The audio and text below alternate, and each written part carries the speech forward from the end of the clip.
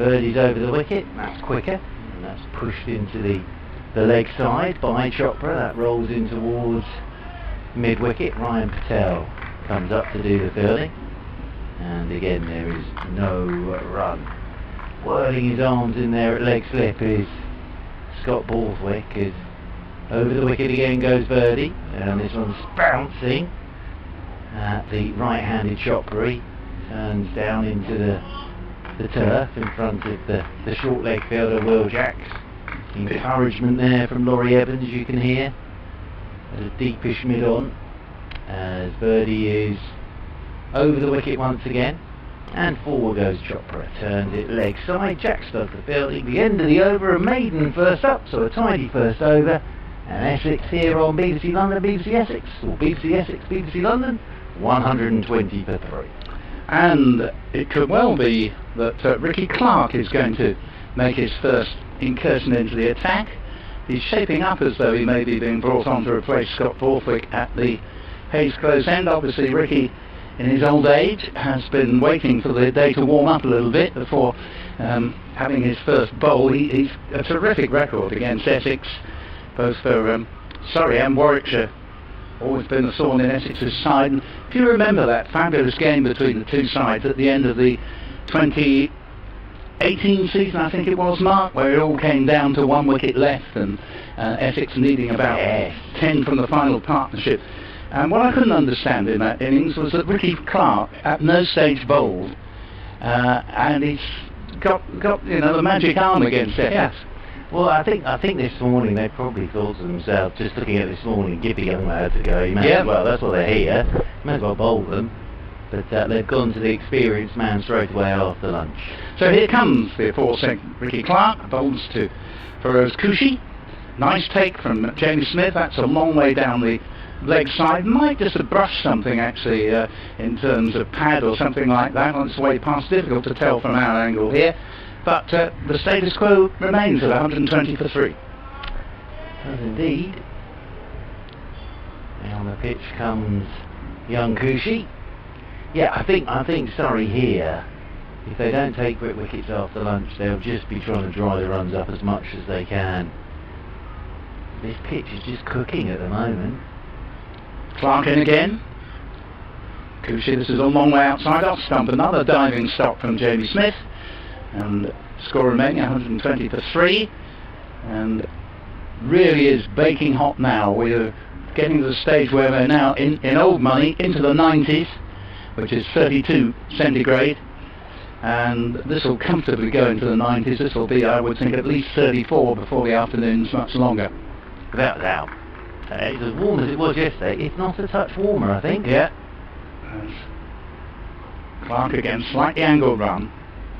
Jogs in, bowls, and Kushi gets his first run after lunch. They'll think about a second, and in fact they're going to go for it, as well as the deep mid-wicket fieldsman had quite a lot of ground to make. That's Gus Atkinson, and he's now wearing a sun hat. May have been before, but I've just noticed it. They get to 122 for 3, and Kushi moves on to 12. Yeah, sorry, to 11.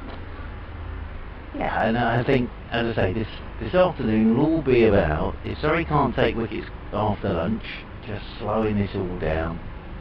But Essex are in a terrific position already. Clark again, 2 slips of gully. Bowls Kushi. Ooh, he goes to the drive, and he's caught. As he pushed forward, and that ball just loops gently into the arms of slip. And Kushi departs, not getting fully forward there, playing it slightly on the walk, the ball just taking the edge and providing a comfortable catch, and that means that Essex are now 122 for 4, taken by Ryan Patel. Yeah, nice bit of bowling from Ricky Clark, good length that. Kushi ended up walking, and thick edge, and it went straight to Ryan Patel, who hung on nice and tidy in there at first slip. And, well, so we have a quick one after lunch, and it's Ricky Clark again who takes that wicket. I'll tell you what would be good for the game here, Mr. Newton. What would be excellent for the game is if Surrey did manage to roll Essex over fairly quickly this afternoon. That would be very good for this game of cricket. I couldn't possibly pass comment, but yeah, I know what you mean. It would make much more of a game of it. And, you know, far from impossible. If Surrey only needed, should we say, 260 to win, they might get it lower than that, but, you know, it is gettable. Of course, they'd have, on that scenario, they'd have a lot of overs to get them in. And I still think they'd have to bat out of their skins, that's the thing. Yeah, no, I agree. With Harmer in the opposition, any opposition would. I said 260. To get 160 with Harmer in the opposition isn't a gimme. You probably get it, but it's not a gimme. The giant figure of Paul Walter at 6'7" has made his way to the middle, did very well first innings, getting 33 after not having played a championship match for Essex, I think since the first game of about 2018. So he did well. And left-handed, mighty hitter of a cricket ball in sort of club cricket and in one-day scenario. Did actually play in the T20 finals day, having been the forgotten man really for the rest of the season, always beaten by the first delivery. And well, I did rather say that Ricky Clark had been a thorn in Essex's side, and you can see exactly why. I was totally bemused why in that game at the Oval, one of the best championship games I've ever seen, with Surrey rolled over for, I think, was it 67 first tee, and then Essex made 400 and plenty, and Surrey got a little bit more still in their second innings, and Essex needed about 132 to win, and they got home with 1 wicket to spare. And in that second innings, I could not understand why this man Ricky Clark, who has a golden arm against Essex, didn't bowl a single over. He comes in now and bowls for the left-handed Walter, and Walter lets this one pass safely enough through outside off stump. Success for Clark in his first over of the day. Sees Essex 120 for 3 at lunch now, 122 for 4, with Kushi Court Patel bowled Clark for 11. Yeah, I can only think, I can't really remember that, but I can remember it being a great game. I can only think he probably had a niggle then. Yeah, maybe he did. Maybe that was otherwise, I'm pretty sure. But he was on the field. Yes, no, absolutely, but I'm pretty sure, even if he's got a niggle, you want him out there for his catching. Yeah. That's the other thing. But as I say, if I were operating against Essex and I had Ricky Clark in my side, I wouldn't waste any time introducing him into the equation. Even in the, what you could say, the twilight of his career, he's still a formidable competitor, both bat and ball. Testimonial next year for him? Good, well deserved. Yeah. Well deserved. So it's going to be Verdi from the river end coming in over the wicket to Varun Chopra, and Chopra turns in leg side, will take a single, and that will bring the left-handed Walter on to strike. Made 33 in the first innings. Paul Walter got a little bit stuck. It was got quite a few balls at 33 from Paul Walter, but important at the time because Essex had lost those 3 quick wickets and they needed to do some rebuilding. Gallingly for Essex, Ricky Clark, whose praises I've been singing, actually born in this county. Orsett. 115 balls for Walter's 33 in the first innings. Full man. Stands with that bat raised as Verdi's in turn. Walter's forward, pushing this one out into the offside. Ryan Patel comes up from extra cover to do the fielding, and there's no run. I think the other thing is that when you've been out for as long as he has, and you suddenly get a chance, the last thing you want to do is sort of get out quickly. Bounces in again as Verdi comes round the wicket, and Walter's forward, thickish edge, that's going to squirt off down towards backward point as the throw comes in, and they'll get a single, and that will get Walter off the mark, and that will bring Chopra back onto strike.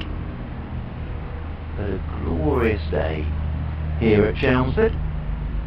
Day 3, Verdi over the wicket, he comes to Chopra. Chopra covered up, pushes down into the leg side, and there's no run. Chopra 20 from 52 deliveries. The lead now 199 for Essex. That equates to 199 for 4. Verdi, little skip, and then over the wicket he comes, and turned once again by Chopra straight into Jacks at short leg. Yes, he's got a very distinctive approach, Amar Verdi, and it rather underlines how important rhythm is.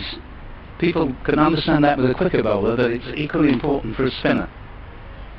He's in again. Is Verdi over the wicket, and forward goes Chopra. He took a little bit more off that one, looped it up a bit more, did Amar Verdi, nicely bowled, and it runs away behind Chopra, and there is no run. End of the over, tidy over again from Amar Verdi.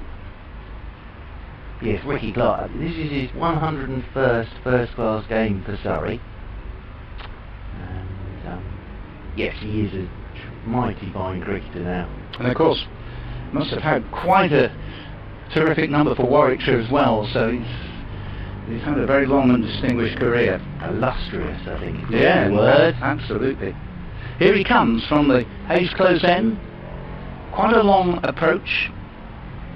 And bowls now. And that's a lead from Paul Walter, who, as I say, at club level was renowned for, and second 11 level, renowned not for obdurate batting and getting his head down and blocking, but hitting a whole succession of sixes, which wouldn't be a surprise to look at his physique. He's a big man and broad of the shoulders, so this is, in a sense, not the game he probably set out to play when he first entered on a career in cricket.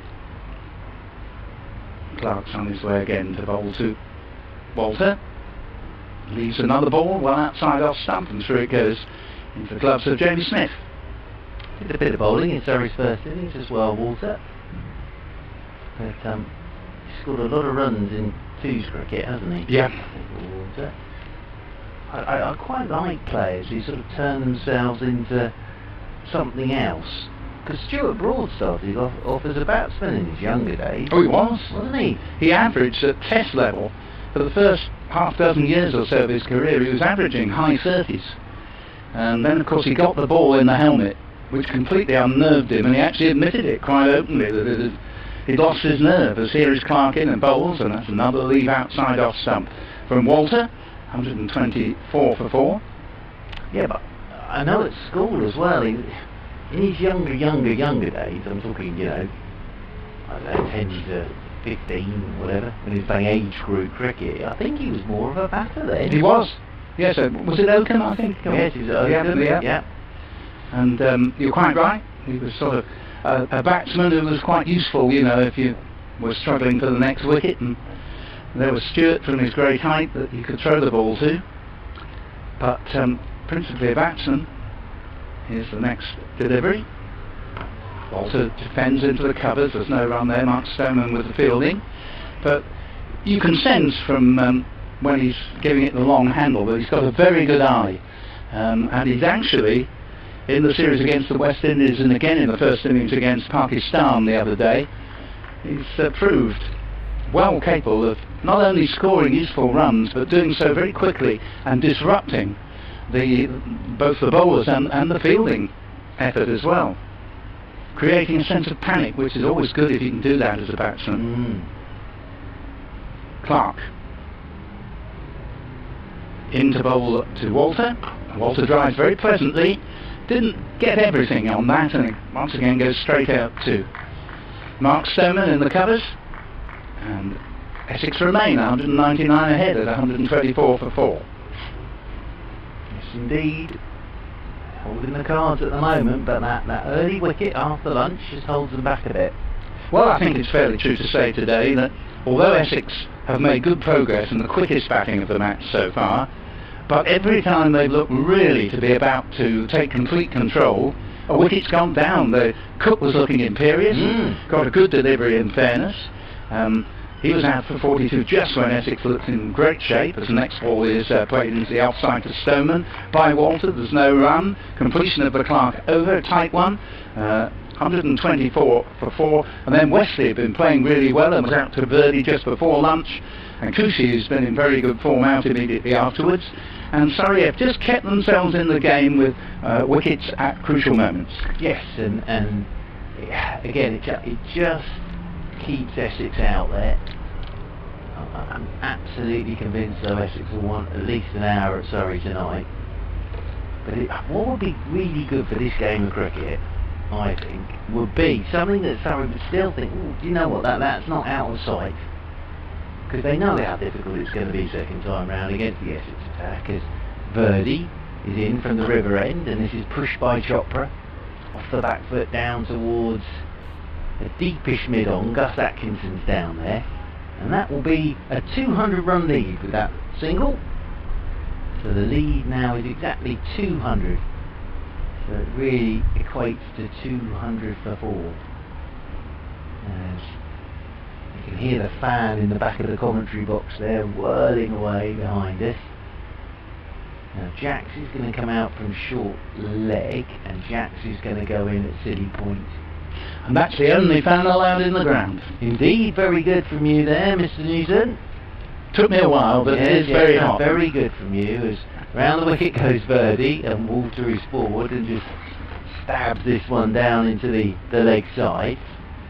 I think there's no run. The Chopra innings is one of those annoying ones from a Surrey point of view, because he could so easily have been out first ball, and on 2 or 3 occasions since, but he's got 21 to his name. Waits again as Walter. Birdie skips in round the wicket to Walter, who's driving up there towards mid-off. Well, he's trying to find some form here, Baron Chopra. Yes, absolutely. Could have easily gone first ball after going first ball in the first innings, almost inside edge back onto his stumps off Gus Atkinson today, but he's still there. That's the key thing. And also for him, it's a bit of an opportunity here, just to have some time in the middle. As Birdie's in again, quicker this time. Walters forward, pushing this one straight back up the pitch. And not many runs coming after lunch. Wicket Akushi, as I say, just quietens everything down for Essex. Birdie bounces in once more, comes round the wicket, Walters forward, nudges this one into the offside. Round goes Ryan Patel to do the fielding to his right hand side, and there is no run. Yes, I think we're going to see almost permanent off-spin from the river end all day for both sides. Absolutely. Birdie's in again, that's very quick, and that's pushed by Walter down to backward point. Taylor does the fielding. Again, it's a tight over from Amar Birdie. Well, Harmer came into the attack in the 7th over yesterday. Birdie opened yesterday evening in the 2nd innings, because there were only 4 overs left in the day, but Harmer was in very, very early yesterday. 7th over, and there he was at the river end bowling his off break, so he'll be into the attack very, very early in the without a doubt. 2nd innings. And of course, with his success rate, he's been with Essex for 3 years, 72 wickets in his first season, just over 50 in his second, and then 83 in his third. Over 200 wickets in total in very, very quick time, particularly bearing in mind there are fewer championship matches nowadays, particularly this year, of course. He really is an out-and-out match winner. Clark will continue from the Hayes close end, whence he's operated since lunch.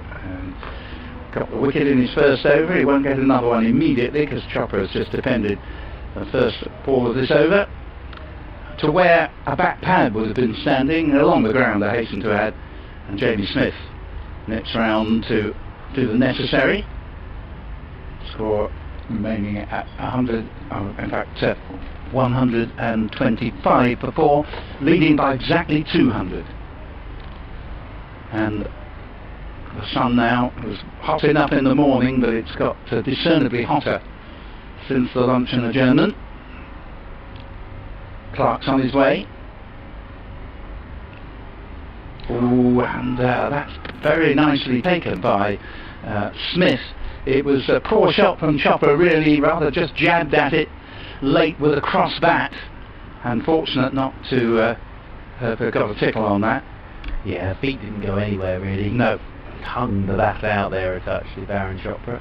And that actually is almost a definition of a player who's not in the best of form, lacking a bit of confidence, when the feet don't go anywhere. Yes. I think when a player is really in form, they don't even think about moving their feet. It just happens by force of nature. Absolutely. So Clark again to Chopra. Chopra all defence. Dot ball as he plays the ball square with the wicket on the offside, and Will Jackson nips up from gully to save Mark Stoneman the job of picking it up. And as you were, Essex lead by 200, 125 for 4. 6 second innings wickets in hand. To come are the in-form Adam Wheater, who's played 3 innings and gone past 30 on all 3 occasions so far this season. And then Simon Harmer, yet to hit his best form of the bat, but very, very capable, as Surrey know full well. Not just a bowler, but very useful with the bat as well. As the next delivery to Chopra, and again steal a single here to deep mid on, and it's certainly there. The batsman didn't even really have to hurry. James Taylor did his best, but it's too deep. There was no great pace on the shot. 126 for 4, leading by 201, and Chopra up to 22. Yes, and that wicket's just slowed it all down again out there in the middle of Essex. Are in no rush here. They can take it as long as they want, but I just think for the state of the game, if they get out of sight here, Essex, then although it's going to be very difficult for Surrey second time round. Clark in. Bowls, and this ball is steered out into the covers. There's no run, and in fairness to Surrey, you could probably name up to half a dozen players who would all give them a very, very decent chance of making a score of 270, 280, particularly if you had several of them in here, but even individually, they would give that batting order far more of a sense of menace. Well, I think the way Surrey will look at it is you've got the experience of Stoneman and Borthwick. Ryan Patel's played a fair bit of first-class cricket now. Jack's batted very nicely yesterday. Yes, as here is Clark again. Beats Walter here, he's playing at that. Ball goes through outside off stump without taking the edge. Jamie Smith does the honours, and the over ends with Essex 126 for 4, leading by 201. But I think if Surrey are going to do something here with the bat, you need your experienced men to make a massive contribution, or one of your experienced men, and then everybody else around them. Because Evans and Jack showed yesterday, Simon Harmer's not unplayable. They worked out a way of playing him, and their method worked for a good hour and a half. And it's a huge opportunity for sort of a young player to really put his mark down. That's Under right. these circumstances, these are the tough ones. As Verdi comes in over the wicket and turned leg side by Chopra. You know, in many ways you find out a bit more about a player than if they were just on a flat one that wasn't doing anything. And you didn't have Simon Harmer to Harmer, Porter, yes, the Cook, the quick bowlers are very good. Very good attack that Essex possess. Look at the work, leg side is Chopra, just hits the pads again. I mean, Sam Cook didn't take any wickets in the Surrey first innings, but he gives absolutely nothing away. He bowls very straight. And when Anderson and Broad are finished, you don't just need your 90-mile-an-hour bowls. I think he could be on the short list for people who might be given a chance. Over the wicket comes Verdi once again. Chopra. Oh, Chopra looking to sweep. That's hit something. That's looped over Borthwick at leg slip. Running away, Borthwick in his crash helmet dives. Has he got that inside the rope? No, I don't think he has. That's gone away for 4, so that was off the glove. It's a good effort from Scott Borthwick in his helmet to get to that. He's lying prostrate at the moment. Down there is Scott Borthwick. It's 4 more runs to Chopra. Not exactly where he intended. Sort of punched that for 4 over the leg slip. Yes, it almost seemed to me to sort of come off the glove or whatever and into the pad and then loop up over the leg slip and went down to the boundary. 130 for 4. As there's a survey of the field from Chopra. Verdi is getting ready to come bouncing in over the wicket to Chopra, and that's pushed by Chopra off the stump straight into the mid-wicket. Ryan Patel does the fielding, and there's no run. Both these teams have one of a very select band of the most promising young players in the country who, of course, for obvious reasons, aren't playing in this game. I'll come back to that after this ball. Verdi over the wicket once again, and Chopra bends down on one knee, looking to drive through extra cover. Doesn't really time this. Surrey Ollie Pope with a very fine 60-odd first innings and an unplayable delivery in the second. And Dan Lawrence, for me, his turn can't be all that far away now. Could be a key man after the winter he had in Australia, come 2 winters away in the Ashes. Verdi's in again, and this one's pushed off the back foot by Chopra. Flattered delivery again from Verdi. Round comes Ryan Patel to do the fielding. I would actually say that Ollie Pope got 2 utterly unplayable deliveries in both, one in each inning. Yeah. The one he got when he was on 60 odd in the first innings was an absolute beauty. He's a terrific player. Well, I think you all know how much I love Dan Lawrence. Yes. If I had a pound for the number of times I talk about the golden wrist. Yeah, hang on, I've got them. Yeah, 113 very much indeed. The golden wrist of Dan Lawrence. Yes, he's a marvellous player, and I think he really began to make significant strides last season, and back this up with consecutive hundreds for the Lions in Australia in the winter. Clark, Hayes close end, Walter, dead back, and not for the first time, Wiseman, Fields in the covers. One of my dear friends, Mr. Phil Walker, editor-in-chief at Willis, yes, massive Essex fan. Yes, Essex can do no wrong, really. He was on the old TV the other night, and he asked thoughts on the cricket, talking about England and Pakistan, and I told him that Kushi batted very well. I don't know whether he managed to get that in there. But you mentioned the name Dan Lawrence to Phil Walker, it's almost like love. Yes, really, Mr. Newton. You leave him and he's still talking about it. Absolutely. I have to say I'm a great fan of Dan myself. Here's the next ball, and Walter plays at this. It's a good delivery, leaving the left-handed batsman. Doesn't take the edge, goes through to Jamie Smith. There's no addition to the score. Well, I was fortunate enough to be with Mr. Dick Davis when he scored that 100 at the Keir Oval all those years ago. It's not that long. I was there as well. You were there as well. And for a first game, when he was whipping balls from a foot and a half outside his off-stump through the wicket for 4, you did think, oh, hello. Yeah, awesome talent. He's got a bit, this one. 130 for 4 is the score, leading by 205. Ricky Clark, who got the wicket immediately after lunch of Kushi, caught by Patel at first slip for 11. Clark's in now.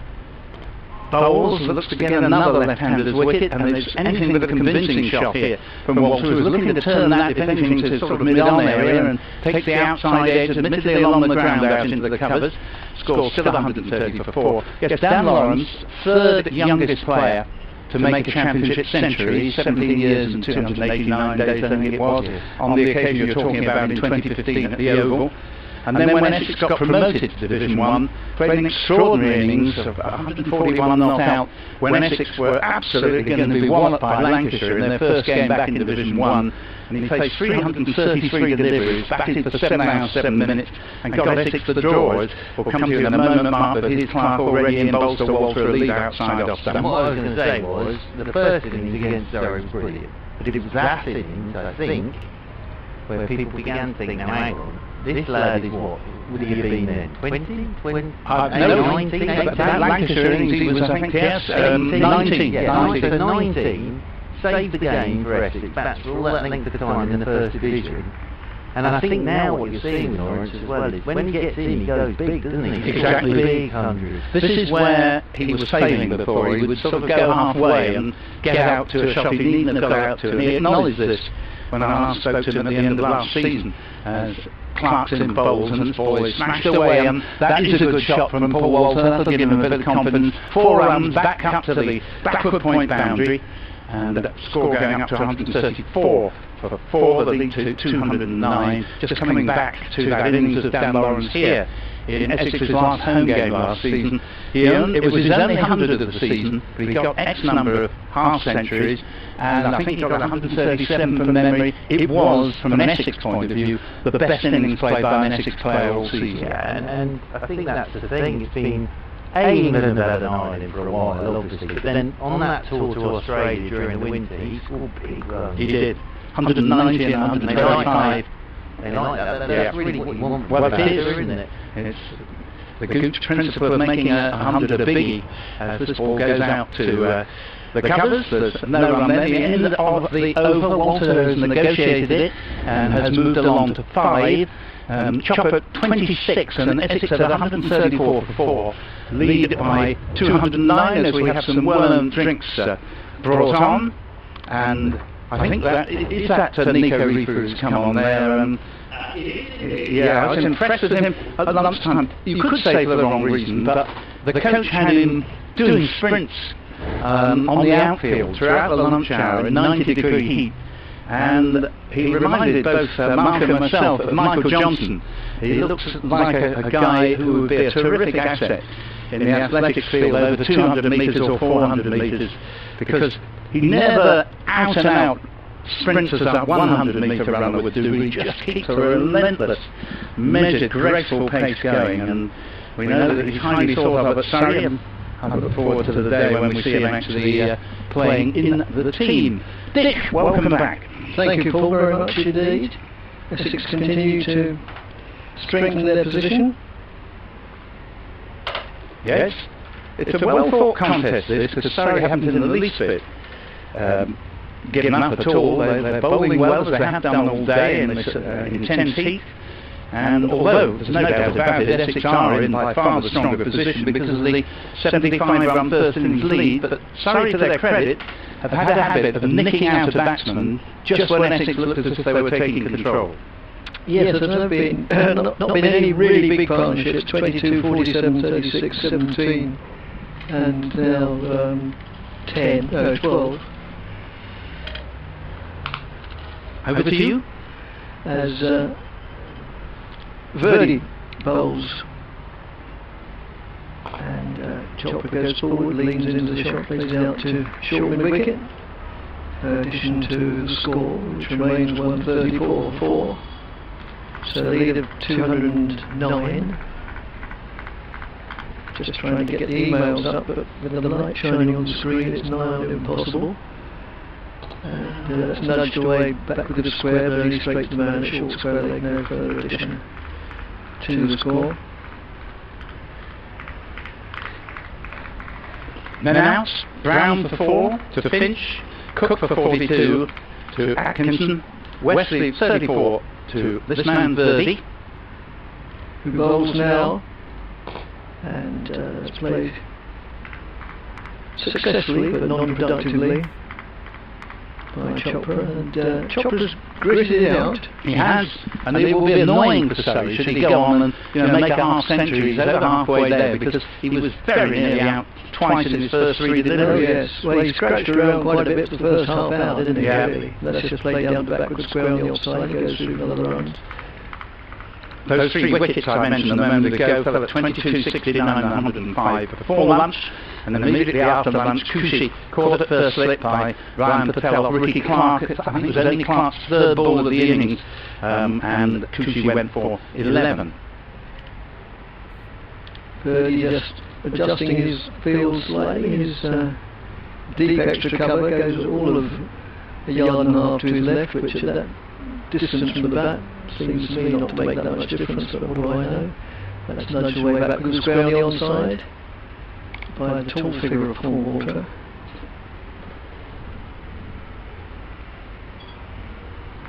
Walter getting his chance in this game because Ryan Fender-Scarfett, who didn't take the field in the previous game against Kent in Kent's 2nd innings, he did bat in both innings, but I haven't heard exactly what injury he's got, but not playing in this game.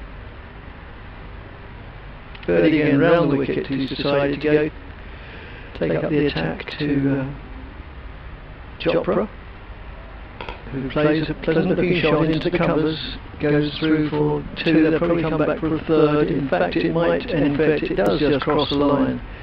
Ground obviously baked hard with virtually, well, no rain whatever. Can't remember the last time it rained properly. Down right. When I woke yesterday morning, admittedly Sunday morning isn't sort of exactly the crack of dawn, but the pavement was wet, so obviously had been a little bit of rain, but talking to the neighbours who get up a lot earlier than we do, there hadn't been very much at all. No, that was a lovely shot from Chopra, easily the best shot he's played. Extra cover drive. As Verdi moves in again and bowls. And Chopra goes forward defensively, just pushes it out on the onside. End of the over, and Essex in their 2nd innings are 142 for 4 wickets with Walter on out 6 and Chopra on 31. Yep, that lead building up all the time, gone up to 217 now. And we're just waiting for Ricky Clark, who will continue from the Hayes close end. Nearly always very interesting games between these 2 counties. Been 1 or 2 absolutely outstanding ones in recent years. Here's the ball clipped off the pads, and that's a nice shot from Walter. He hasn't hit it particularly hard, but the ball will be pulled up just short of the mid-wicket boundary. And in this hot weather, they make no real attempt to look for a third there. I think it had been a one-day game, they probably would have got 3, but they settled for 2. And Essex move up to a gross on the ball, 144 for 4. And Walter has 8, and Chopra 31. Clark reaches the top of his run-up at the Hayes close end. Still 2 slips in the gully, which have been all day for the quicker bowlers. Clark, and this was just flicked off the hip, almost nonchalantly by Walter. Takes him to 9 with the single, fielded by Adam Finch on loan from Worcestershire. In case anybody was unaware, Surrey have had to hire in for a week 2 players, Laurie Evans from Sussex and Adam Finch from Worcestershire.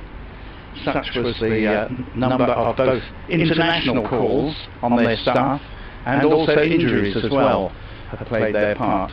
Hence the presence here of Evans, who has a very good record against Essex, both for Warwickshire and Sussex, and Finch.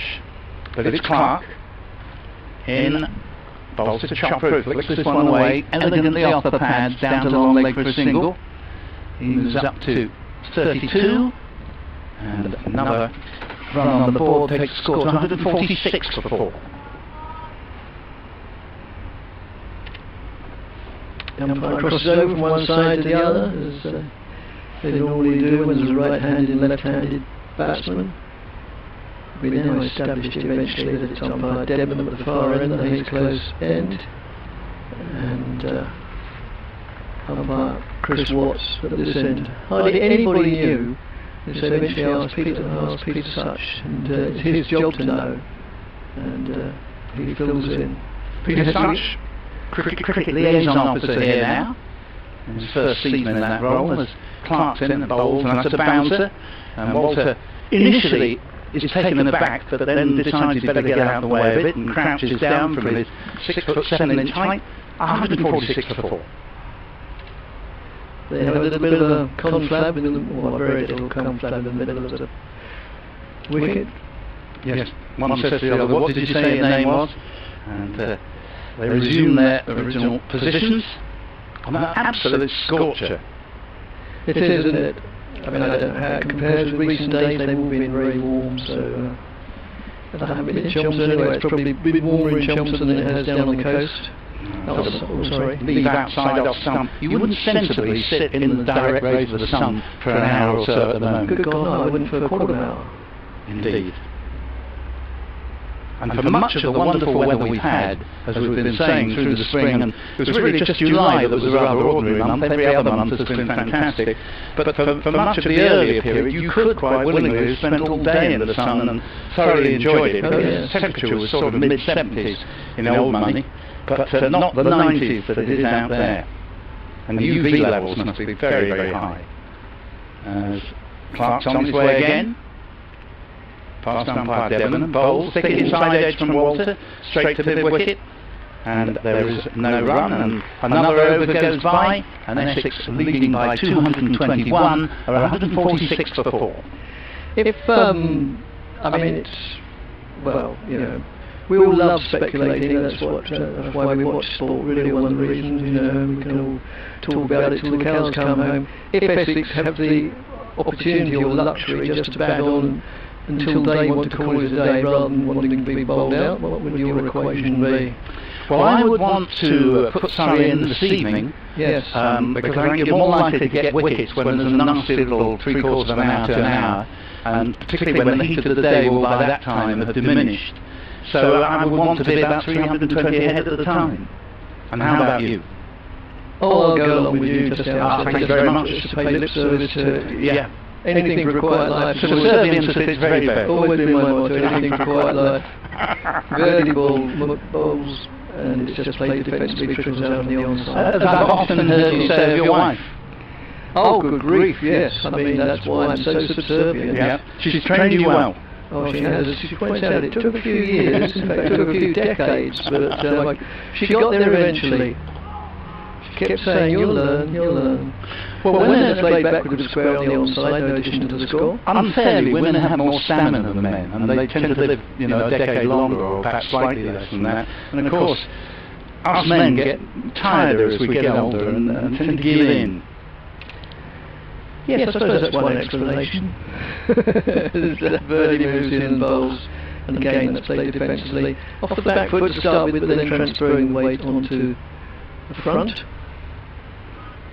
As somebody walks by the side screen at the far end, doesn't matter, it's not in line with the batsman because the bowling is from this area. It's under an element down there. Is it? One of the things I noticed as I played out the offside watching the test match on television, considering, you have to move hell and high water to, well, you're supposedly meant to move hell and high water to get accredited to get into these games. There seems to be a heck of a lot of hangers-on at the test match. Yes. All sorts of people. Basically, if you've been a past test player, you've got the impression, oh yes, you can come in and watch by all means. I saw James Foster on the screen once, and all sorts of strange people. Not that I'm suggesting James Foster's a strange person, or no stranger than the rest of us. He speaks very well of you. Well, he doesn't actually. Funny you should say that. And, well, he's pushed out of the onside, and one run accrues, and Chopra will retain the strike because it's the end of the over, and Essex are 147 for the 4. Correction, he speaks well of you when he's speaking to me, if only to make me feel uncomfortable. Right. Me holding the microphone. He'll say, where's Dickie? Oh yes, 2 seasons ago we had a bit of a run in.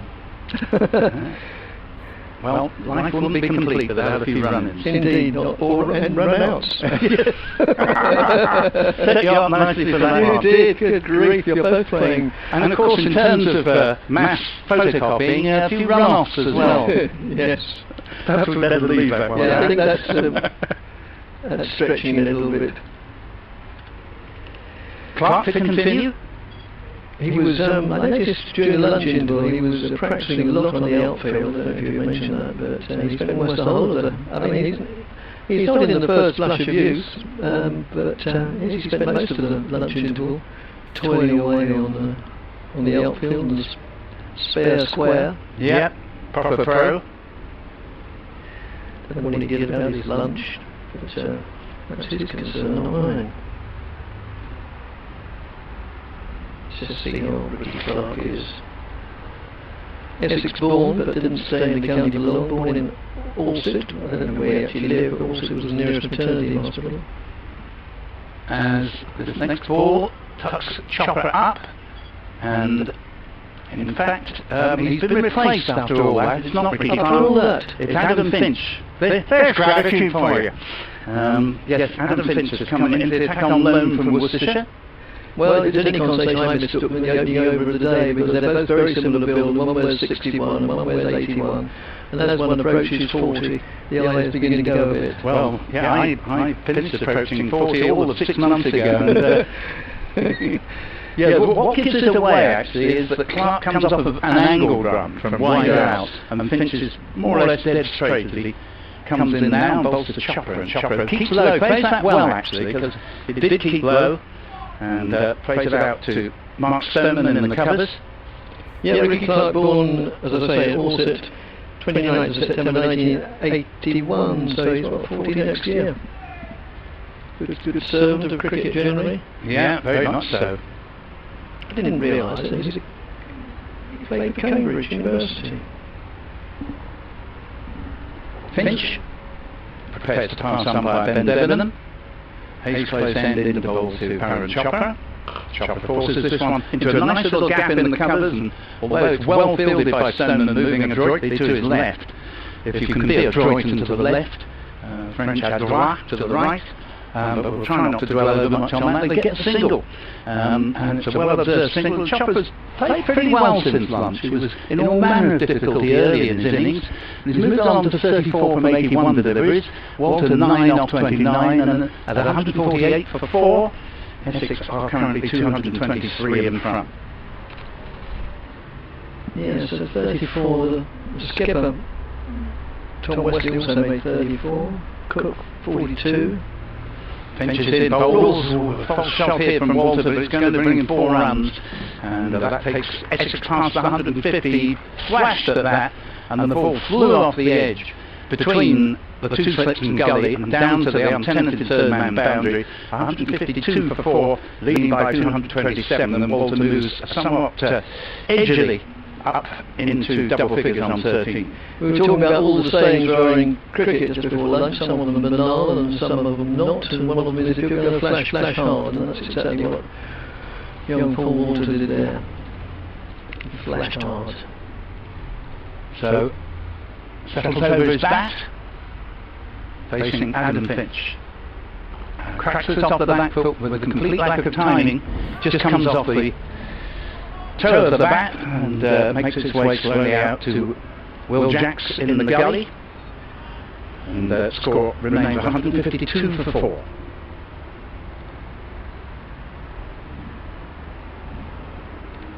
Threat that there could be the odd violent thunderstorm, more particularly, I don't think we'll get one today, but it could be tomorrow, but the bulk of the rain now forecast for later in the week, Wednesday and Thursday. Finch is in. Bowls to the left-handed Walter. Walter all defence. Steers it in his favourite direction to Mark Stoneman. Extra cover.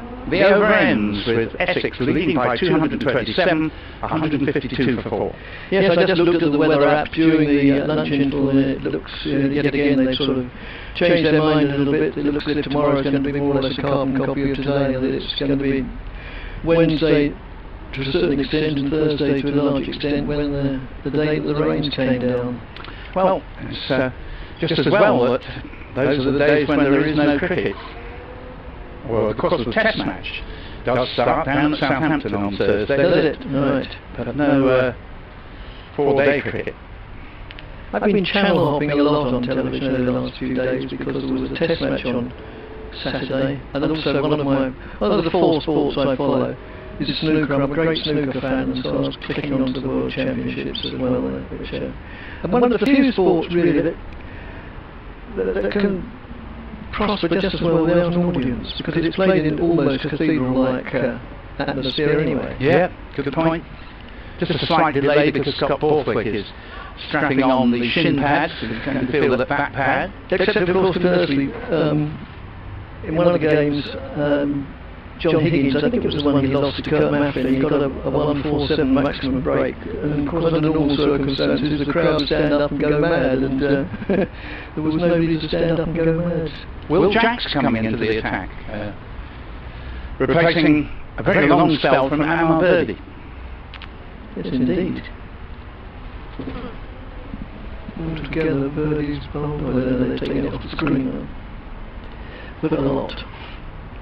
Yeah, it came on, well, I think it was only about third over of the morning from the River Ends, and has followed a Simon Harmer-like spell, non-stop ever since. But you're a snooker fan? I used to be, in what I regard as the heyday of people like Ray Reardon, Higgins, Thorburn, Steve Davis. I do like watching Ronnie O'Sullivan, who's been in very good form so far.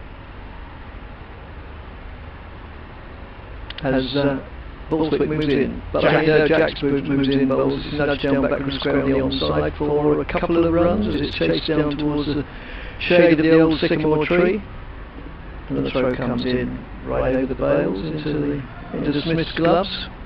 Yes, I did go to the championships a few years ago and thoroughly enjoyed it, and that's allowed to go by down the leg side, and well, I say allowed, not only was it allowed by the batsman, to a certain extent it was allowed by the keeper to go down the leg side, because they enjoyed the luxury running through for a bye.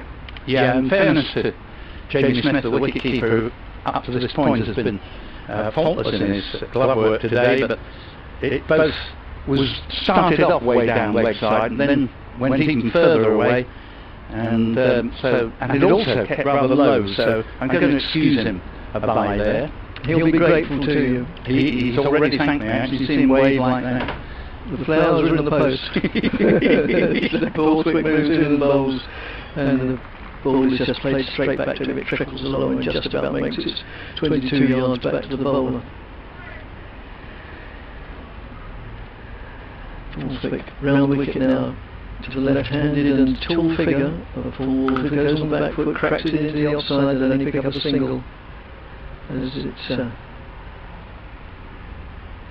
fielded just in front of the pavilion, which normally of course would have been packed with spectators, very popular watching area, but today it is not, nor will it be probably for the rest of the season, although there seems to be some doubt as to regarding whether the spectators can come in on 2020, but nobody knows yet, every day is different.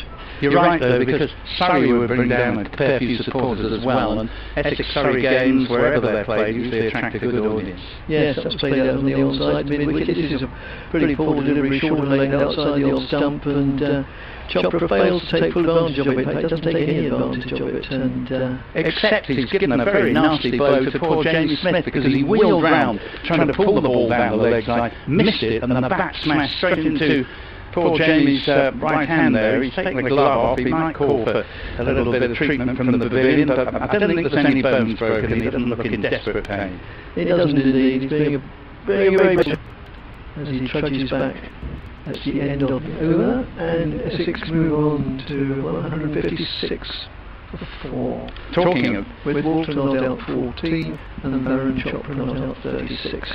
Talking of Surrey wicket-keepers, I really feel that Ben Folkes would have a right to feel very hard done by following Butler's lamentable display with the gloves. I know he did very well with the bat, but couldn't help feeling that Folkes ought to be in there the remaining 2 tests against Pakistan. I don't usually enter into these sort of guessing games. You can come back to that afterwards. Finch is in, Hayes close in, Walter goes, shapes the square, then I think quite legitimately takes the bat away and no run. I'm very much a sort of case Sarah, or whatever we say when we make the difference. But I think that innings will have saved Butler personally. Well, I'm not saying that it ought to or not, but I think it will have done. Well, I think it ought to as a batsman, pure batsman, because Stokes can't play anyway from now on in this series. So for me it creates the ideal opportunity. If you go back to what was the case 2 years ago, Butler plays as a pure batsman and Folkes comes in as a wicket-keeper batsman. Here's Finch, in and bowls to Paul Walter. And Walter drives very pleasantly, not with full timing though, well fielded on the tumble at mid-off by Taylor, and the score remaining at Essex 156 for 4, leading by 231. Yes, and that begins, as you say, Thursday or Friday? Thursday, Southampton.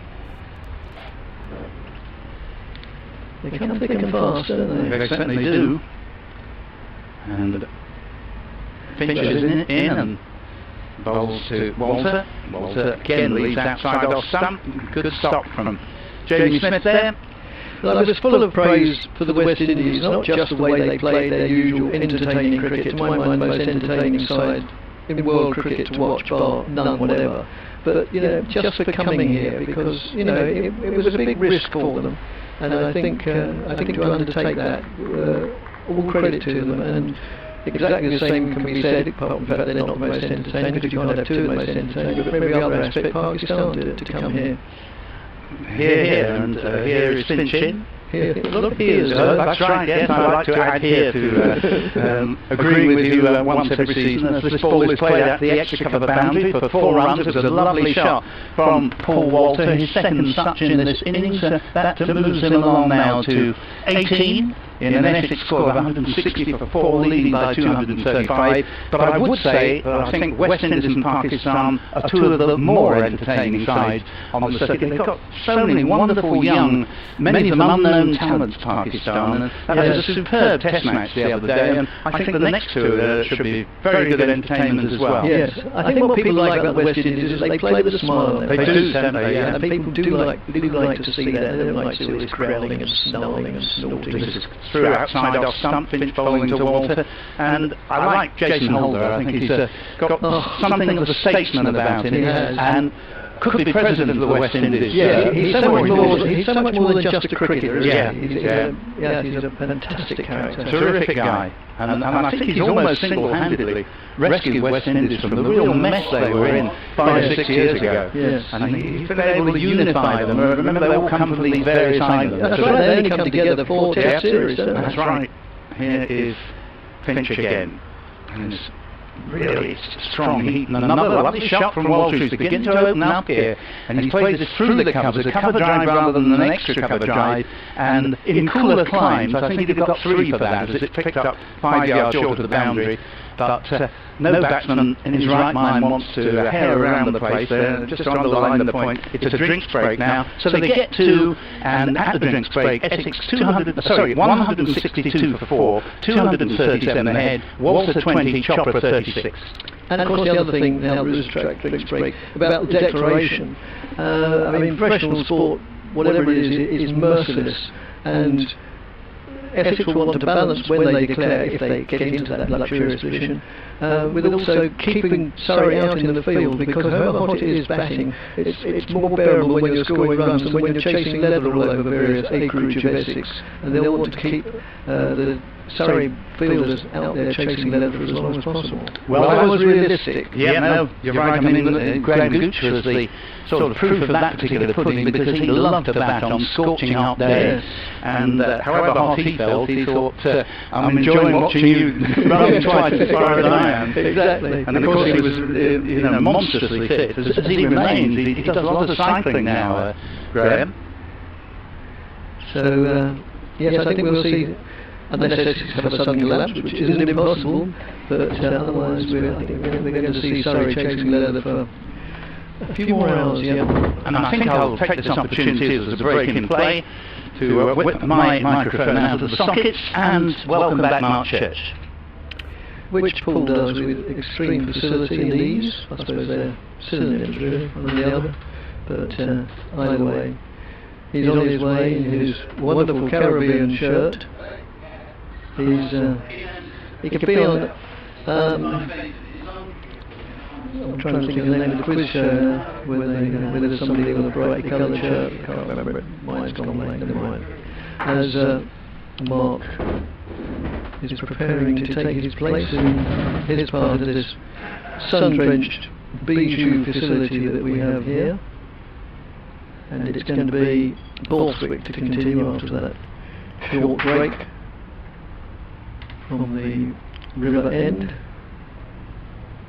and press box end. Not the press are here, the press are over in the executive suite, as are the scorers.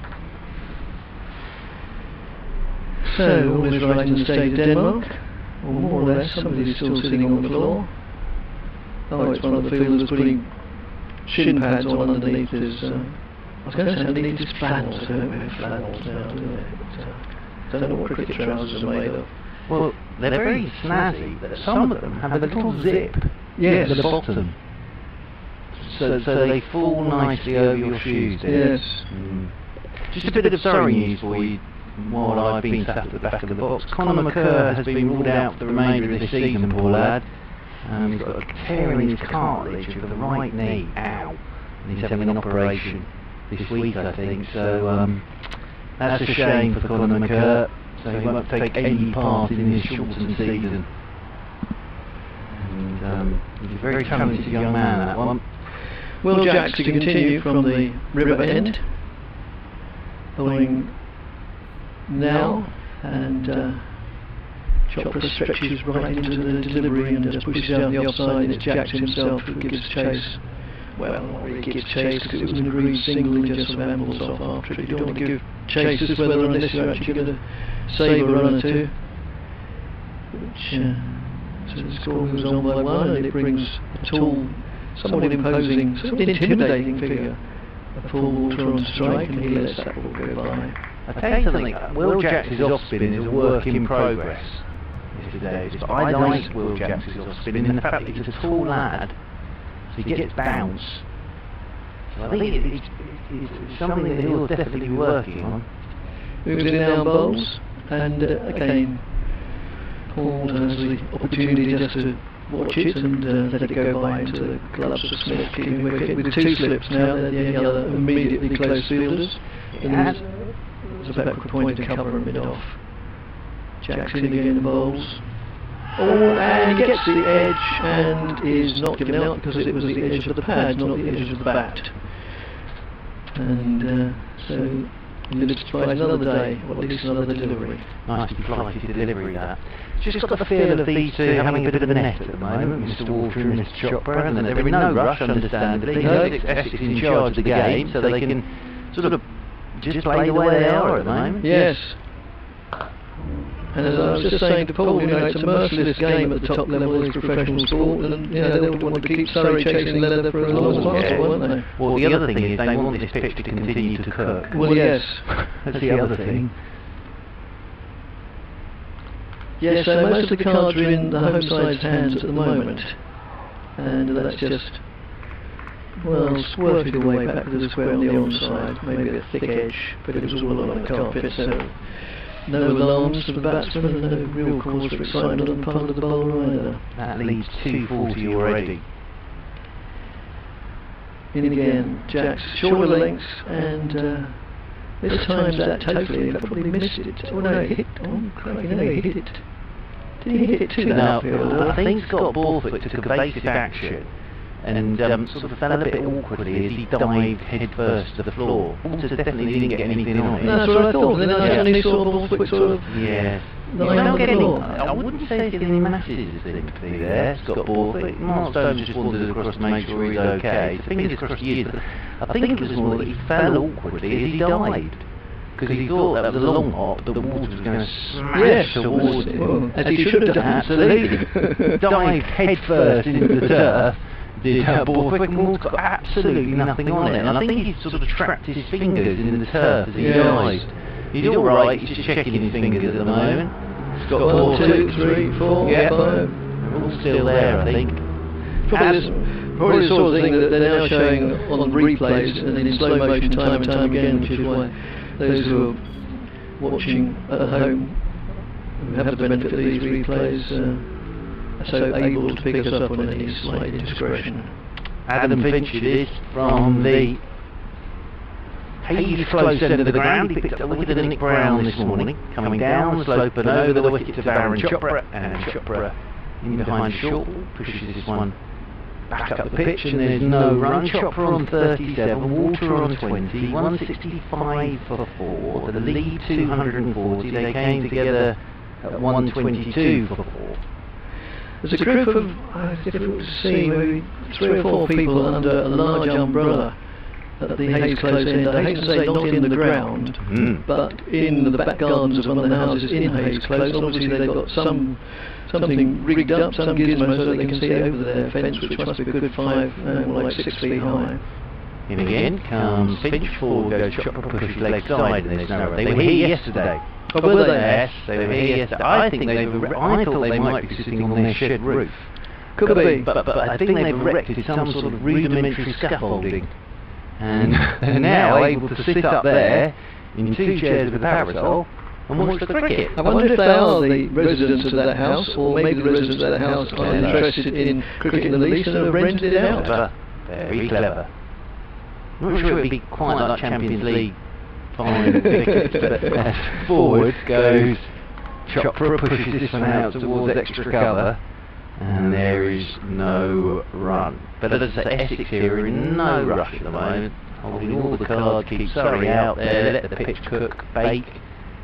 It's on gas mark 50 now. And similarly, 1 or 2 of the flats in the executive apartments, or the executive apartment's balconies are occupied, but none of those in the retirement flats in the south corner of the ground. Forward comes Chopra, pushes this one to backward point at the time. I read an article in the paper, and this is nothing against the retirement flats at Taunton, but they said that whoever it was at Taunton got runs got a standing ovation from the top of the retirement flats, and I thought that must have taken a while, probably, that standing ovation. But no, because obviously at Taunton, those flats overlook the ground. Yes, they do. So they get a good view from up there. They certainly do. Turns again, does Finch. Comes striding down the slope again, over the wicket to Chopra, who's pulled him off the front foot, straight out to deep backward square. And they will pick up a single as the throw comes in. No sign of Amar Birdie at the moment. Dan Moriarty is out there, but he might be having a bit of a rest. Actually, there he is. Down the boundary rope, getting ready to come back on, is Amar Birdie.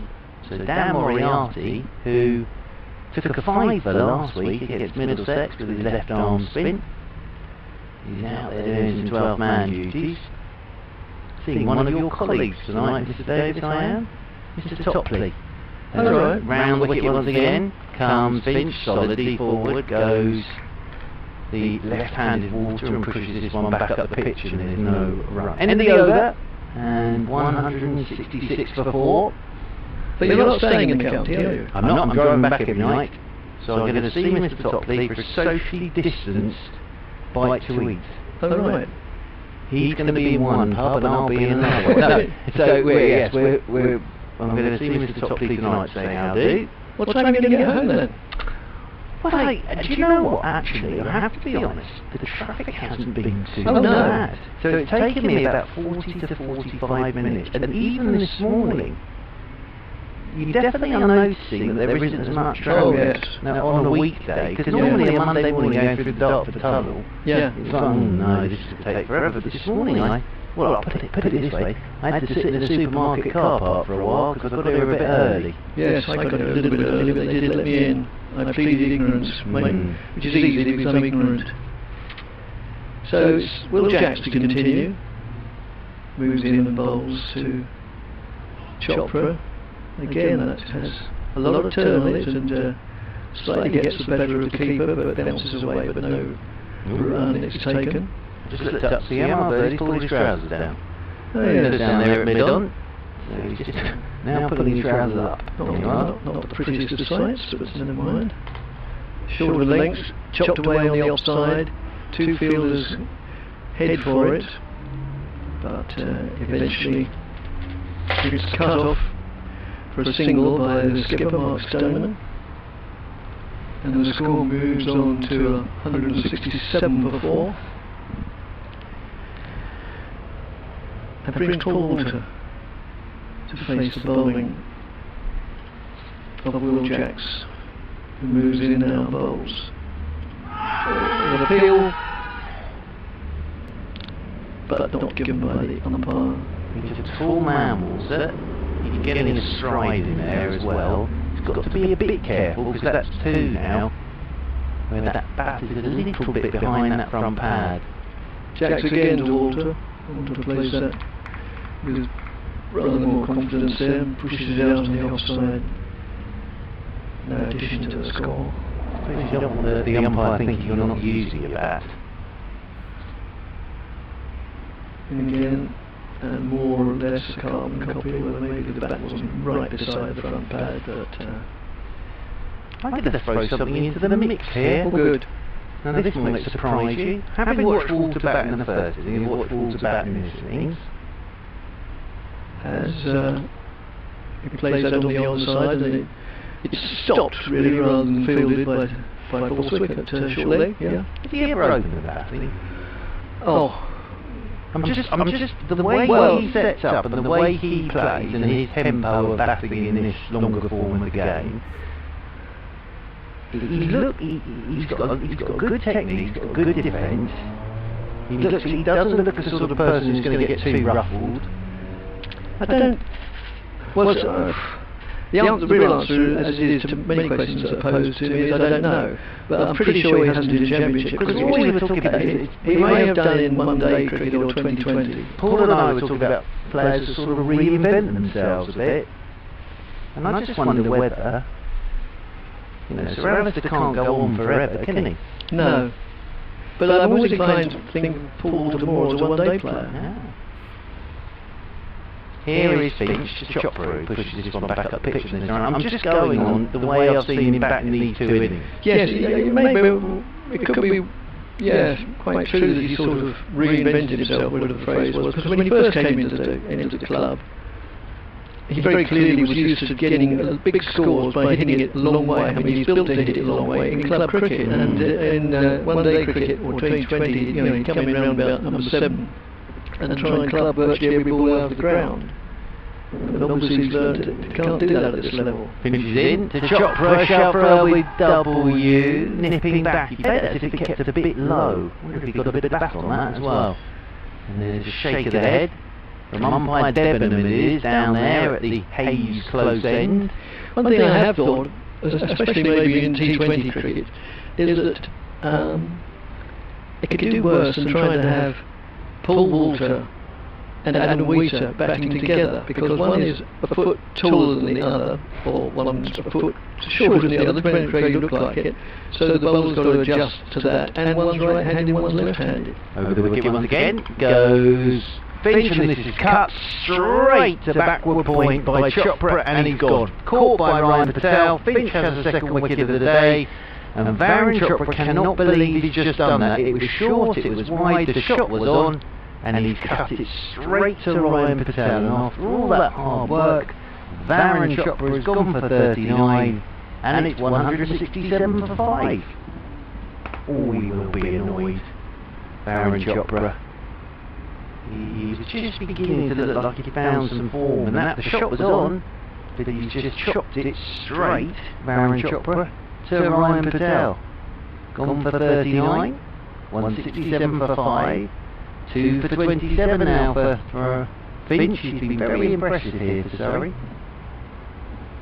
Gone for 39. So, yeah, we still have a top score of 42, 42 to Cook, 34 to Wesley, 39 to Chopra. So, nobody's gone on to make a big score. But well, now we're going to see that combination that I always enjoy seeing, which is that of Wheater and Walter. As I started to say, for those who don't know what these players look like or how they play, and we must never assume that everybody has the pleasure of watching cricket as often as we do.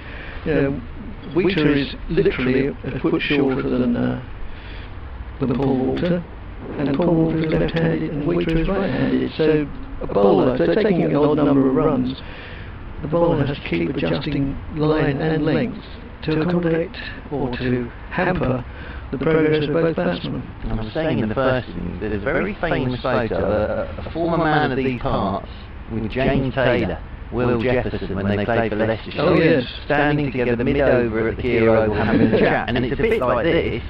That photo is a bit like Walter and Wheater when they have a chat. There's Walter towering above Wheater. But that's a very famous photo. How tall Jefferson? Something he was 6'10", I believe. He was a very tall man, wasn't he? Yes. Will Jefferson. He was delightful bloke. Yeah, absolutely.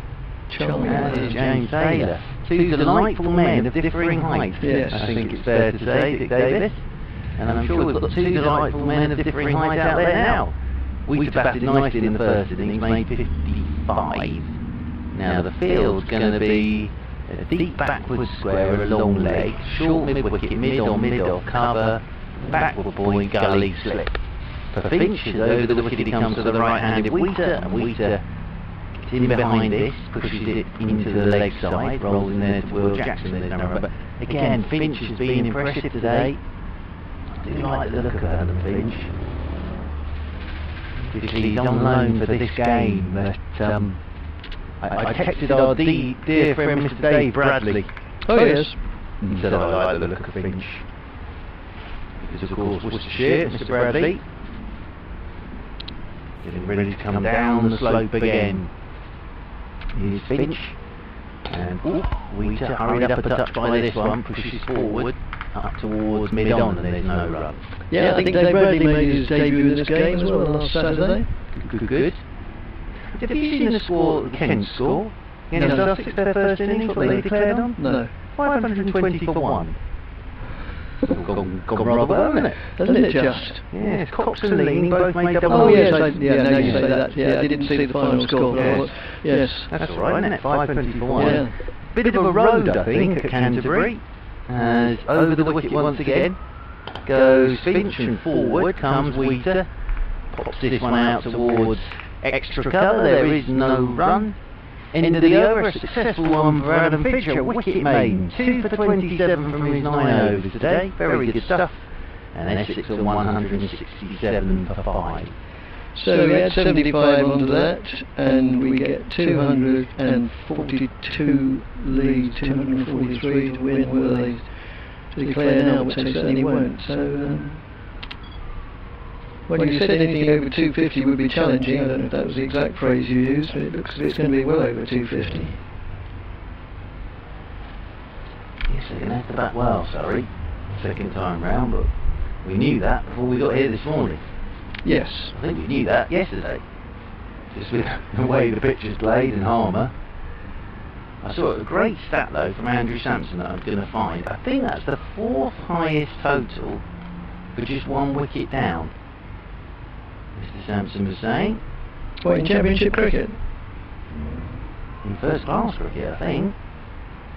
For just 1 down. Oh, right. After you've lost that wicket. Just give me a sec and I'll find it. So I thought there was famously an opening partnership of 5-5-5 by Yorkshire against Essex at Leighton. Here we are. So, ready? Highest first class total, losing 0 or 1 wicket. As Will Jacks moved in and bowls, that's played defensively. Here we go. So, 561 for 1, Karachi Whites against Quetta Karachi in 1977. 555 for 1, Yorkshire against Essex at Leighton in 1932. I thought that's what it was. Oh, and another appeal doesn't meet with the approval of the umpire as it goes off the pad into the hands of the man at slip. Then 549 for 1, Rhodesia against the Orange Free State, Bloemfontein in 1968. As Will Jacks moves in again and bowls, and that's just played defensively and studiously with his head over the ball by Paul Walter. And then it was 530 for 1, Kent against Sussex, Canterbury 2020. So the Yorkshire Essex at Leighton in second, 1932. What was the top one? Sorry. 561 for 1. The two sides being Karachi Whites and Quetta Karachi. Oh yeah, so that 555 was the highest in Championship cricket or English cricket or British cricket. 4 runs through extra cover there, slightly over pitched, and Paul Walter has been playing to a large extent in his shell, as Mark has been saying, but there couldn't resist that one, and quite rightly so too, because he, with flowing bat, he caressed it to the boundary. And they had to come off because their 120 overs were up at 530 for 1. They could have gone on. Yes, indeed. As Jacks moves in again and bowls shorter lengths, played down back with a square, they go through for a single, which will bring, no it won't bring Adam Wheater on to strike. It's the last ball of the over. I think Sam Billings was due in at 4 there for Kent, so he sat there that entire time with his hands on waiting to have a bat. That's an amazing effort, isn't it? 530 for 1. Yeah, it is. Really brilliant effort. Even if the pitch is flat, that's still a brilliant effort. Sussex missing Ollie Robinson, of course. And of course, Leaning had a very bad opening game for Kent. I can't remember who they were playing. Supporters, cricket supporters, all sports supporters are very, very fickle.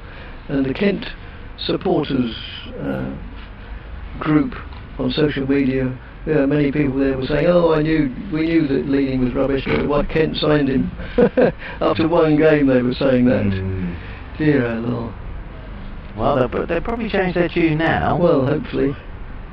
It's going to be Finch to continue from the Hayes close end. He's going to come round the wicket to Paul Walter. Walter 25 not out, 172 for 5. Lead 247. Round the wicket goes Finch then, and Walter digs him out, pushes out towards extra cover, and there's no run. But again, I don't think this sort of young Surrey attack's done a bad job today. No, they haven't. No, they've stuck to the task. It's just that it's not a very helpful wicket and some very diligent batting. Couldn't see as much from Verdi as we saw from Harmer. I don't think this pitch is flattened out. As down the slope and round the wicket again comes Finch. Short one. Haven't seen too many of those. That's well taken by Jamie Smith. Flying away to his right is Jamie Smith to take that. Spectacular. Take that from Jamie Smith. Short balls been few and far between in both innings, really. And, yes, they have. I think that's about right on here. Finch is indeed a Worcestershire lad, just looking him up. Born in Wordsley, Stourbridge, I think Stourbridge is Worcestershire.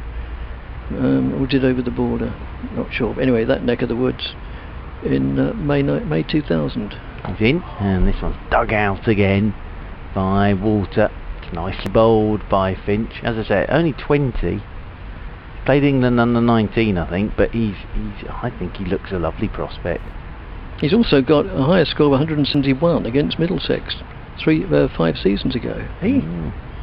Oh, I'm looking at the wrong line. Yes, I wondered that. I'm looking at the wrong line. I had his highest first class score as 18 not out. Yes, versus the Australians. I suddenly went up a line to Thomas Fell. Ah, yes. And I fell on my sword. Yes. It might happen though. Oh, good grief, yes. Round the wicket comes Finch forward. Once again goes the left-handed Walter. Pushes this one out towards extra cover, and there's no... If you glance at the scorecard of this game, you would think, blimey, Aaron Finch has bowled a lot and batted a long way down the, yes. the order. Yes, quite. Oh, sirens going off around Chelmsford. Yep. Waits again, does Walter. 2 slips in there, the gully. Ricky Clark at first, 4th wicket second, Jack's in the gully. As Finch is in to Walter, who drives. Nice looking shot that. Oh, and that hits the shins of Mark Stoneman and ricochets away up towards Amar Verdi. And they'll get a single. That'll be one more to Walter. So, are you meeting Mr. Topley at a pub somewhere between here? A public house. Somewhere between here and Colchester? Yes. Well, I think he's coming more this way, which is very kind of him, because I've got to go back to Kent. Yes, well, that's why I was thinking. That's why I was so concerned. that's very nice of him. So I think we're going to do the old, what is it, eat out, oh, yes. help out. Of course, Monday, Tuesday, Wednesday, Yes. That's nice. Yes, we haven't taken advantage of that yet. Certainly will. As over the wicket once again comes Finch, and this is turned by Wheater into the leg side. As round comes Jacks to do the fielding, and Wheater's off the mark. I don't think he's bringing his lunchbox with him tonight. No. I don't think he is. Well, the pub won't think much of it if you bring your own food, will Exactly, they? absolutely. Oh dear. He bought enough last week, from what we saw on the photos, to keep everybody going till the end of the season.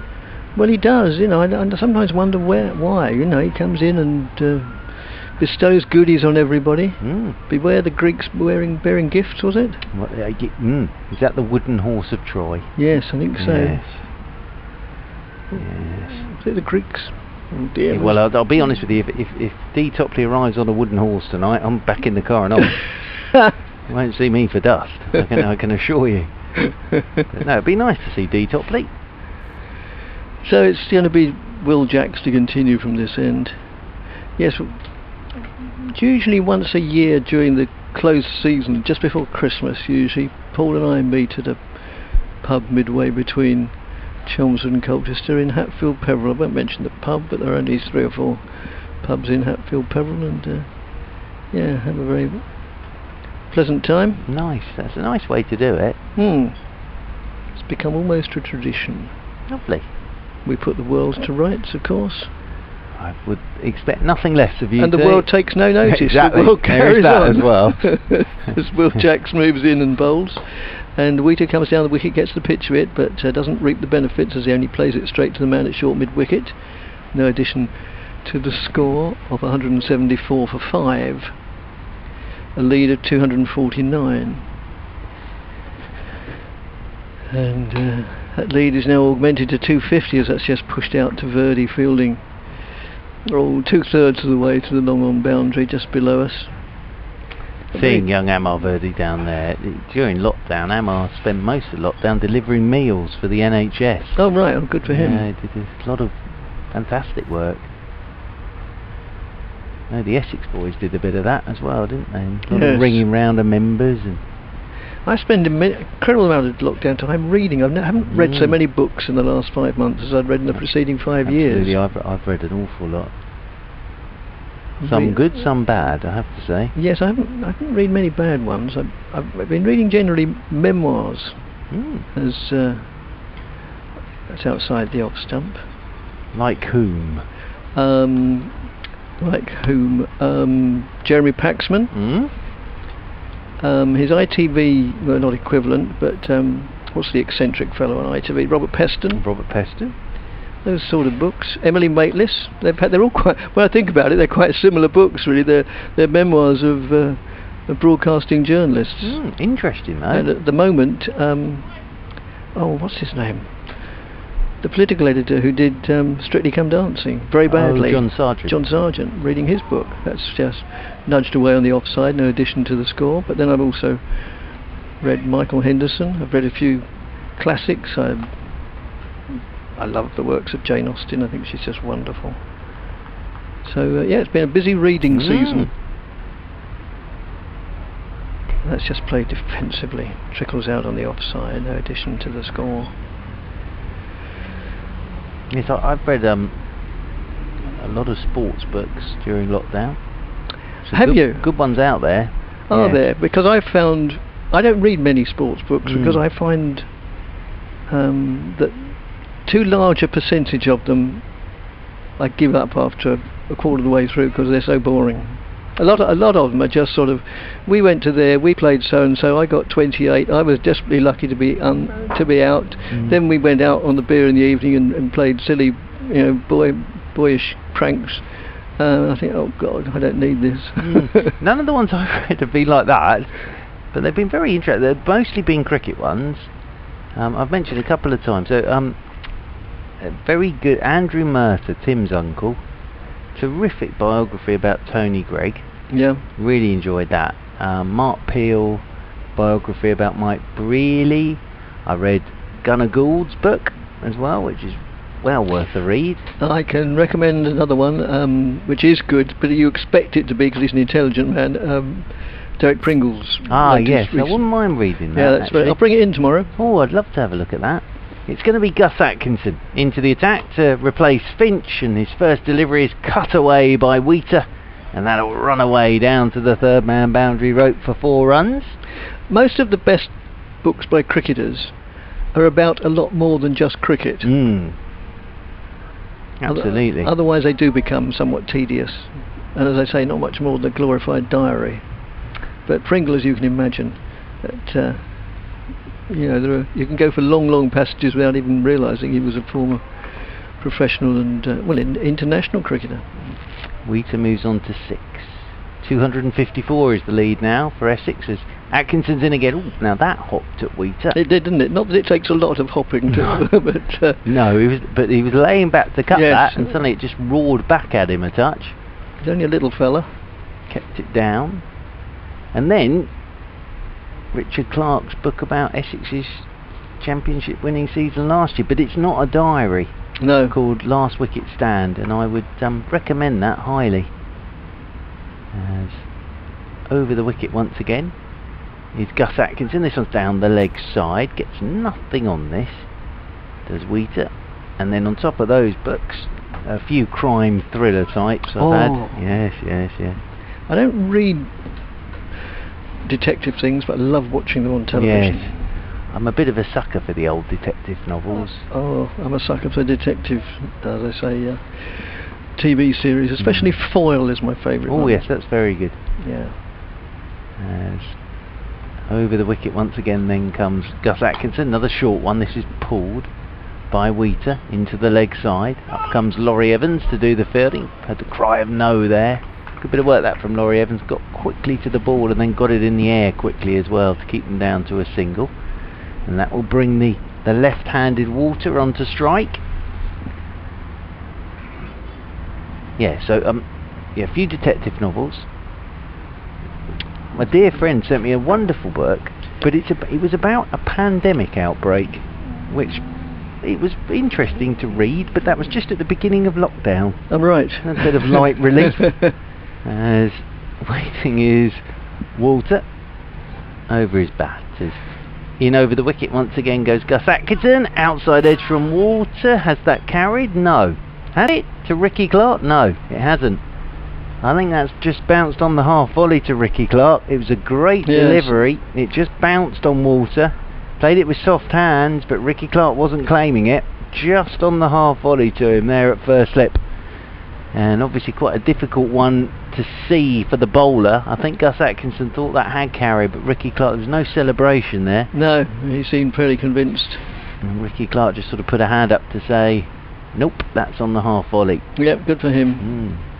I think the great thing about detective things, whether they happen to be books or on television, is it must be very different from real life.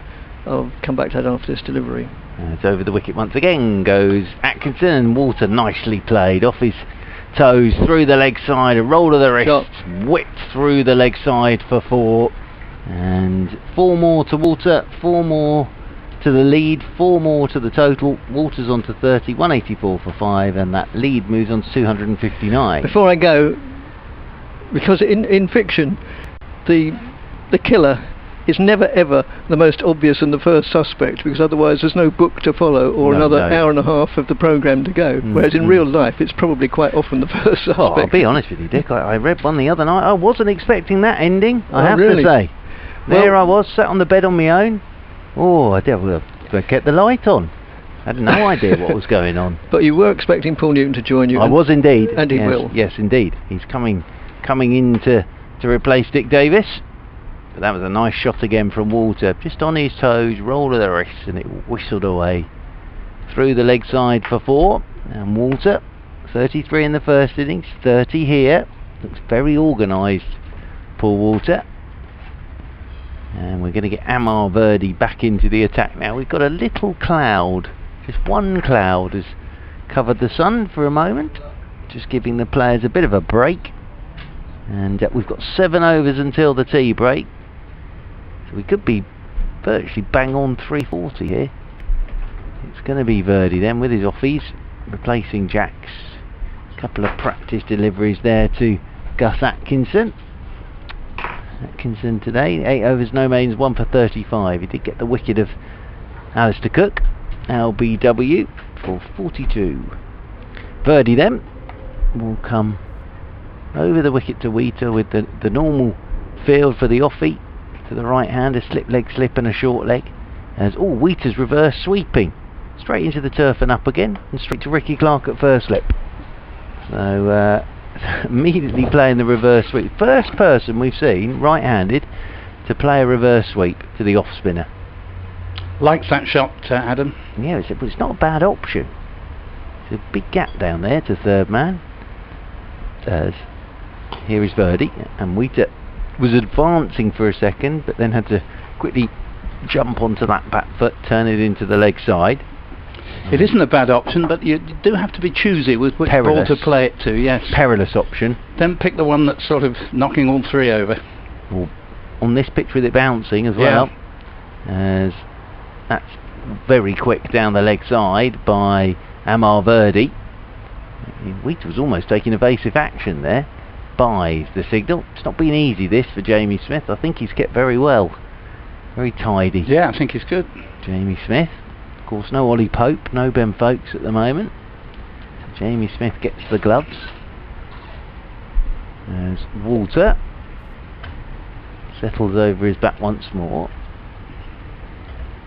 Just waiting for James Taylor to move round. Little squarer there, sweeping on the cover boundary rope. Amar Verdi then.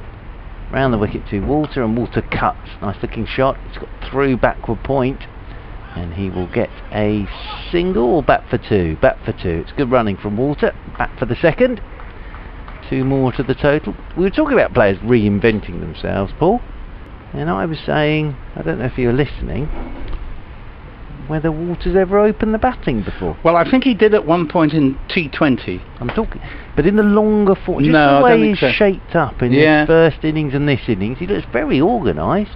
He does. Then again, he might not be so good against the new ball. Well, you never know until he has a go at it. As forward he goes, pushing this one out into the offside, and there is no run. Obviously, at the moment, he's sort of in the side because Ryan Tenduscarter's unavailable, and for that matter Dan Lawrence, but he's making a good job of it. He is. Done very well here as Verdi's into him, and this one he just turns leg side. He just looks like he's got a good technique. Very simple. Nice play. Well, lets the ball go nicely.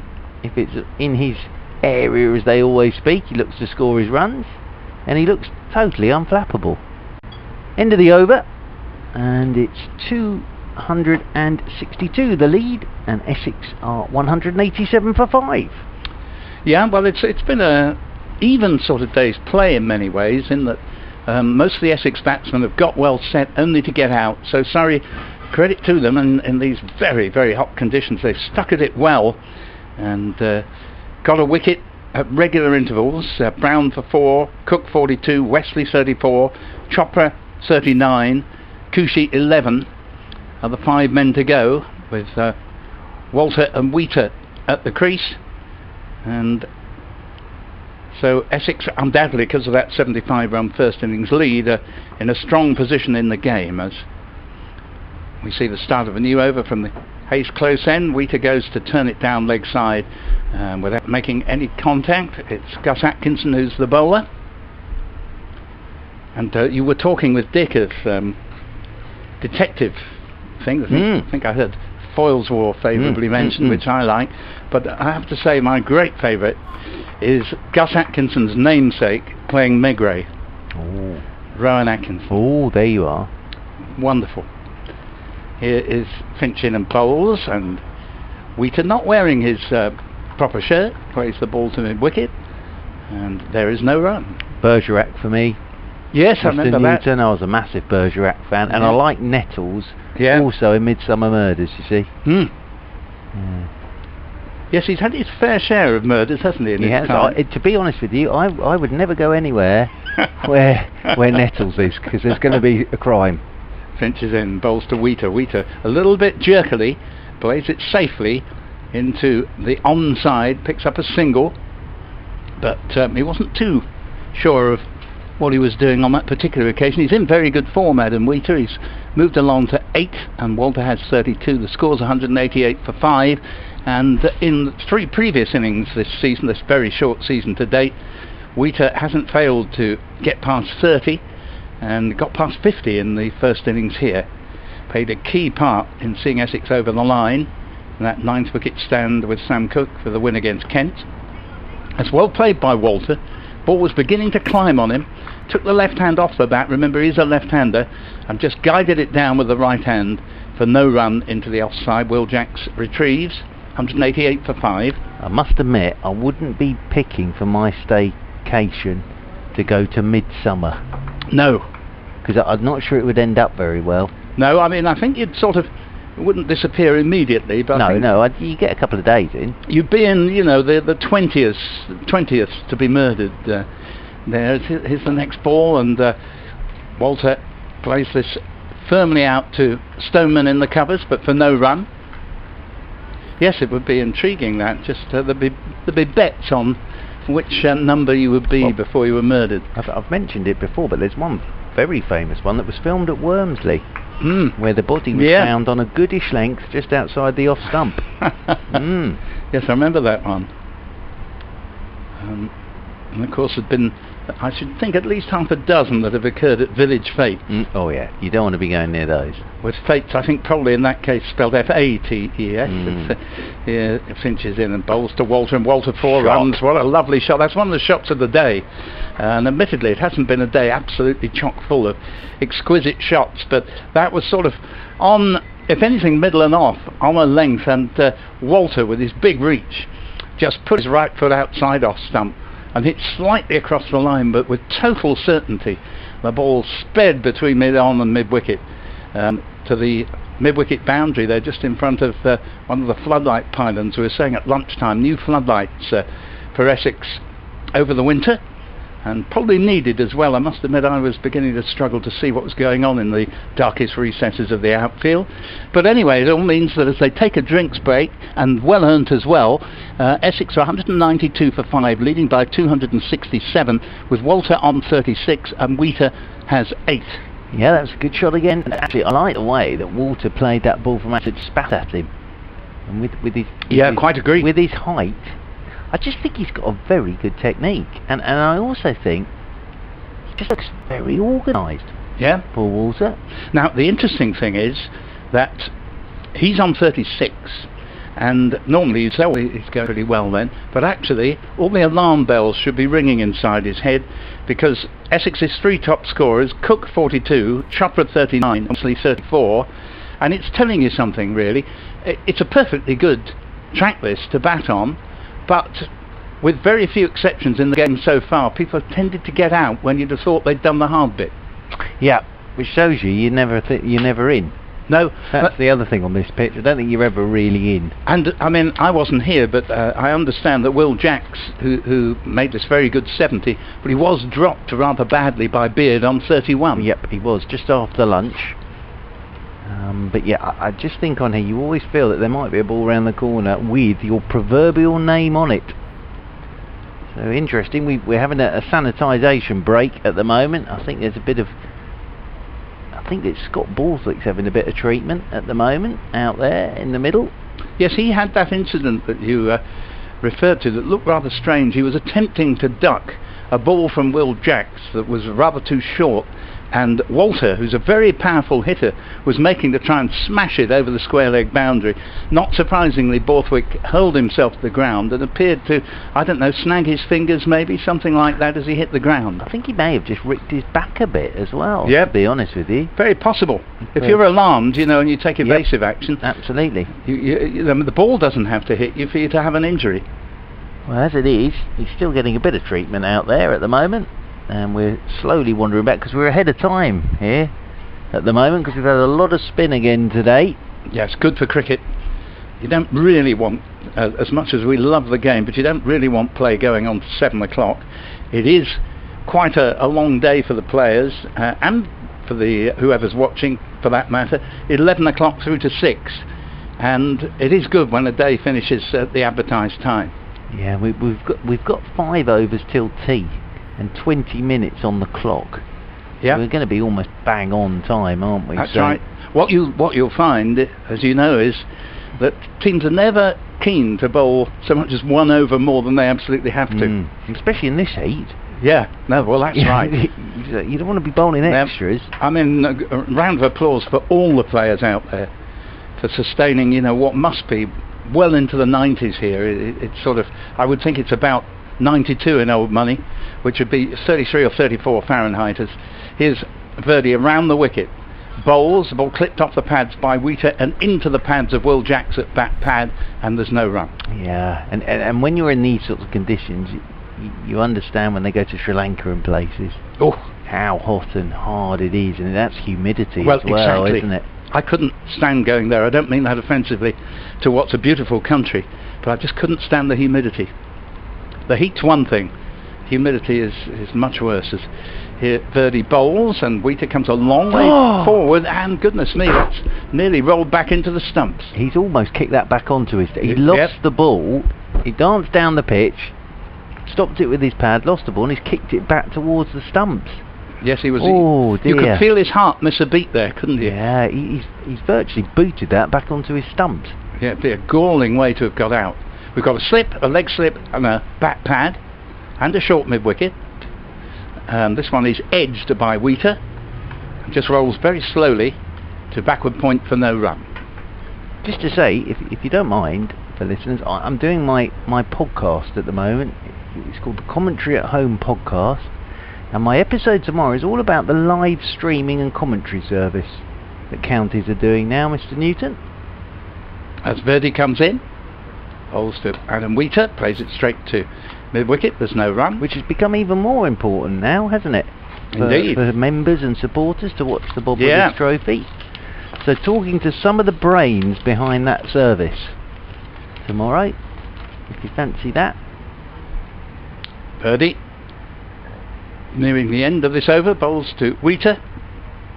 And Wheater back to the bowler, fields it by moving smartly to his right, just dabs his hand in the dirt of the crease to get a better grip on the ball, and wheels round to bowl his next delivery from this river end. Comes in now, bowls to Adam Wheater, given plenty of air. Wheater gets a single to long on.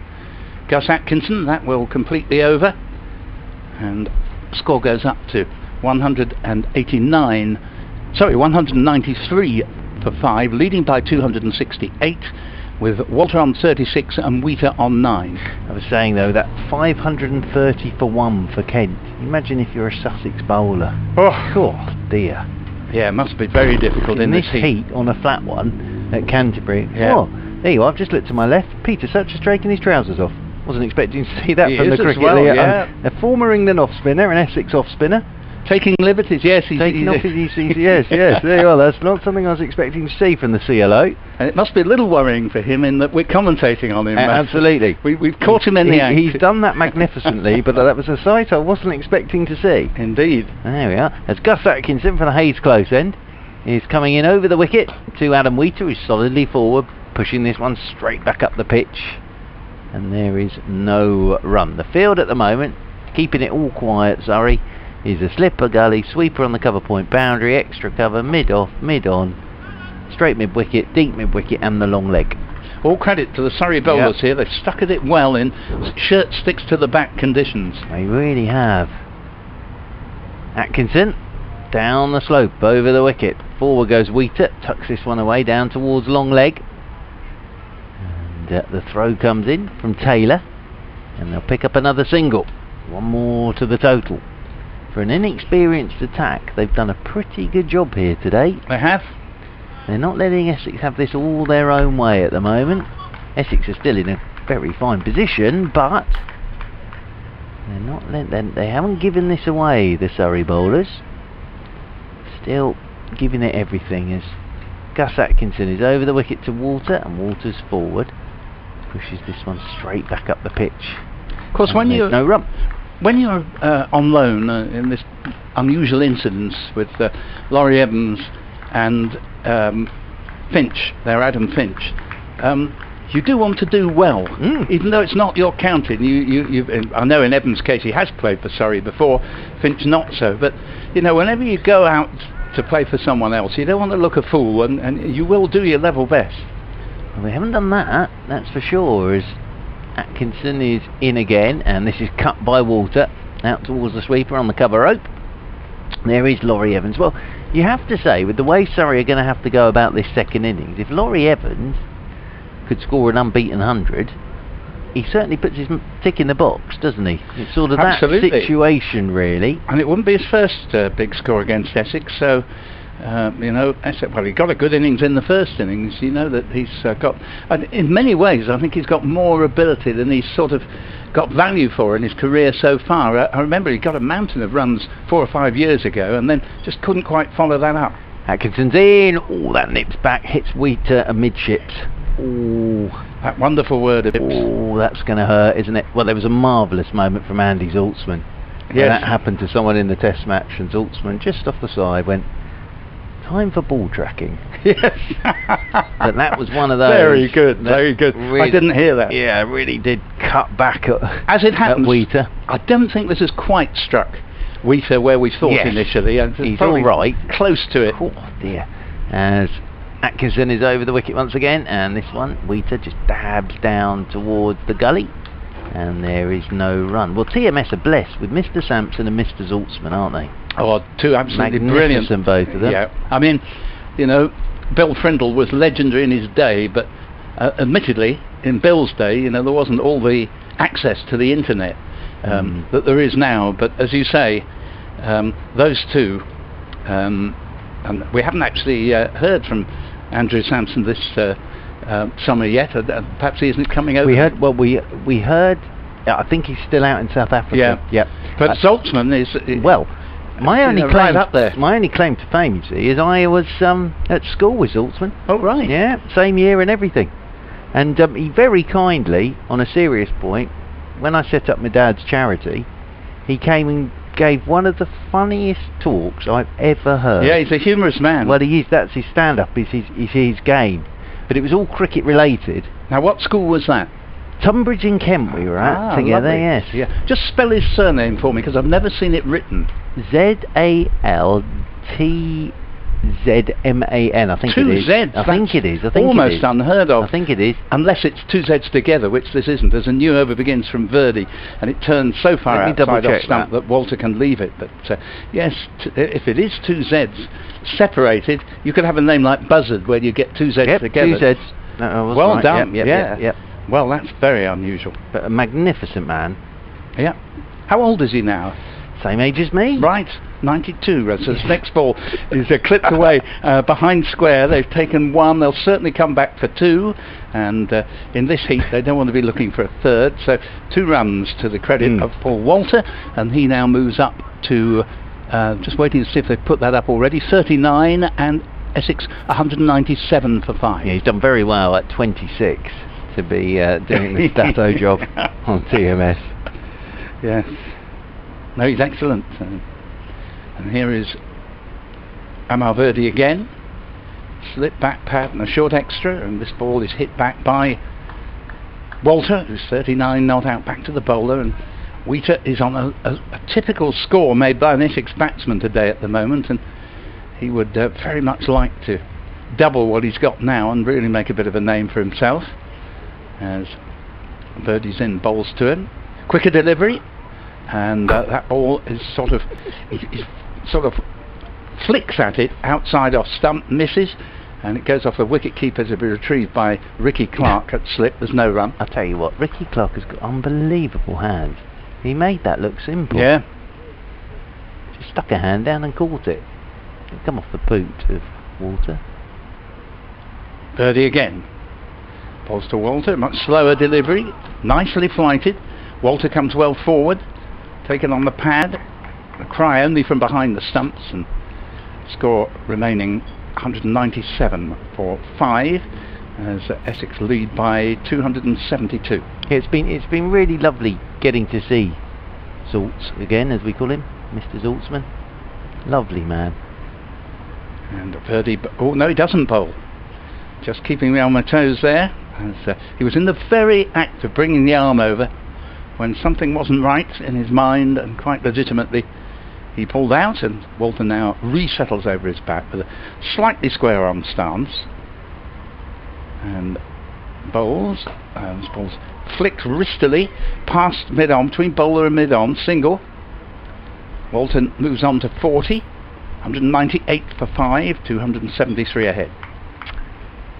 So yes, Essex still in control of all of this, but Surrey are making it as hard as possible for them. That lead at the moment, 273. I wonder what Essex are thinking about here. I'm sure they'll want an hour or so at Surrey tonight. Well, if they're 273 ahead now, and they go up to tea and they have another hour or so afterwards, they would certainly be, unless they were bowled out, well past 300. And although sides are loath to leave the opposition any hint of a chance, but when you've got Simon Harmer in your attack, I think it's you can afford to be a little bit more optimistic in your declaration. Absolutely. Of course, these are the champions. Yeah, and I mean, as you said earlier, they've got a superb attack. Yeah. With Porter, Cook, and to back it up, you know. I almost wonder if they've got enough already. Here comes Atkinson, and Walter pushes this one off the back foot down towards backward point, and there's no run. I've said though, you would, and I'm Essex would, because they're a terrific side, as they've proved in the last 3 years really. But you'd hope in the Bob Willis Trophy, if you're going to have a punt at any point, this is the time to do it. Yeah. If you're going to dangle your carrot, dangle it in the Bob Willis Trophy. You've only got 5 games. That's right. But yes, Porter, Cook and Beard Essex have got in this game. In the normal run of things, they would have had Peter Siddle this season. Well, which makes it an even stronger attack. Quinn played against Kent, that's right. Bowled well today. He looked in good form. As forward goes Walter, because I always like Quinn. I've always thought he's a great bowler, but of course we saw him break down at Guildford a couple of years ago. We did. He didn't play again that season. Yeah. So I've always had not a soft spot, probably, but just I'm always pleased to see Quinn back playing again. Very nice man. He's a New Zealander by trade. Birth, yes, by trade, but qualifies. Doesn't he's not an overseas player because of a relative who's English. Over the wicket again comes Atkinson, and Walter drives off a thickish edge out through the covers. The slips were moving there, but actually that went all along the carpet out towards the cover. And one more to Walter. He'll move on to 41. I've enjoyed this from Walter again. He's played well. The thing with him is, it's not eye-catching. To be fair to him, he's not going to empty the bar, but he's got a good technique. He knows his game. Does have the ability to empty the bar. It's just he's playing carefully here. He can hit big sixes. As in over the wicket comes Atkinson, and that one just hops a touch again on Wheater, plays it nicely. I've seen him on the telly, and I've seen him against Surrey in T20 cricket lump it. Exactly. But what I like about this is he's got a good technique, he looks completely unflustered, and he's just going along at his tempo. Well, if he never sort of gets a regular place in the Essex side, and this is his first championship game for a couple of years, other counties ought to be interested, because Essex clearly have a very strong first 11. And that's why I was wondering about opening. As over the wicket once again comes Atkinson, forward goes Walter, pushes this one back up the pitch, and there's no run. It's not unheard of. Well, it isn't, but the problem there for Paul Walter is Essex not only have Nick Brown as a left-handed opener, but I can't remember his name, but there's someone else who tends to open the batting for Essex. Oh, it's Alistair Cook, would you believe? He's a little bit special. He can't go on forever, though. Well, I don't know, he may be about might do. But don't forget, he's renowned for never sweating. Yes, that's so even true. out there today, you wouldn't see a bead of sweat on his brow. Unlike me in this commentary box, as in over the wicket again goes Atkinson. This is cut away by Walter, out towards the sweeper on the cover boundary rope as the throw comes in. And they'll pick up one more. One more to the total, one more to Walter. End of the over. What's the clock saying? We'll get one more in, I think. So we'll get an extra one in here, because on the board, is it 32 or 33 left today? I think it's 32. So we'll get an extra one in before tea. 201 for 5, Essex. And their lead moves on to 276. And I think we'll get one more in from Amar Verdi from the River End before the tea break. And Walter needs one more to become the top scorer in this Essex second innings, and currently shares that honour with Alistair Cook, who we were just talking about, and obviously not going to be easy for anyone to work their way into that opening slot, although Nick Brown could do. He has got 1.5 century in the 3 innings he's had this season. Made 62 against Kent in the first innings. Here is Verdi to bowl to Walter. Walter clips the ball off the pads, but nicely fielded on the tumble at mid-on by Mark Stoneman.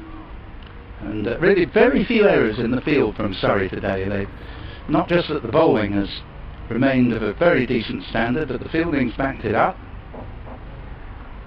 And Verdi in again, bowls to Walter. Walter defensively this time, plays it just past back pad, and he will remain 42 not out. 201 for 5. Essex lead by 276 with that 75 run first innings lead. Verdi around the wicket, River End in, bowls short, flatter delivery. Walter hopes to crack that one away to square on the offside, but mistimes it, gets an under edge, and a simple job for James Taylor to move up from backward point and pick up the almost stationary ball about 15 yards from the bat. Slip in the back pad and a short extra as Verdi skips in again. Bowls to Walter. Walter leaves the ball outside off stump to the good offices of Jamie Smith. Yeah, it'll be interesting to see what Essex's equation is, really. They'll want a dip at Surrey tonight. Oh, they'll want a good dip at Surrey tonight as well. I know they've got 3 sessions tomorrow, but they'll want a good dip with Harmer with men round the bat tonight. They'd love to winkle a couple out before close of play. And nobody wants to bat in that last sort of 40, 45, maybe an hour's batting at the end of the day. You've got everything to lose and not that much to gain. Particularly as I was saying to you earlier, that although Sam Cook didn't get any wickets in the first innings, he's arrowed straight all the time. I noticed he went, I think, 21 off 13 overs. And switching to over the wicket, Verdi gives the ball a lot of air. Walter not to be tempted. Plays it defensively to mid-wicket. 1 ball left before we're pretty sure the tea interval. I think it will be. Just click round to 340 now. Good over rate from Surrey. And here comes Verdi. Bowls to Walter, all defence. Back to the bowler and off they go. So, it was 120 for 3 at lunch. 2 wickets fell in the session. The score has moved on to 201 for 5, 81 runs scored in the session, with the men out. Kushi caught Patel at first slip off Clark for 11 in the first over, or the first over from the Hayes close end after lunch, second over overall, and then Chopra caught Patel at backward point off Finch for 39 wickets at 122 and 167, and the not-out batsman Walter on a joint top score of 42 not out. Wheater has 11 not out, so 201 for 5. Essex lead by 276, and we will be back with you in 20 minutes' time.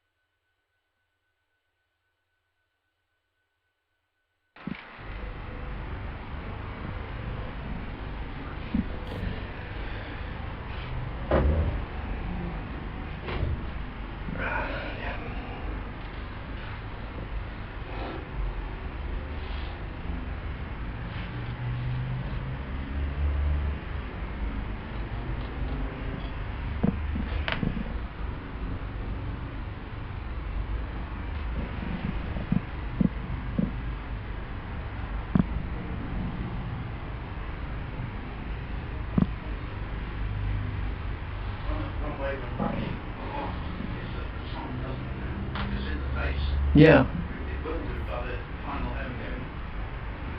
If it had been sort of the third week of June, then when the sun is at its highest, then it would have been even worse.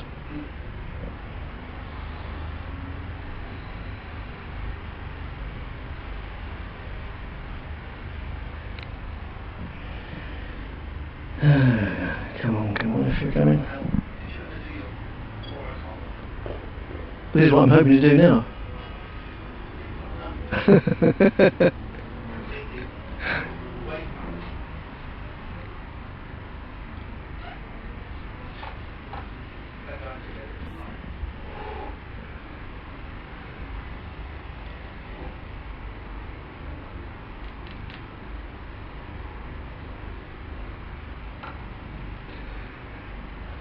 Oh, great. Whoops.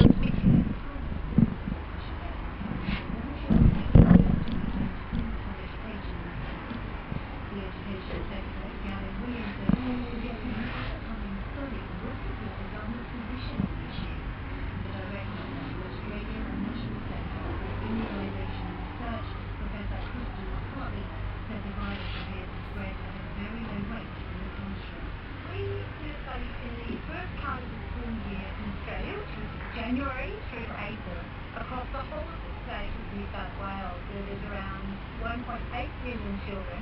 Overall counting of 25 cities, 15 schools and 10 childcare, where someone attended a staff member or a child who was infected with COVID-19. The RSPCA confirmed that all the responses to the phone and cohort and Roger San. The 8-week-old family was covered in the labor by a process. They believe they could have been imported on board the cells as they might be checked in Hungary. Matthew Dolby is the RSPCA's chief inspector of the county who has been speaking to BBC Essex about it. So it's kind of that, yes, there wasn't already deceased, and then we had 2 further copies that we believe probably suffered from parvovirus, which is really common copies under the age of 6 months that are vaccinated. And unfortunately, a really tragic thing is that those obviously have passed away since the event. Into the county are being encouraged back in London in marketing by Westminster City Council. Since the start of the coronavirus pandemic, visitor numbers to London have been dwindling, and our bosses say they want to help business repair and recover. Here with me is chairman of the business group, Rob Johnson. He says he understands why he's hesitant to do that to business. I think the localism movement, people staying closer to home, does ring true here. Part of the reason is that people are a little reluctant perhaps to travel on trains to London, and whilst they're not commuting, as many people do from Chelmsford, they're more likely to remain on the shop and enjoy themselves locally. BBC Essex board Mark Mosley has emerged as the favourite to become the new Content United manager. He's led Weymouth to back-to-back promotion in the National League and the second coach of this country's under 21 side. He then stood to have talks with Willis chairman Ron Martin and then announced it was expected in the next day or so. Dave Bishop is a Content United fan. He said it's an important decision for his club. Everybody knows what sort of chairman. We're just about to have the first ball after tea, but I'll have to interrupt myself very soon because I'm about to do an update into the 4 o'clock news. But it's just played defensively by Wheaton. Back to the bowler, who is James Taylor. Here we go.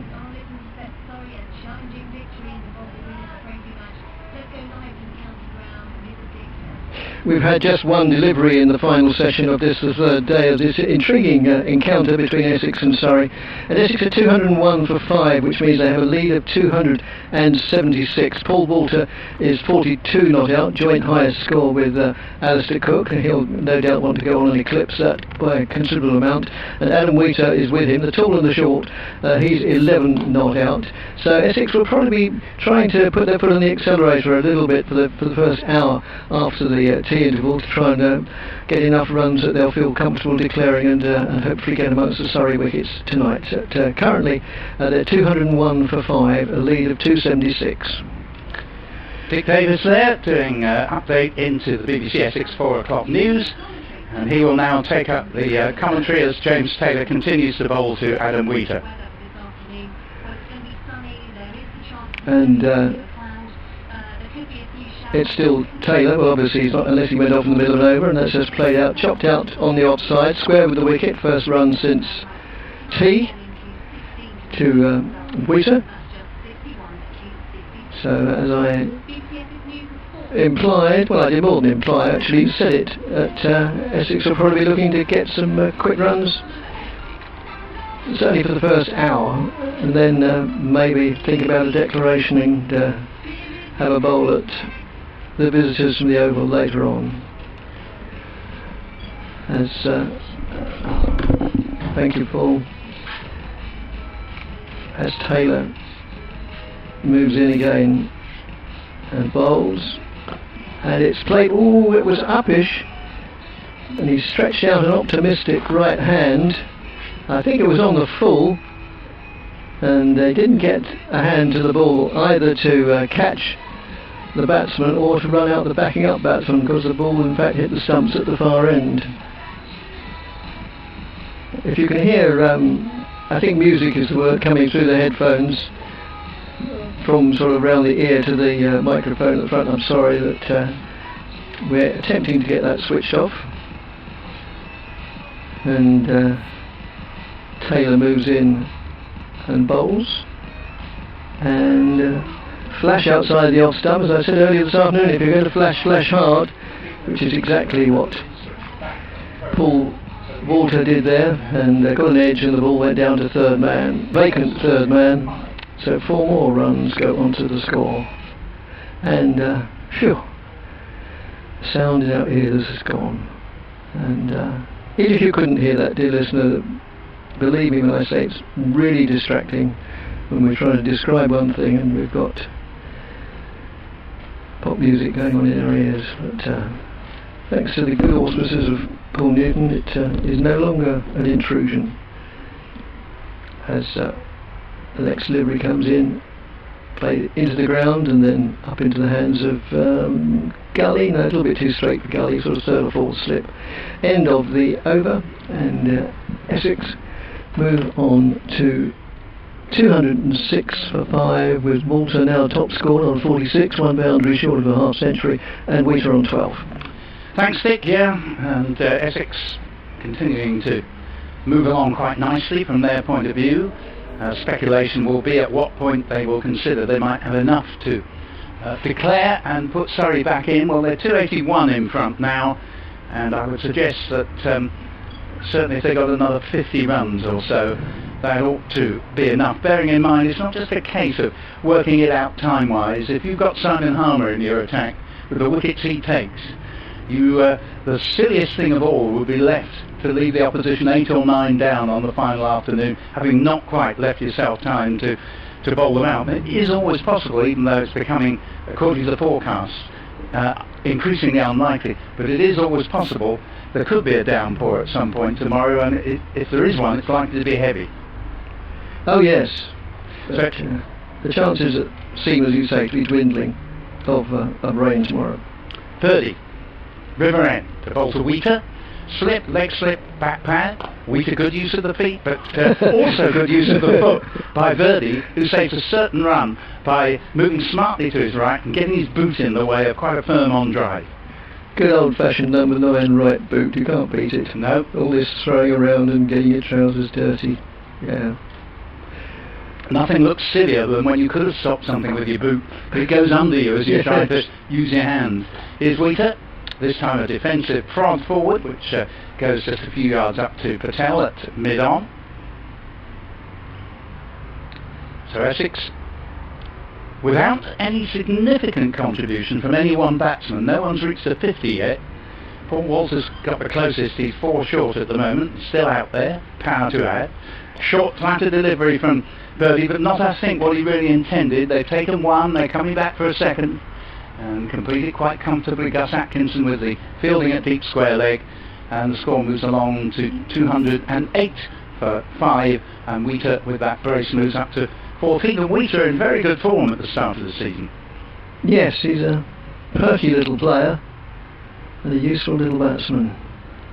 Birdie's in, bowls to Wheater, and Wheater clips it down to long on, single. He moves up to 15, the score to 209 for 5, and the lead up to 284. Broke his thumb in the opening championship match of last season down at the Rose Bowl in Hampshire, when Essex lost ignominiously by innings and plenty. Then in that match, I think altogether we had 6 different wicketkeepers. You did indeed. Extraordinary, 3 for each team. Yes. Finished up with Joe Buttleman, I think, keeping for Essex. Yes, and Michael Pepper, I think, as well. That's right. Birdie's in, bowls. Oh, Walter's beaten by this. That's very well bowled. Bowled him. That is the end of Walter, who keeps this statistic going that no Essex batsman has reached a 50, and it was the absolute perfect length. And it was that length where if you went forward, you weren't quite at the pitch, and if you went back, you were probably going to be bowled. Well, he did try to come forward, but there was just a little bit of turn, and it just clipped the top of the bails. Excellent bowling from Birdie, and Essex lose their 6th wicket. Simon Harmer will come in with the score at 209 and the lead at 284. Yes, as you say, that perfect length, which is a definition of a good length, of course, when you're not quite sure whether you go forward or back. And of course that in itself, as I was saying earlier on before tea, depends really on things like the height of the batsman, and the likes of Paul Walter can probably get to the pitch of a ball a good foot or so further down the wicket than could Adam Wheater. So yeah, a good bit of bowling to give Birdie his 2nd wicket. He has 2, Finch has 2, Atkinson and Clark have 1 each. But I think Walter will be very pleased with his game's work, because yes, he should be. First championship game for a couple of years, and he's made 33 and 46, probably only in the team because of whatever it is that's wrong with Ryan Tedescarter. And you know, to come in, not easy, I think, you know, when you've been the forgotten man for so long, and he's acquitted himself very well. Yes, he has. I don't think he took a wicket, did he? But no. No, it was 6 to Harmer, 4 to Porter. And no, it's 3 overs for 10. Nothing to write home about, but nothing dreadful either. And here comes Birdie on the river end to bowl to the new man, who's Simon Harmer, off spinner to off spinner. And Harmer stretches well forward, as he likes to do. Steers it into the offside. The bowler enthusiastically makes sure there's going to be no stolen single there. Well done to Amar Birdie, on the ground where he made his debut 3 years ago. And Essex at the end of that, 209 for 6, lead by 284. Yes, so at least there's 2 right-handed batsmen now, so there's not going to, he's going to pose slightly fewer challenges from the Surrey point of view. They haven't got to constantly change line as a bowler or change the field setting. And I'll mention again that all the Essex players are wearing a black armband, and the flag is at half-mast as a tribute to long-established Essex supporter Pete Meggs, who sadly died yesterday morning. As Taylor plays overpitched, bowled overpitched, played out into the covers, and they'll go through for 2 comfortable runs. It was almost an agreed 2. It was never going to reach the boundary, and the deep backward point had quite a distance to go, so it's obviously going to be more than 1. So they all settled for 2 runs. And can I ask you, Pete Meggs obviously very sadly died yesterday morning. Was he one of the many Southend-based Essex supporters? No, I don't think so, no. No, I'm sure I would have seen him around. Yeah. No, I think he was based more sort of towards London. I don't know, actually, plenty of listeners will know. That's worked well on the onside for 1 run. They'll think about a second, and they decide against it, and it's a good throw. It would have probably been ill-advised. They'd have got a good 1.5, but I don't think they'd have got 2 out of it. I think you're right, and Adam Wheater, who was quite prepared to come from the non-striker's end there, but he's been run out once already, and I don't think it was entirely his fault. There was sort of misunderstanding with Ryan Tedescarter back in Essex's first innings against Kent, and he was going well at the time. We were on 37, so he wouldn't want to be run out a second time. No. Taylor again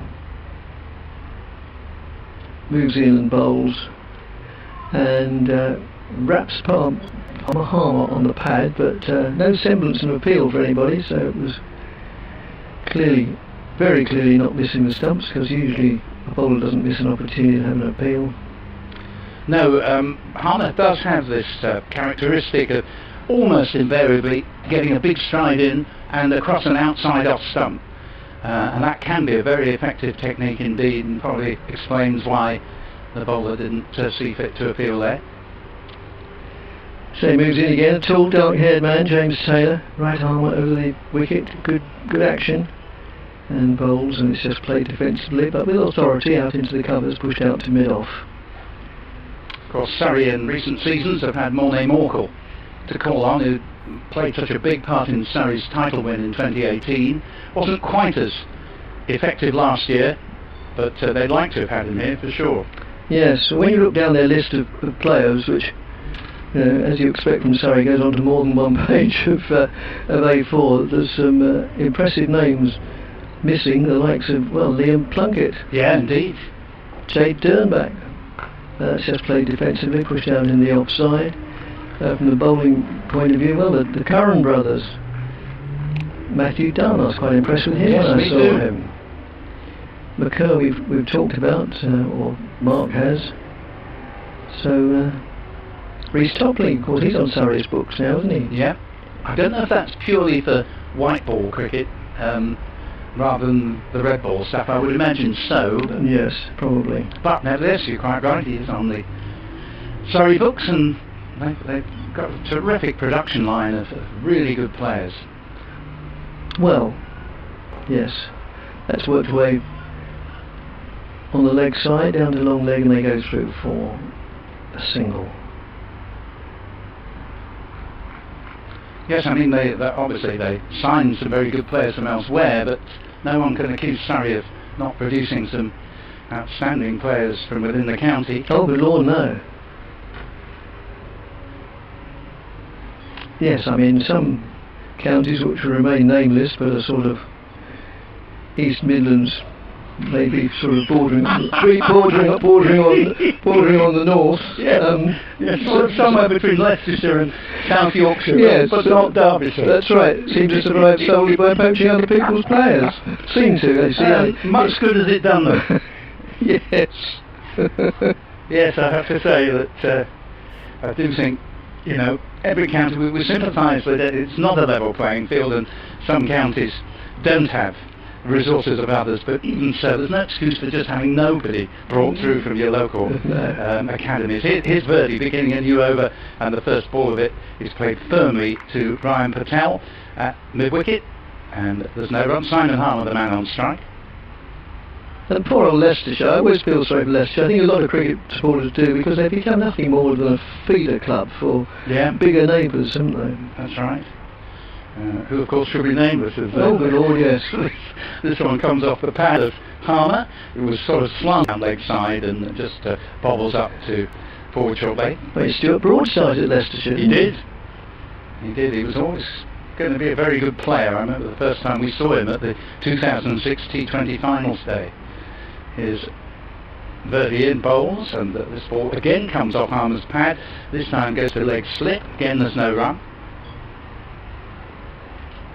Harmer certainly will have his eye on trying to just put his foot on the accelerator a little bit once he's played himself in. He tends to back quite quickly anyway. As Verdi bowls to him and turns this ball to Patel at mid-wicket, no run. Well, I mean, he is, which one's inclined to forget, he is a powerfully built man, isn't he? I mean, you look at him and you hear he's a very good bowler. You wouldn't be surprised if somebody told you he was an opening seam bowler. He's built more like a seam bowler. Yes. Yeah, I mean, he wouldn't go amiss second row of the scrum. No. As, or any row, as Verdi's in bowls, and here Arnott has pulled the ball out to deep mid-wicket, just be the one run, goes straight out to the fieldsman there, and the score moves along to 213 for 6. Was it also indicated a no ball? If so, I missed it. Yes, you may well be 216 right. for 6, yes. Yeah. And 216 for 6 then takes that lead to 291. Verdi, who bowled one ball over the wicket there, switches back to around the wicket, bowls. Wheater has turned it into the onside, and they can pinch a sneaky single there. Laurie Evans coming out from backward square leg could do nothing to prevent it, and Wheater with that run moves along to 19 and scores 217 for 6. As you mentioned that Harmer wouldn't be able to place any part of a scrum, of course scrums may become a thing of the past soon. Well, frighteningly, yes, as Birdie's in bowls, and this ball is swept away by Harmer, and this time he's got it away from Gus Atkinson, patrolling the mid-wicket boundary area, and for 4 runs, and it's very well played by Harmer, and he moves up to 5, and the score to 221 for 6, and Essex within 4 runs now of creating a 300-run lead. Which will be very useful, not just mathematically but psychologically, and you know, so much of this game is played in the 9 inches between one ear and the other, and as are most games, well, many games. Golf, I suppose, is a prime example. You've just explained why I've got such a small brain, because I've done a quick calculation and there's fewer than 9 inches. I hope you like the fewer there. Yes, I do. Between my 2 ears. So yes, now I know what's been missing. That's it, yes. 2 inches of cerebral faculty. You don't hear cerebral faculty too often, do you, really? No. Don't hear it in football commentaries. So it's going to be Jack Taylor, James Taylor even. Oh, he might be known as Jack in some quarters. I think that's his nickname. Yes. James Taylor to bowl from the far end, the Hayes close end. Moves in now, right arm over the wicket to the equally right-handed Wheater, who goes on the back foot, pushes out into the offside, no addition to the score, where it's picked up by 26, Ryan Patel. Yes, we've said it many times before, and we're hopefully preaching to the converted, but it is such a wonderful game, cricket, to think that you can sort of set off on, just for argument's sake, a Wednesday, and 4 days later on the Saturday, still be having a thoroughly good time, and a gentle activity in terms of a spectator sport. Oh yes. And Wheater advances on the bowler then, more or less as he's in his delivery stride, gets the pitch of it, plays it defensively. I must thank listeners for their emails, which I managed to look at the back of the box during the tea interval. The trouble is, the front of the box, with the sun bursting in, it's nigh on impossible to read a screen. So what I'll do, I've always said, if you make the time to send emails, the least we can do is create the time to read them, and also it's not just out of courtesy, because we want to, they're invariably very interesting. So we'll read them tomorrow morning when the sun is not blazing through the open doors. That's over pitch, played out sumptuously to the extra cover boundary for 4. No fielder in many an acreage, and that's shown by the fact that having crossed the boundary, it was still many seconds before a fielder eventually got to it to retrieve it. Yeah, lead up to 300, and that one of the shots of the day. Yes, absolutely perfect.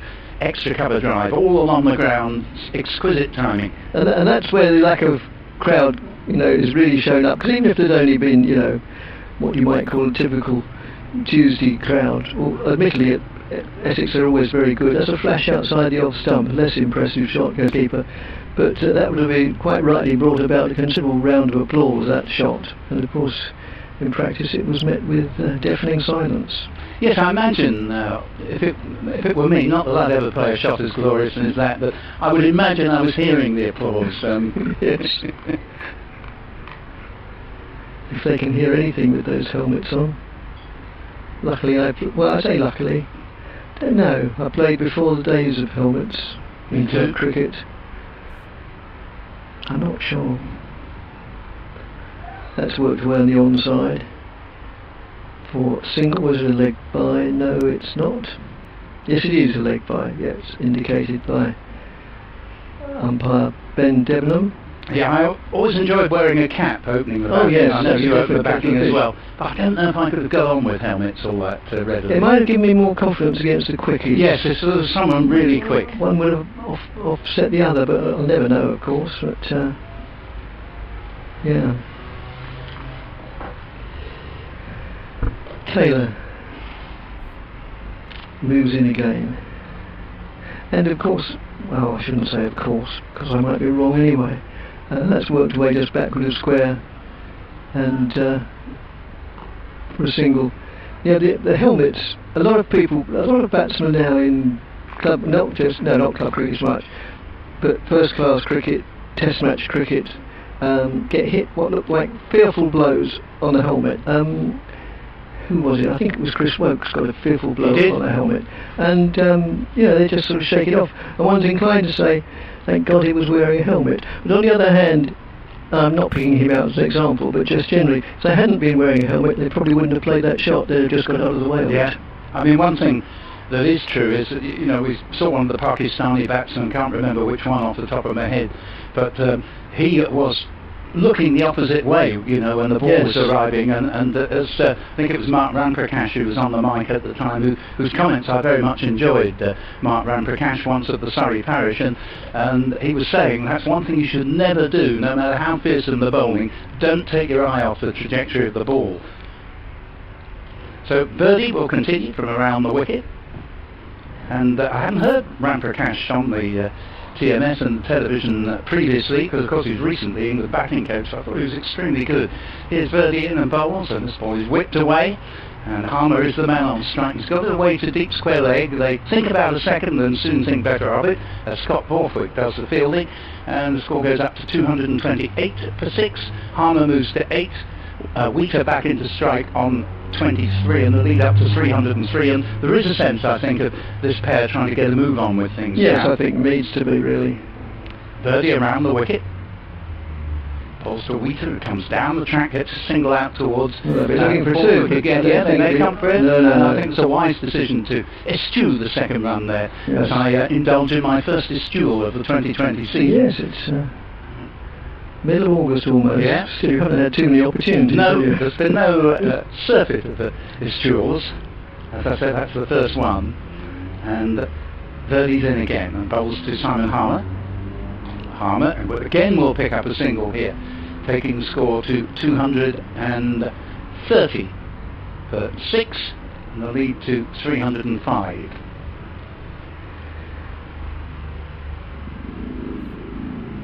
Harmer on to 9.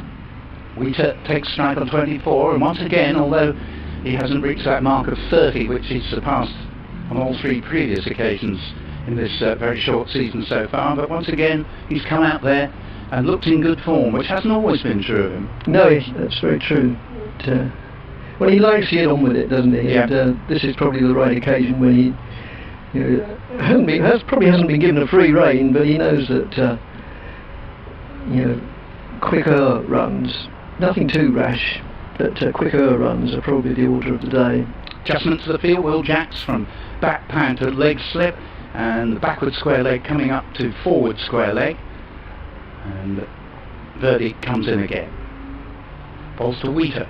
Wheater uses his feet, but taken on the pad, and the ball rolls slowly back to Amar Birdie. Laurie Evans is the man who was at backward square leg and is now just in front of square, and as we predicted earlier, at this hour of the day with the sun now in an awkward position, the square leg umpire standing at point, and this is swept away. Just been 1 run down to deep backward square leg, Scott Borthwick, and that takes the score along to 231 for 6, and the lead to 306. As I said a little while ago, maybe in passing, I probably should have mentioned it a little bit more emphatically. The emails that you sent today, for which we're extremely grateful, we will read out tomorrow morning, so do please keep them coming in, but just the light shining through, or the sun shining through, just makes it impossible. Even if I have to print them at home tonight, we will read them tomorrow. And this one was pitched outside leg, so a very optimistic appeal there as Harmer looked to heave the ball over mid-wicket. And I've seen him succeed in that shot many a time, but on this occasion he misses it, hits it in the pad, and Amar Birdie was on his own there with that appeal. And the over ends with Essex leading by 75 first dig, 231 for 6. Yes, very much a solo voice there, no chorus of approval or even concord with that one. It was way outside the leg stump and probably going further away. Mere excitement, I mean, yes, why shouldn't he? So it's going to be, is it going to be Taylor to continue? I think so. Will Jacks might be coming on, no, it's not him. The keeper's still standing back. It is Taylor to continue. For some reason, I didn't think it looked to me as if they were having a bowling change, but it is James Taylor. James Taylor. To continue from the Hayes Close end. The spectators still there under their big garden umbrella or golfing umbrella. I never know technical terms nowadays. Yes, certainly we can say that the spectators outside the ground outnumber yes, those inside. Certainly, at least as far as genuine spectators go. Yes, because there are a few on the balconies. There's a couple of people on the retirement flat balconies as well now. They could let them out. And that's pushed away for a single. Could almost offer a sort of hospitality suite in one of these apartments around it. You know, we'll lay on lunch for you, and you get a bird's eye view of the game. We'll lay on tea, you know, all for £100 more. What do you want? Yeah, I think you might be able to up the ante there. Well, yes, particularly when you think that, you know, maybe a party of 6 could be accommodated. Yes. So Taylor moves in again from the Hayes Close end. Right arm over the wicket, bowls. And just fractionally, Harmer moves down the wicket, chassis down the wicket as the bowler approaches. Just looking up James Philip Arthur Taylor, born in Stoke-on-Trent, January 2001, so he's only 29. Or even 19. Or even 19. Yes, I said it was the second attempt at getting O-level maths. Dear oh Lord. Yes, Hammer rather missed out with that one, actually. He did, didn't he? Yes. Short, and he didn't sort of, as he usually does, he didn't get across that time and ended up just reaching out and only getting the bottom of the bat on the ball, which if he'd been closer to it, I'm pretty sure he'd have hit for 4. Taylor again. Tall, athletic, built like a opening bowler or seam bowler. Bowls now. Pushed out to mid-off. Really played the shot almost too well. There was no chance of it going to be a single as it was played out quite quickly to Mark Stoneman, the skipper, at mid-off. Well, I think we've got one ball left of this over. I'm about to make way for Mark Church. Right, okay. Parting is sweet sorrow.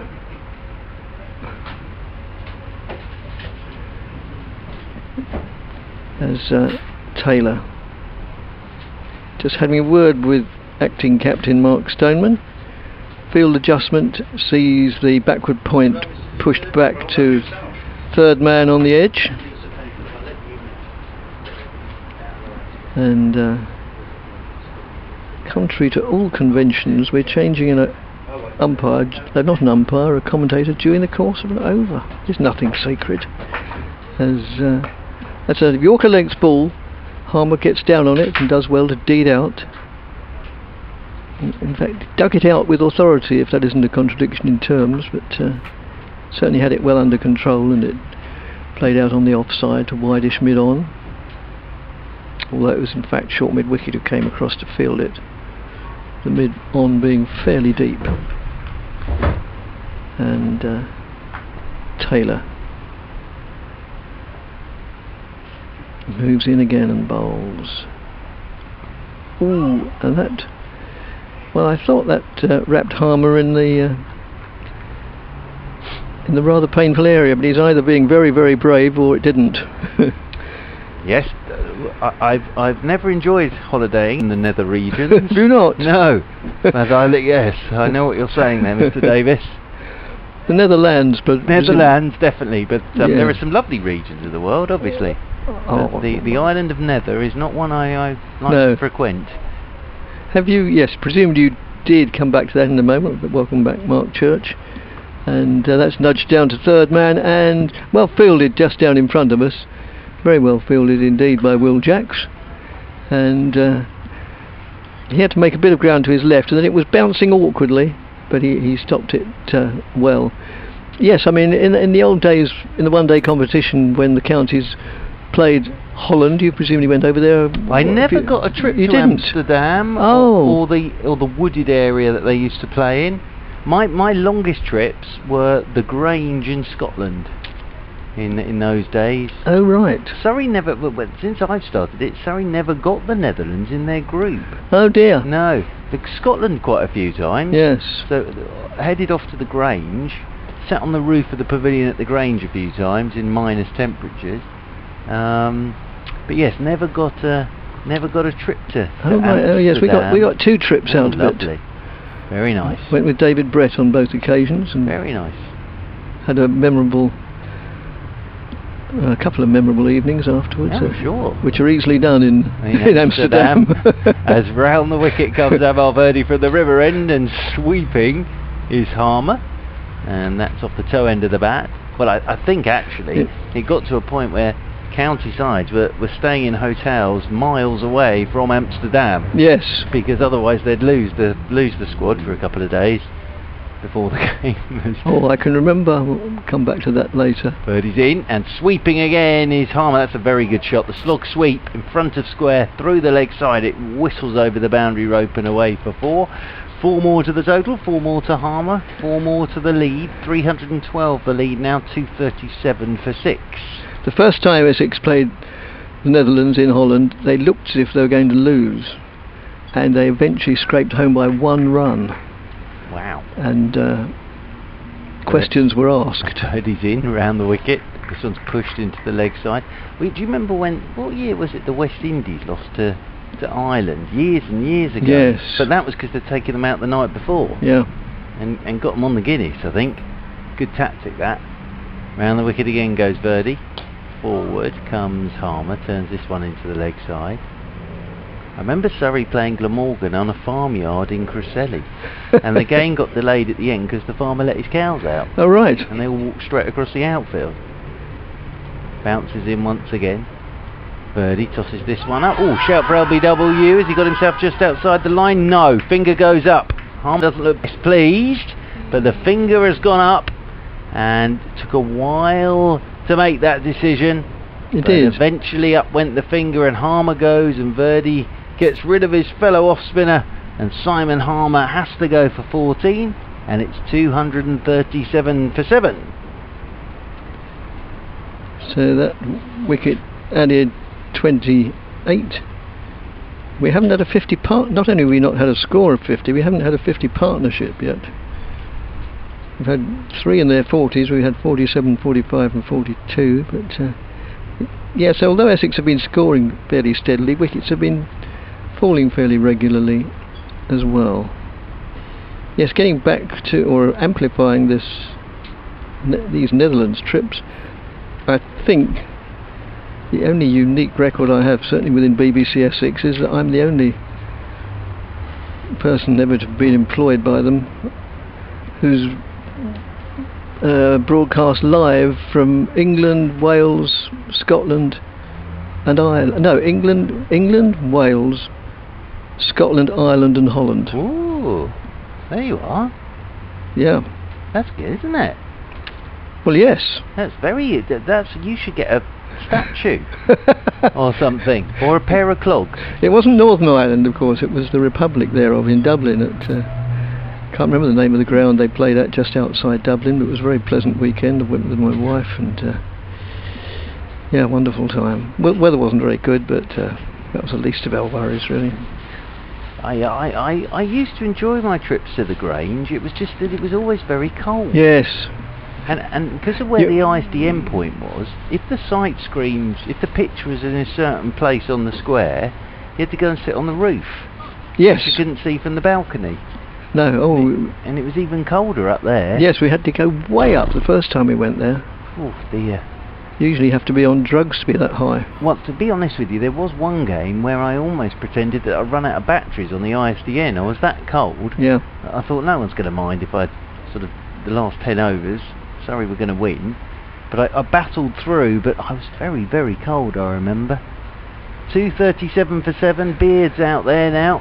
And I can remember we had to decline their hospitality because I won't attempt to put on a Scottish accent, but the hospitality was very good, and they were admitting, even by Scottish standards, it was cold, and you'll be wanting a wee dram, they said. Yes, no, good grief, no. Well, the other thing I do remember is the coach drive. They're taking the Surrey team to the wrong ground. Oh. Yes, as in round the wicket comes Amalverdi. Their first ball for Beard, and Beard, the left-hander, tucks it off his stumps into the leg side, and there's No runner successful over. Harmer goes for 14. Birdie has 3, 237 for 7 Essex, but that lead is 312. But I hitched a lift on the Surrey bus to the game, and we arrived at this ground, and the Surrey players got off the bus. But I think the penny dropped, we were at the wrong ground when there was a nursery and a creche taking place in the pavilion at the time. Oh. So said to the coach driver, I think you're at the wrong ground, and he refused to believe that this was the wrong ground. He said there's no other ground in Edinburgh. So it ended up, I think it was dear Stuart Meeker, found the Grange on his Google Maps on his phone and had to direct the coach driver to the ground. Oh, fantastic. Taylor moves in, bowls, and that's just nudged away on the onside by Adam Wheater. They go through for a comfortable-ish single. Failed to say that it's Aaron Beard who came in to bat at the fall of that wicket. Aaron Beard batting at 11-10-9, but I know it's a world of difference, but in club cricket for Chelmsford he bats 3 or 4 I think, and gets a lot of runs for them. But it is although it's only one step, it's quite a big step up from even top class club cricket to the county game. Left-handed bat, in the side for his bowling, but no mug at all with the bat.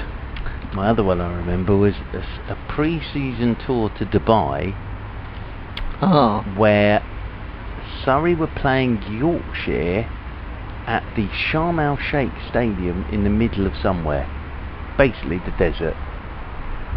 Taylor to Beard, who plays that very pleasantly, albeit defensively and non-productively, but out to mid-off. No, not the Sharm El Sheikh Stadium. What I'm talking about, that's in Egypt. Anyway, cut a long story short, the coach driver got lost in the desert.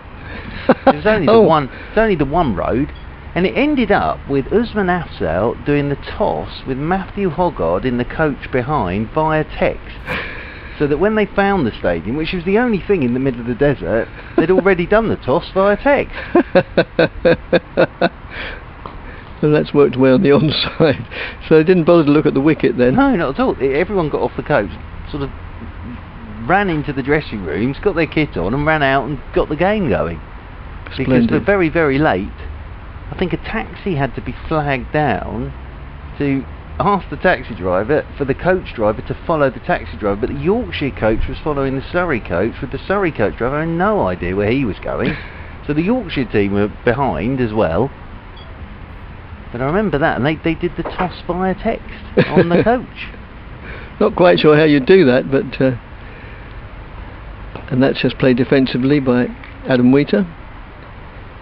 No addition to the score, which is 238 for 7.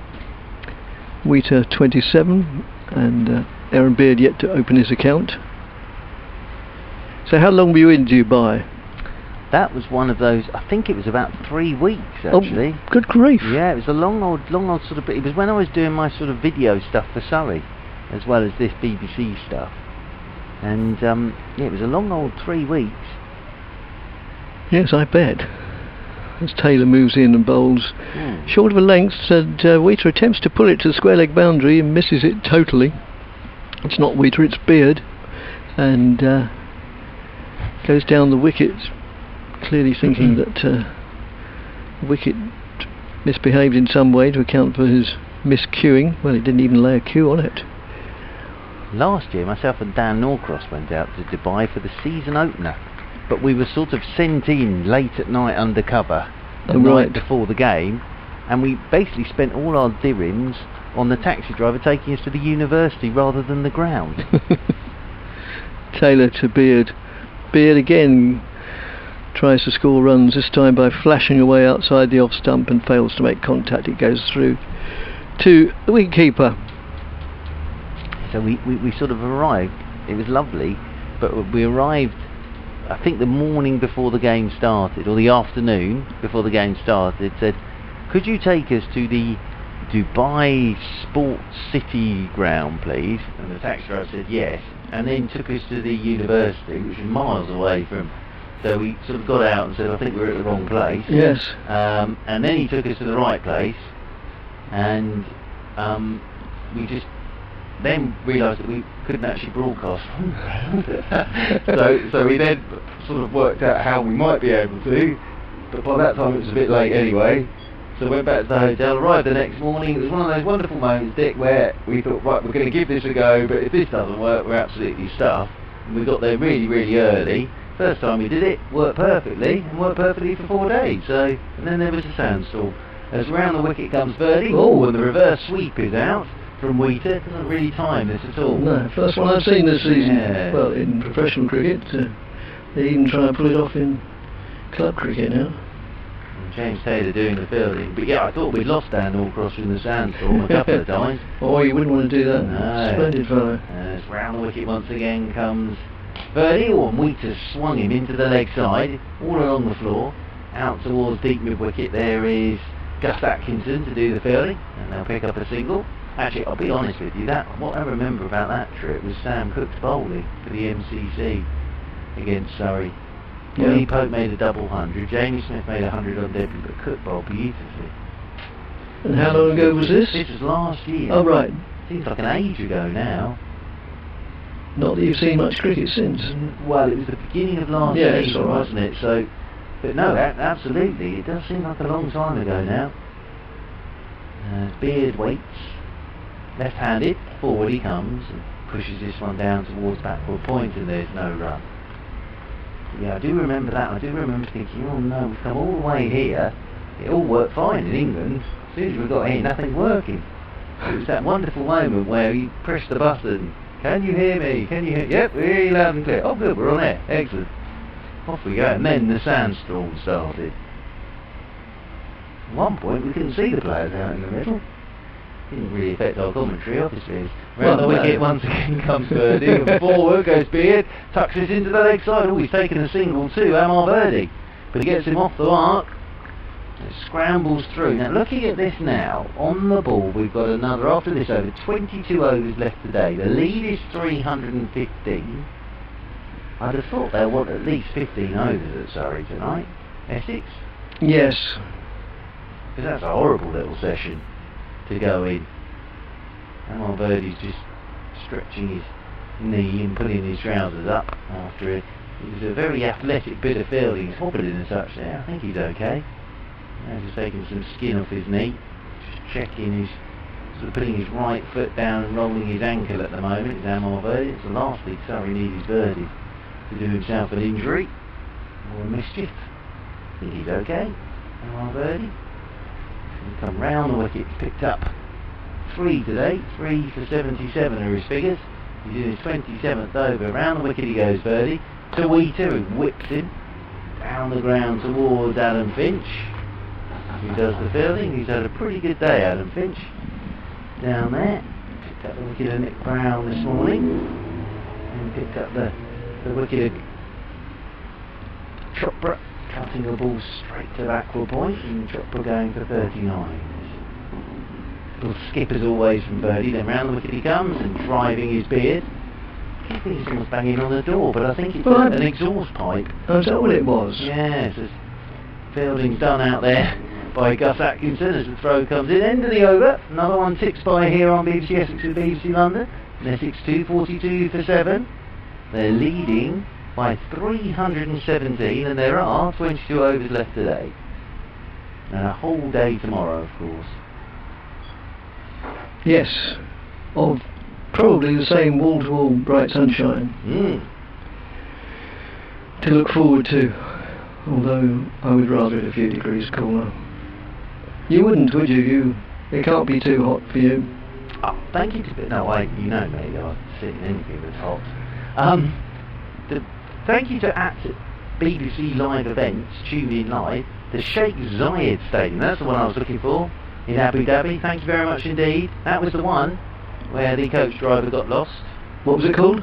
The Sheikh Zayed Stadium. Oh, right. Yes. So yeah, that was the stadium. To be honest with you, it was the only stadium in the desert. You couldn't really miss it. But he managed to somehow.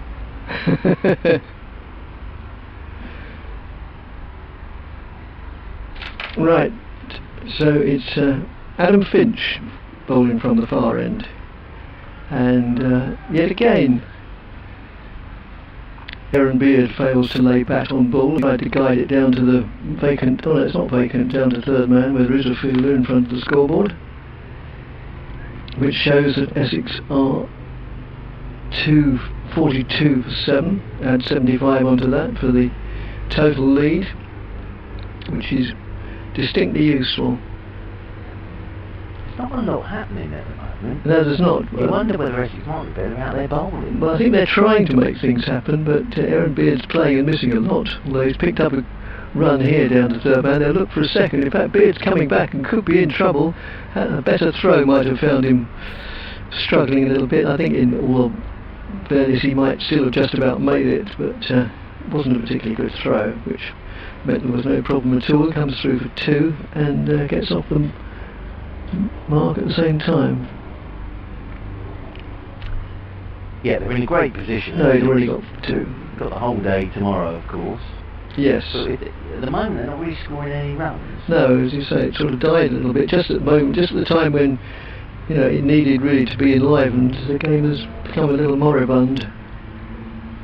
And again, Beard tries to deflect it down to the third man. He's probably played that shot umpteen times in Chelmer Park for Chelmsford Cricket Club, and it's come off every time. But this is just that step up. Chelmsford Cricket Club produce a number of very good cricketers. Sam Cook came from there. So every one of the Essex side, with the exception of Simon Harmer, has played club cricket for an Essex-based side. That's just nudged down to third man. Well, it's a very strong league, isn't it? Yes, it is, yes. Yeah, I can't remember whom they've all played for. Alistair Cook famously played for Malden, but Paul Walter started off at Hornchurch, then went to Billericay, I think. No, I can't remember who they all played for. But certainly, with the exception of Simon Harmer, they've all played club cricket in the county. And not just the occasional game, but regularly learnt their trade there. As Aaron Finch moves in again and bowls. And that's, well, a top edge. Had there been a second or a third slip, maybe it would have been a pretty dolly catch, but there's no slips at all, so it was a comfortable single down to third man, a risk worth taking. Yeah, he flashed hard, didn't he? Yes. Always flying down towards yes, it was going to be safe, really. There is now a slip for Beard. Or is there? No, where's he wandering off to? Backward point. Yeah, backward point. Stroke gully. As Taylor moves in and bowls to the left-handed Aaron Beard, who again not so much steps back but leans back and tries to guide it down to third man, and yet again fails to make contact. And it's the end of the over, with Essex on 246 for 7. This is where it gets difficult. Lead of 321. Yeah, he's almost giving himself a bit too much. Yes, he is, isn't he? Yes. Leaning back a bit too much. And almost taking himself too far away from the ball. I think we're going to get a bit of Will Jacks now with his off spin, are we? He seems to be taking bits and pieces off, ready for a bowl. Yep, number 9. I think we are. We're going to take off the helmet and everything for Will Jacks. So, or is Birdie going to continue? I can't quite make out, because Will Jacks is wandering off to give the helmet to the 12th man. So is he going to bowl? Yeah, Birdie's wandering off. I just wonder as well if that's just to protect Birdie. He was hobbling a little bit after that bit of fielding off his own bowling, so it may just be to protect him, because at the moment Essex are just, well, they're going to declare at some point. We're just sort of waiting for them to declare. So Will Jacks can have another 12 from this river end. I quite like Jacks' off spin because of his height. Bounce as Will Jacks. He's a great servant whom I would admire of cricket generally. Is Gareth Batty likely to put on his whites? I think no. I think it will be more 2020 with Yes. Gareth, actually. But he's doing a great job with his sort of coaching side of Yeah. things now. As this first ball from Jacks is very short, and that's cut away by Wheater, and the chase is on for Mark Stoneman. It's a good chase from Stoneman, and Wheater will get 3 here. So a bit of a loosener from Will Jacks, but he's here, Gareth, and he's been working very, very hard with Dan Moriarty and Amar Bird. Yeah, And he's been in charge of hand sanitisation as well, a very important job, obviously. indeed. And he's taken that role very seriously. But I think he's getting himself ready for some 2020 action. I think there are some players around the county circuit that, irrespective of whatever side you support, everybody always admires, and I always put the likes of Gareth Batty in that category. Everybody likes him. Another one I think falls into that category is Graham Wagg of Glamorgan. Everybody likes Graham Wagg. Perhaps it's these players who wear their heart on their They're sleeve. characters, aren't they? You need them. They're characters, exactly. I mean, Wagg is certainly a character. As round the wicket goes Jacks. And Gareth Batty never leaves you guessing what he's thinking, No, does he? absolutely not. The thing is, they both are very, very good cricketers Yes. as well. Yeah, I see that Darren Stevens on the flat one at Canterbury yes. picked up 4. Yes. As round the wicket once again goes Jacks, gives this a bit more air. Forward goes Beard, pushes this one out into the offside, and there's no run. You need some characters, as long as they don't go too mad. Oh, good grief, yes. Character isn't necessarily a bad thing, quite the opposite. Very short delivery this from Will Jackson, turned off his hip by Beard, and they'll pick up another single. Another player that falls into that category as far as I'm concerned, of Derbyshire, is Wayne Madsen. He's a tremendous, gritty little player. Well, he always scores runs. Yes. That's the other thing. 250's up for Essex, so 250 has come up for Essex. Mark Stoneman having a bit of a natter with Will Jacks. Surrey know at some point they're going to have to bat tonight. Jacks is over the wicket here to Harmer, who's reverse sweeping. Harmer, apologies, Wheater, reverse sweeping, and Ricky Clark was expecting that. So Well, yes, he moved up saw at that pace. coming. He did rather telegraph that, I think, to young Adam Wheater. And Jackson again, Wheater, conventional sweep. Oh, Ricky Clark, if that's come off glove, that's a brilliant catch, but it's come off the pad, I think, or the arm, forearm, because Ricky Clark's dived full length to get to that, but Wheater's signalled that's come off his forearm. Ricky Clark stretching his left leg after that, but yes, it was a brilliant bit of anticipation. He went It from was. slip to leg slip there, did Ricky Clark. He's done that before many a time. He is very good in there. He took it. The catch he took to get rid of Alistair Cook in the first innings was outstanding, but he made it look so easy. It's like he was picking an apple off the tree. Yep. So it's going to be Aaron Finch to continue from the Hayes Close end. Does this board show overs remaining? Yes, it does, 20, so 2 between innings, or 2 and a bit, so 17. Yes, you feel a declaration might not be too far away. As Finch moves in and bowls, and yet again it's an abortive attempt by Aaron Beard. He hasn't actually laid bat on ball many occasions. He's played and missed numerous times. It's not really a criticism, it's it's just a reflection on clearly the way they've been told to bat. We need some quick runs, and looking for a declaration. And Aaron Beard is batting to orders, except the orders probably didn't say and admit it every time. Good bloke, Aaron Beard, a nice fella. This time at last he does guide it down to third man for 4 runs. Very fine third man. There is a third man, sort of wideish, down towards the scoreboard. For the benefit of those who know this ground, he was much wider of that, and picked up 4 runs eventually. Got there in the end. Yes. Played that very nicely. If at first you don't succeed, etc., etc. Yeah. He played that one very nicely. So that moves Beard into double figures. He's on 10. And faces up to Taylor again, who moves in, bowls. Oh, and again he's made contact. 2 consecutive deliveries he made contact, and he plays it down to deep backward square leg, just in front of the marquee to the right of the steps that go up towards where normally the changing rooms are, which is the temporary changing rooms that Essex have here, and Surrey have the temporary marquee. Well, no, it's a permanent marquee, but temporary changing rooms, which serve as temporary changing rooms over on the far side. I don't know what they do. I mean, that's fair enough during the course of play, but I don't know what they do about showers afterwards. And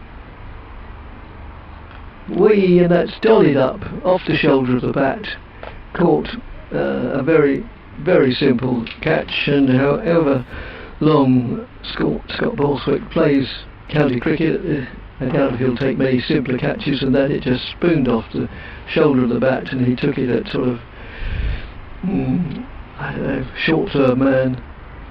And Wheater is out for 33, and Essex at 255 for 8. Lovely bit of bowling again from Finch. Hit the shoulder of the bat, that. Oh, very nicely, Finch, in this second innings. 3 for now for him. And very good stuff. 3 for 38 for Adam Finch. And that one hit the shoulder of the bat and just flew. I don't think they shower here, actually, Dick. No? I think they go off to wherever they're staying and shower. So I think that's all part of it. And the home side go home smelly. Yes, I think you just have to accept the fact you're going to smell. Right. Until you get home or get back to your hotel. Yeah, sorry dear if I niff a bit, but I'm a professional cricketer. Yep. Well, just you get in that shower straight away. Yep, exactly. I suppose on a day like today though, if you batted all day, oh dear. Yes. But nicely bowled up by Finch. I do like the look of Adam Finch. Yeah, just back of the length, but that got big on Adam Wheater. Hit the shoulder of the bat and just looped to Borthwick. Well, I suppose the other thing here, we're talking about declaration. Surrey might well bowl Essex out. Oh yes, that would solve the problem of when to declare. So, sorry Mark, I didn't make a note of it. How many did Wheater get? 33. 33, thank you. Wheater. So 5 batsmen have got goodish scores, 33, 34, 39, 42, 46. None of them have gone on to a really major contribution. Which again makes you feel you're never really in on here. Yes, quite.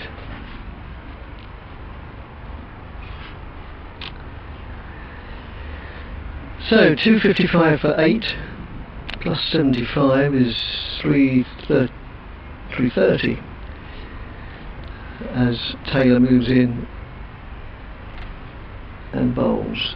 Oh, there's a loud appeal for LBW given Cook is out. First ball at well, as I said earlier in the day, we were watching from third man, but just everything suggested that you couldn't have too many quibbles about that. So out first ball, LBW to Finch, and Finch now has 4 to his name. And he's on a hat-trick.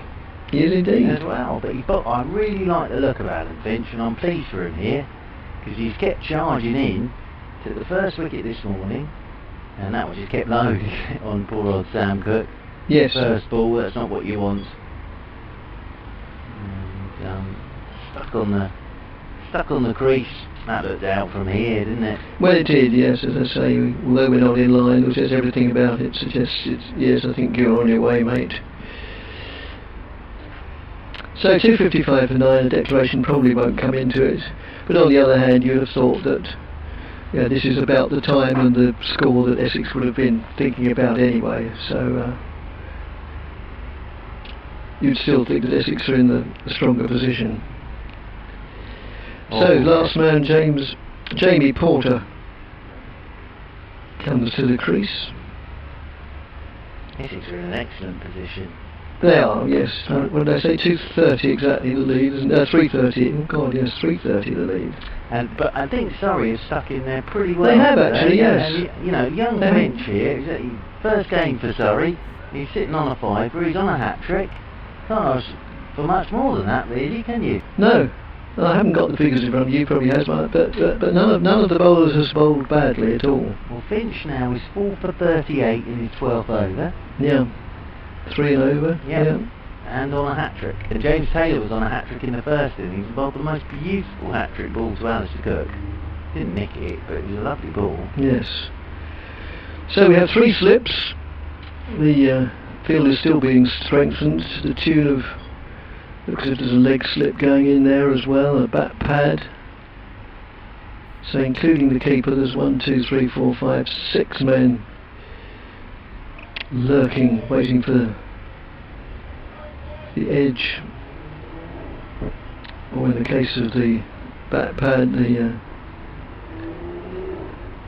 misplayed shot off the pad. And that's very well played by Porter. He gets everything behind it. It was short of a length, and Porter, unfazed by such deliveries, just plays it quietly, defensively. Often plays the role of night watchman, and you can see why. He's not exactly the most flamboyant or flying of batsmen, but he's got a good defence, and he won't sell his wicket cheap. Well, he opened last week, didn't he, in the second innings? Yes. And he opened against Surrey in the second innings, first game of last season. While Surrey were trying to get their over rate back to level, they had to bowl 1 over. And I was saying yesterday, we had a bit of a delay because he opened with Alistair Cook and wanted people to take his photo as he walked out. That's right. And I believe Porter faced as well, didn't he? Got Rory Burns bowling absolute lightning. Yes. Yes. It was one of the most ridiculous overs I sat through. It got the game finished, which was the most important thing. But Porter played the first 5 balls studiously and then tried to absolutely launch the last. Right. But if you watch the video again, Alistair Cook's already walking off before Rory Burns had even bowled the ball. So yes, it was all a bit strange, I have to say. Amar Birdie's back into the attack now, and Beard's the man on strike, and Beard backs away and cuts nicely. Out towards Gus Atkinson. There's a cry of bowler. They're going to the bowler's end, but Porter's back for the 2. So 2 more to Beard, 2 more to this Essex total, 2 more to the Essex lead, and Essex 257 for 9, so they lead by 332.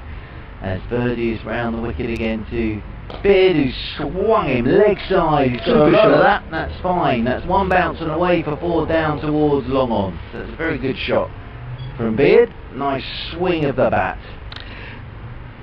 And of course, when a inning opens under those circumstances, yeah, it is possible that a hat-trick could include getting the same bowler out, the same batsman out twice, couldn't it? He could be one of the last batsmen out in the first innings, and then he could be back out again. He could come back out and get out. So, yeah, I don't know if it's ever happened that the same batsman has been out twice in the course of a hat-trick. Yes, that's a very good question. I suppose if you were the last one out and then you got sent back in again. Yeah, well, similarly if a batsman carries his bat, I suppose, in the first innings and then opens and doesn't have such success as his out first ball. And backing away, looking to cut his Beard, down onto his toes it goes. Could have easily dragged that back onto his stumps. It's been a mixture this innings from Aaron Beard, isn't it? Playing and missing and then playing some lovely shots. There's probably some really bizarre circumstances, and this is stretching even the word bizarre. As Birdie is in, and Beard swinging outside edge, gone, caught behind, and Aaron Beard's innings comes to an end, as does the Essex innings. 261 for 9, then Essex, and that is a lead of 336, and I think Surrey will have to face 16 overs tonight and the whole day tomorrow, so all out for 261. Beard the last to go for 17, and Amar Birdie will finish with 4 for 85. And yes, Surrey will have some batting to do tonight, but that lead 336. And Porter didn't open his account, so he's not out. Naught. Scorecards are not provided, understandably, so we all have to have our own ways of keeping track of what's happening. And so I'll, assuming it's correct, which is a bit of a rash assumption where I'm concerned, I'll run through the batting, and then maybe Mark might want to go through the bowling afterwards. Nick Brown caught Smith, bowled Finch 4, Alistair Cook, LBW Atkinson for 42, Tom Wesley caught Borthwick, bowled Birdie for 34, Varun Chopra caught Patel, bowled Finch for 39, Feroz Kushi caught Patel, bowled Clark for 11, Paul Walter bowled Birdie 46, Adam Wheater caught Borthwick, bowled Finch 33, Simon Harmer LBW Birdie 14, Aaron Beard, Court Smith, bowled birdie 17. Sam Cook, LBW Finch, no score. Jamie Porter, not out, no score. Extras, not quite sure how many, but the difference.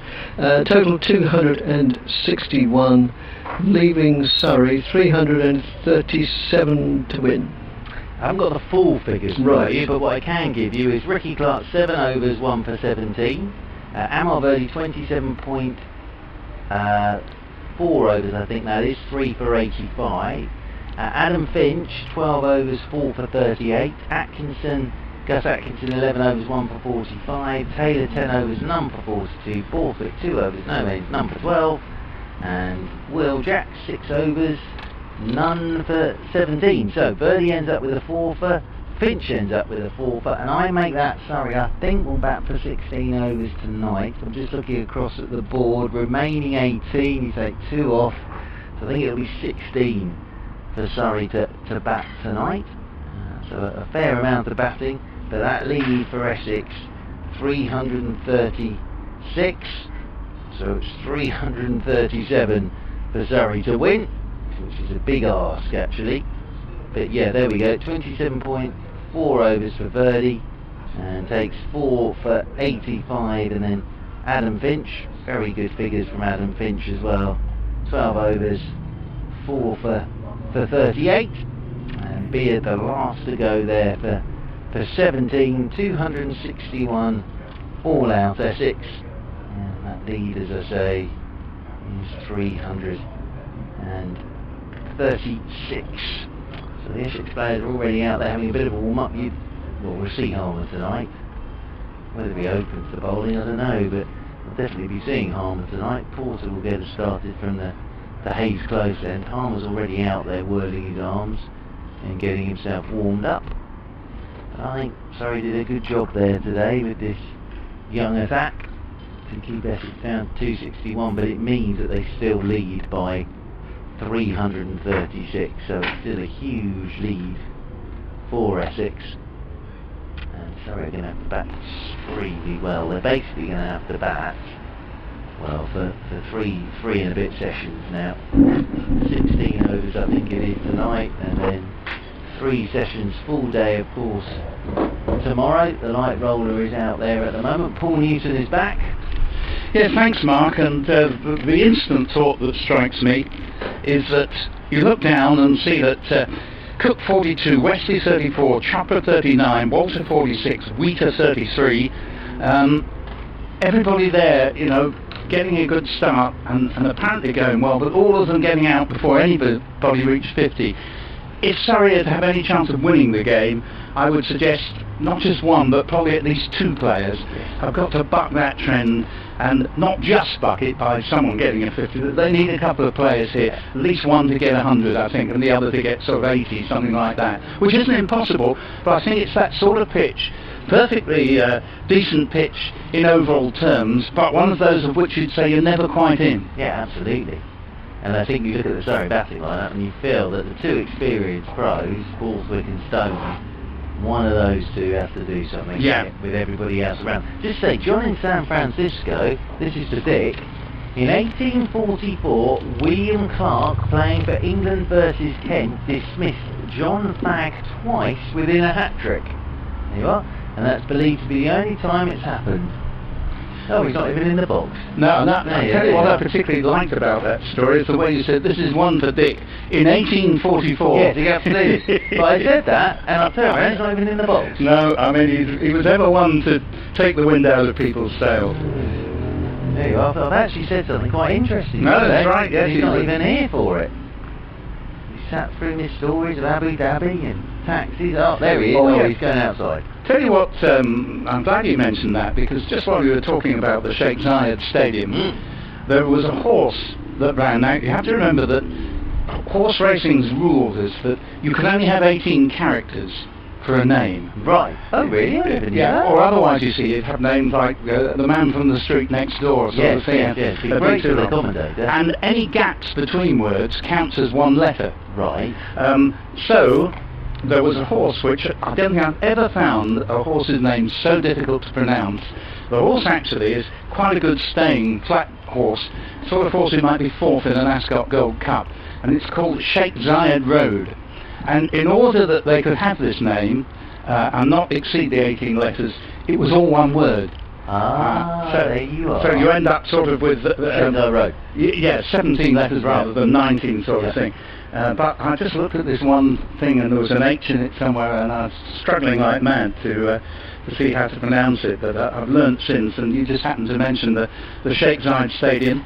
Of course, a lot of horses are Arab-owned, and quite understandably, they name their horses after some of their local spots. Yes, well, the Sheikh Zayed Stadium is an extraordinary ground, because as I say, it's in the middle of the desert. Everyone's seen it on the telly, because it's where Pakistan are playing their home test for a while, of course. So I never knew that you were only allowed 18 characters for a horse. Yeah.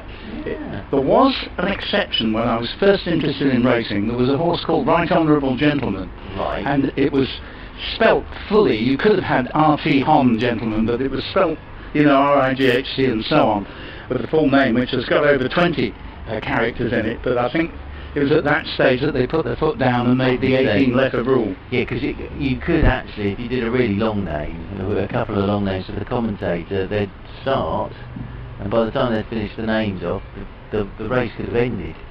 No, that's right. It makes sense. I remember, it's not an example of the same thing, but showing you how difficult it can be for race callers with some of these names. Some of our listeners may remember that in the days when dialing up sports services like cricket commentary over the phone, your premium rate numbers, as it was called, and of course I was part of Cricket Call for Essex at that time, and all the numbers began with 0898, and there was a horse actually called 0898, which was OEIGHT, and it completely threw the course commentator, who kept saying oit, oit. Yeah.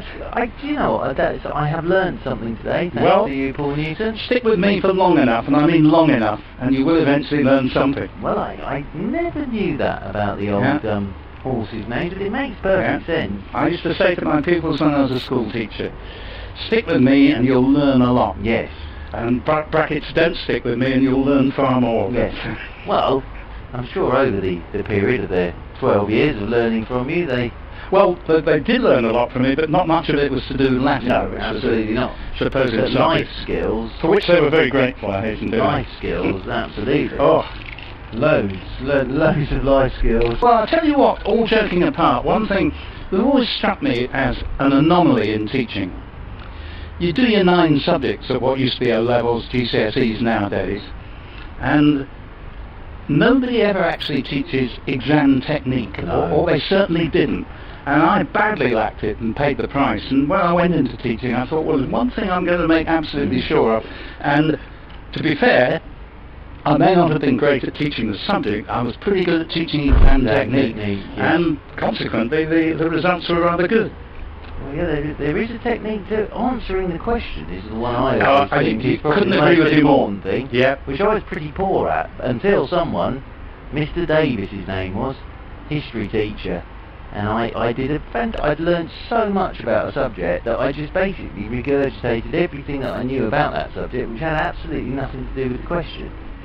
Yeah, I once did a 7-page essay, which was very unusual for me in itself. And the guy marking it, excellent teacher, put a tick beside the first paragraph, and went through all the other 6 pages in a bit. I just put one irrelevant, and he taught me a very good lesson. Don't try and creep any more. Don't try any 7-page essays. No. But one thing's very important: you can know too much. You can think, I know lots about this question. I'll go to town on it, and it's a mistake to do that. I have a huge confession to make here, Mr. Newton, but for my degree, in my English politics exam, which I did, or government or whatever it was called, the entire essay was written from an article I'd read in the Sun newspaper that morning. How lucky is that? And people knock the Sun and say, rubbish. But I revised studiously, and none of that came up. Yeah. And thankfully, on my way in, over mid scrambled egg or whatever it was, a cup of coffee and a fat, I'd read this article in the Sun, and basically based mine and did all right. Yeah. Because I answered the question, I suppose. Don't knock it. And one thing I'll always give the Sun credit for, their headlines can be absolutely brilliant. So, you know, really funny jokes in the headlines. Shall I? Yes, yeah. after you, sir. Well, it's Jamie. Young Jamie's on his way in and bowls to.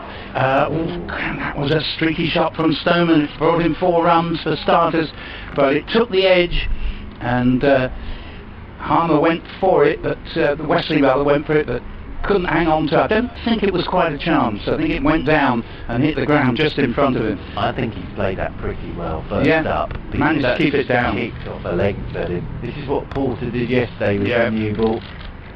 Straight. And the other thing I love about Porter is, again, no sighter.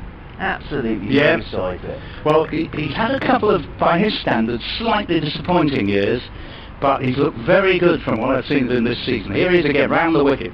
Bowls to Stoneman, a good tumbling stop as it goes down leg side from Adam Wheater, who for the 4th time in 4 innings this season passed 30. And that's a good stop. 4 for no wicket, needing, what did we say, 337 to win? 337, and we do have 16 up. When we started, there were 16 overs left tonight for Surrey to bat. Yeah, a lot can happen in those 16. So overall, Surrey will have 106 overs, and Porter's on his way again. Around the wicket for the left-handed Stoneman, and flicks it off the pad, goes out to Feroz Kushi, standing with his square leg umpire, and there's no run. Yes, and I'll be interested to see if it is Harmer straight away from the river end tonight. You wouldn't be surprised, would you?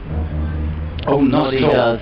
He won't be long coming in. I don't think he'll actually take the new ball, but I think he'll be on, let me see, about the 6th over. Yeah, it was 7th over yesterday that he came into the attack. Well, he'll like to bowl from this end, so it'll probably be 6th on this occasion. 6th or 8th. Porter's in. Bowls to Stoneman, nice drive, well fielded to his own bowler, and Porter's brilliant at fielding to his own bowling. He does bowl very straight, and he pitches it up, so people drive him, which he likes to see them do, and he makes some very good stops.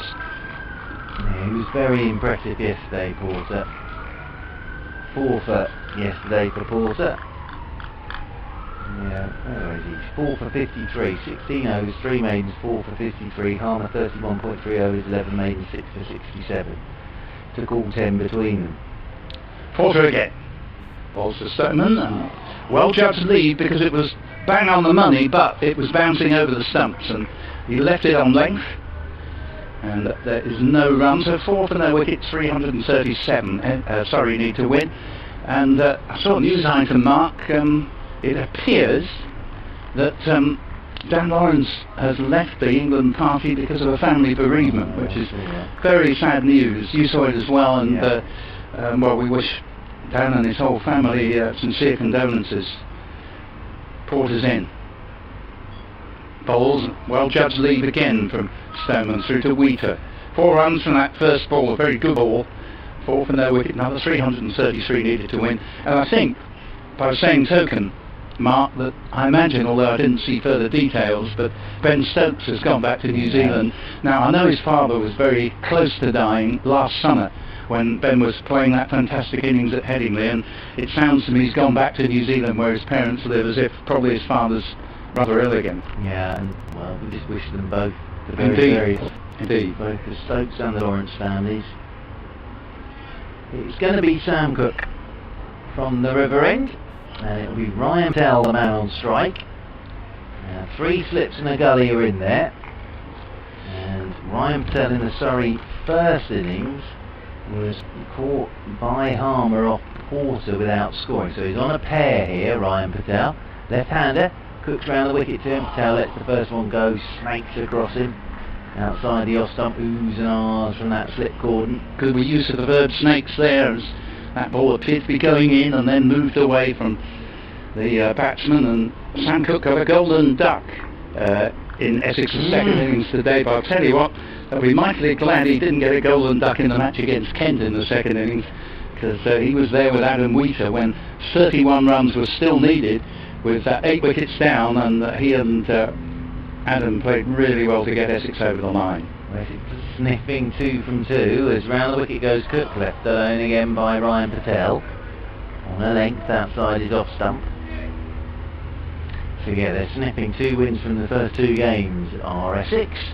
Yeah, Cook came into the side at exactly the same point of the season that Porter did.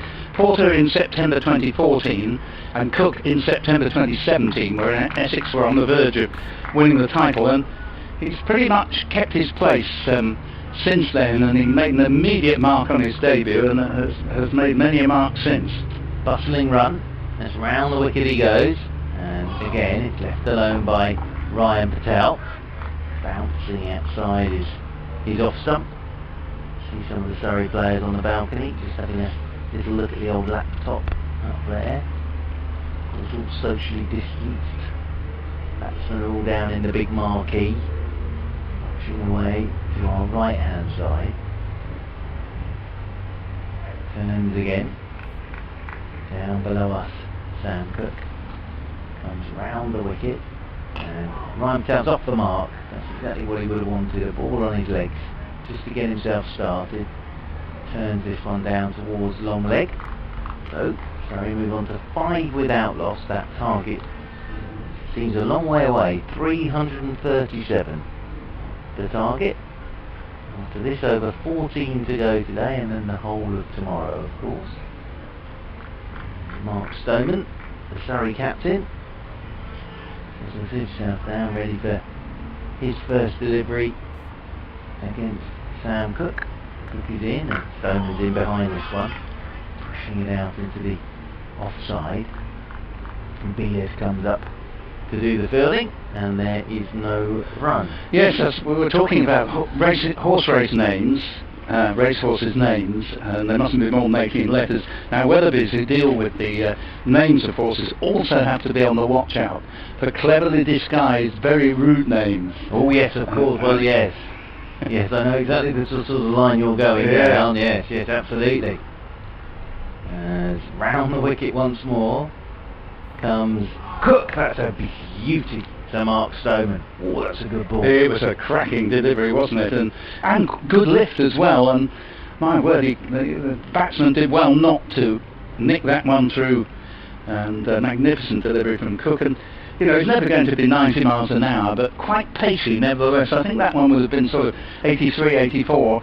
And I'm sometimes think England are just a little bit too obsessed with sheer pace. And you know, Jofra Archer's got the sheer pace, but I don't think he'll take as many wickets in his career as Anderson and Broad. And very important that you don't overlook the sort of performances that the latter two put in time after time. I mean, I think it's incredible for 2 bowlers to take between them over 1,000 test wickets. They're terrific, aren't they, those two? Absolutely, don't forget them. And they'll be missed when they've gone. Here comes Porter again, Hayes close end. Bowls, and Patel plays the ball to mid-on. Target is 337, and 5 for no wicket up on the board to Surrey, and they'll have in total 106 overs minimum to make the runs in, assuming that there is no interruption to play. Yeah, you know, huge challenge this for the Surrey batsmen, but it's one they'll take on. There's a few sort of stories in this Surrey 11. Yeah, absolutely. Porter again to Patel. Good lead, outside off stump, 3 slips gully, backward point, mid-off, mid-on, mid-wicket, long leg, the standard field. You could set this field with your eyes shut, basically. Absolutely. Well, I was saying yesterday, for Wesley, captaining Harmer and Porter and Cook, with a bit of beard thrown in, is lovely, isn't it? Especially if you've got Harmer just whirling away from one end. Yes, it's a lovely attack to preside over. They are the major reason, without a doubt, why Essex have had such a successful last 4 seasons. Porter's in, bowls to Patel, and again a well-judged lead. Raises his bat, that one goes through to Wheater, and no run. Tom Wesley, you mentioned there, the skipper's currently at 3rd slip with Harmer 2nd and Cook 1st. Yeah, and I think, well, it's the same as Surrey in 2018, but in 2017 and 2019 for Essex, when someone was needed, someone always put their hand up, didn't they? Yes, absolutely right. That's the hallmark of a good team. And here comes Porter, bowls to Patel, and the That was a particularly well judged lead because that goes over the top of the stumps, but left on length, and successfully so. 5 for no wicket. What could be dangerous for Patel, however, is that Chelmsford, as ever, keeps low as a pitch. You're not going to be in too much danger of a ball shooting up and hitting you in the face, but you can be undone by a ball that keeps low, as was Alistair Cook really earlier this morning. And Sam Cook this evening. Yes, indeed, yes. Yeah. Well, kept a bit low, I think, from Finch. Porter with the new ball. Third over being bowled. Another leave, and score remaining at 5 for no wicket. And Jamie Porter is one of the most ungainly walkers you'd ever see. It always looks as if there's something wrong with him as he walks along. He always reminds me of the gardener in Bill and Ben, which was a children's programme I watched in my youth, and the female voiceover would sort of say, "But Bill and Ben are climbing back into their flower pots as the gardener is coming back from his lunch." And Porter has that gait of a sort of gardener coming back from a fairly heavy lunch as he comes in and bowls, and the ball is played down to mid-on. But when he's running, coming in from that Hayes close end, he's not so ungainly. He's spitting menace. He's a magnificent bowler, and he evinces the very notion of someone wholeheartedly putting everything they've got into his work, and he really has done Essex proud over the last several seasons. He's a terrific bowler. I did actually tweet yesterday, "Dear England, please don't forget Jay Porter." Yes, quite right. Because the way he bowled yesterday with the new ball, and again, it's something that we spoke about yesterday. It's he knocks over top order batsmen. Well, he does. My fear for him would be if he gets in, doesn't get the new ball, doesn't get choice of ends, and the sort of 60 for 1 on the board by the time he gets a chance as Cook's in. Begin the 4th over, it's another terrific delivery. This one stuffing it off stump, leaving the left-handed batsman, in this case Mark Stoneman, and the ball goes through to the gloves of Adam Wheater. 5 for no wicket, target 337. This is the 4th of 106 overs for Surrey. Yes, and I just think Porter's got that lovely knack of top 4 and knock a couple over. Uses the new ball really well, Jamie Porter. Well, it's the best you could hope for really from a bowling point of view. Just break in because Cook's on his way to bowl to Stoneman. Stoneman plays it studiously out into the offside. Nick Brown at cover fields, there's no run, 5 for no wicket. Best you can hope for is to have 2 bowlers as good as Jamie Porter and Sam Cook, who have come through the county's womb, locally produced, and you know, over the sort of previous decade, Essex produced several bowlers of considerable promise who just didn't quite go on to get over the line in terms of establishing themselves permanently, but these 2 have, and on merit as well. Cook around the wicket, river end, bowls away. Goodness me, that takes off. I was just saying the ball tends to keep low, and I can almost hear Mark Stoneman call out to me, "You were saying?" because that was on a length and absolutely took off, and he did well to watch it go past his nose and into the gloves of Adam Wheater. That's a spectacular looking delivery from Sam Cook, but the thing it does is it just gets into the back of the batsman's mind a touch, that one. Yeah, absolutely. A little bit on a lesser scale, but a little bit like an extraordinary delivery to Ollie Pope. Yeah. From Shaheen the other day. It just exploded. It did, didn't it? Unaccountably. Cook's in again. Also Stoneman, and he may well get 4 runs here, he has. He came forward to a ball that was just straight on line. Normally Cook's immaculate line on off stump. This pitched on leg, and Stoneman was very quick to seize upon it and just let the ball kiss the bat. I angled back on its way down to fine leg. 9 for no wicket. Yeah, it was nicely played by Mark Stoneman. Just on the angle, tucked it away off his hip, whistled off down to the boundary rope for 4. 8 to Stoneman, 1 to Patel. Surrey 9 for no wicket. No immediate breakthroughs in the Surrey second innings, which there were in the first. Cook bowls. Oh, it's another good delivery, and Stoneman playing at that. In a sense, he's got the bat partly hidden behind the front pad, so maybe he was just making sure that it wasn't an off-cutter that came in and caught him by surprise. But in the end, it goes through to Wheater, and the score remaining at 9 for none. Yeah, nicely bowled again. Right, Sam Cook. Just groping a touch at that one with Stoneman. And although Sam Cook's very early in his career, but he already has the look of a fully experienced bowler as he comes in again. Bowls, there's tucked off the pads to mid-wicket, and Feroz Kushi does the fielding. There's no run, and 4 overs have gone as Surrey's 106, in which they must score 337 for victory. So far so good for Surrey, they're 9 without loss. Yep, and so far, as you say, so good for Surrey, but a long way to go. Especially as the destroyer-in-chief has yet to enter the attack, and even now I can see Harmer there. He never does anything unintentionally. You can almost see his brain working out how he's going to bowl. He's not coming into attack quite yet, but it wouldn't surprise me if he's in either next over from the river end or the over after that from the river end. I do beg your pardon, I was dozing away as usual. I pinch you over, so you take over, Jamie Porter. Do not fret, sir. So Jamie Porter from the Hayes close in. He's going to come round the wicket to Ryan Patel. He lets him go on a goodish length outside his off stump. Just shoulders arms does Ryan Patel and wanders off towards square leg. But yeah, so if you're just tuning in for the first time today, Essex all out in their second innings for 261. That's a lead of 336. Amar Verdi 4 for 85, Adam Finch 4 for 38. Runs all the way down the order for Essex, but nobody went past 50.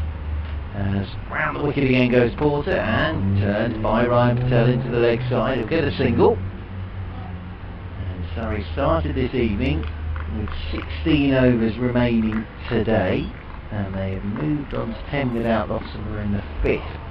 Well, I'll be very pleased if they're none down overnight. Well, this is the job of the openers, isn't it? It is indeed, but easier said than done. Absolutely. Stoneman settles himself down over his bat. His former England opening partner, Mr. Cook, is stood at first slip. As round the wicket then goes Porter to Stoneman. That climbs. He's played that very well. Mark Stone drops the hands, plays inside the line. Very well played by Mark Stoneman. Yes, all part of an opener's repertoire, and obviously part of an opener's skill has to be choosing the ball to leave, and you've got a mere fraction of a second to make your mind up, and there must be, I should think, a double-figured number of different types of leave. That one where you suddenly drop your hands as the ball climbs. Round the wicket again goes Porter to Stoneman, turns him round, but it flies off an outside edge. It's all along the floor, and it's off down to the third man boundary rope for 4 runs. So soft hands from Stoneman again. 4 more to the total, and Mark Stoneman will move on to 12, and Surrey moving on to 14 without loss.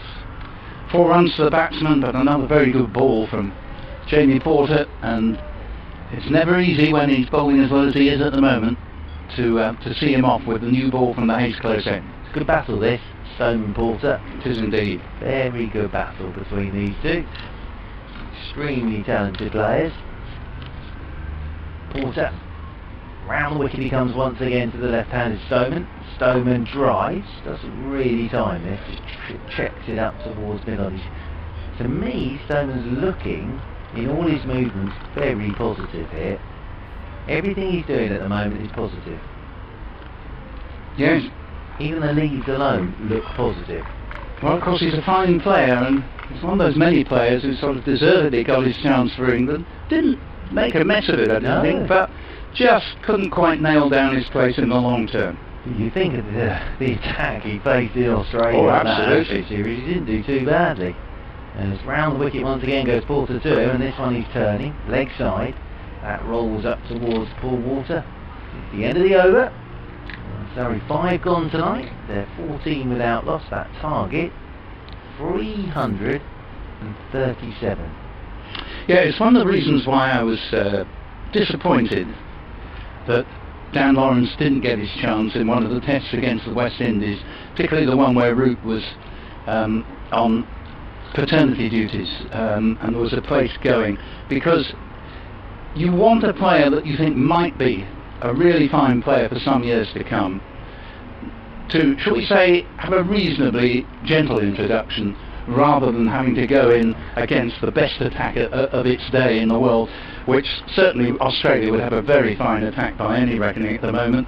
So it wouldn't be a good idea, I think, for him to have to make his debut at that level, as his cook in begins a new over from the river end and elicits a thoughtful defensive shot back down just past the bowler, no run from Ryan Patel, and Surrey remain 14 for no wicket, and we're in the 6th over now with Stoneman on 12 and Patel on 2. It's looking like Kent are going to beat Sussex. It's kind of been many times in first class cricket that a team has won when they've only lost 1 wicket in the game. Yeah, what a good point. Cook's in. Bowls, and this ball is again well defended by Patel. Plays it out to Aaron Beard. Deepish mid-off, and there's no run. That's one for Andrew Sampson and Andy Zalton. Be lovely to have one of them here to tell us exactly if that's ever been done before. And Kent are going to beat Sussex. Yes, what are Sussex now? Oh, the last time they were 7 down, but not very many, and Darren Stevens was in amongst them. But they're going to win that, and they only lost 1 wicket in their innings. Incredible. Cook's it. That's a lead from Patel. 14 for no wicket, target 337 in a minimum 106 overs. And although it wouldn't quite be true to say that there hasn't been a cloud in the sky all day, the only ones that have been very high cirrus sort of clouds. Another thumping hot day's weather. It's quite pleasant now by comparison, because the real heat of the day has retreated and we've got a little bit more breeze now, but it really has been murderously hot in the afternoon.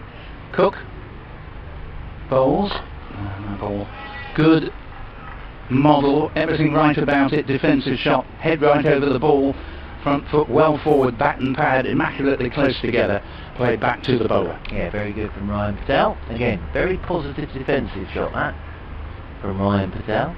But yes, so when Kent do win that, they've only batted once and only lost 1 wicket, so they're going to win a game and only lose 1 wicket in the game.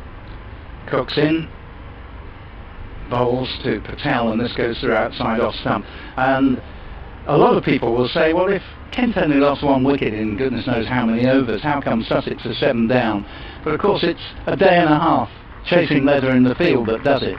And you don't find many sides who've had to do that, who can go out and reply in kind.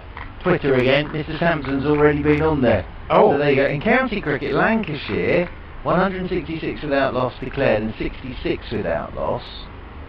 As Cook comes in, bowls, and the ball is pushed into the offside, go for a quick single. They'll achieve that.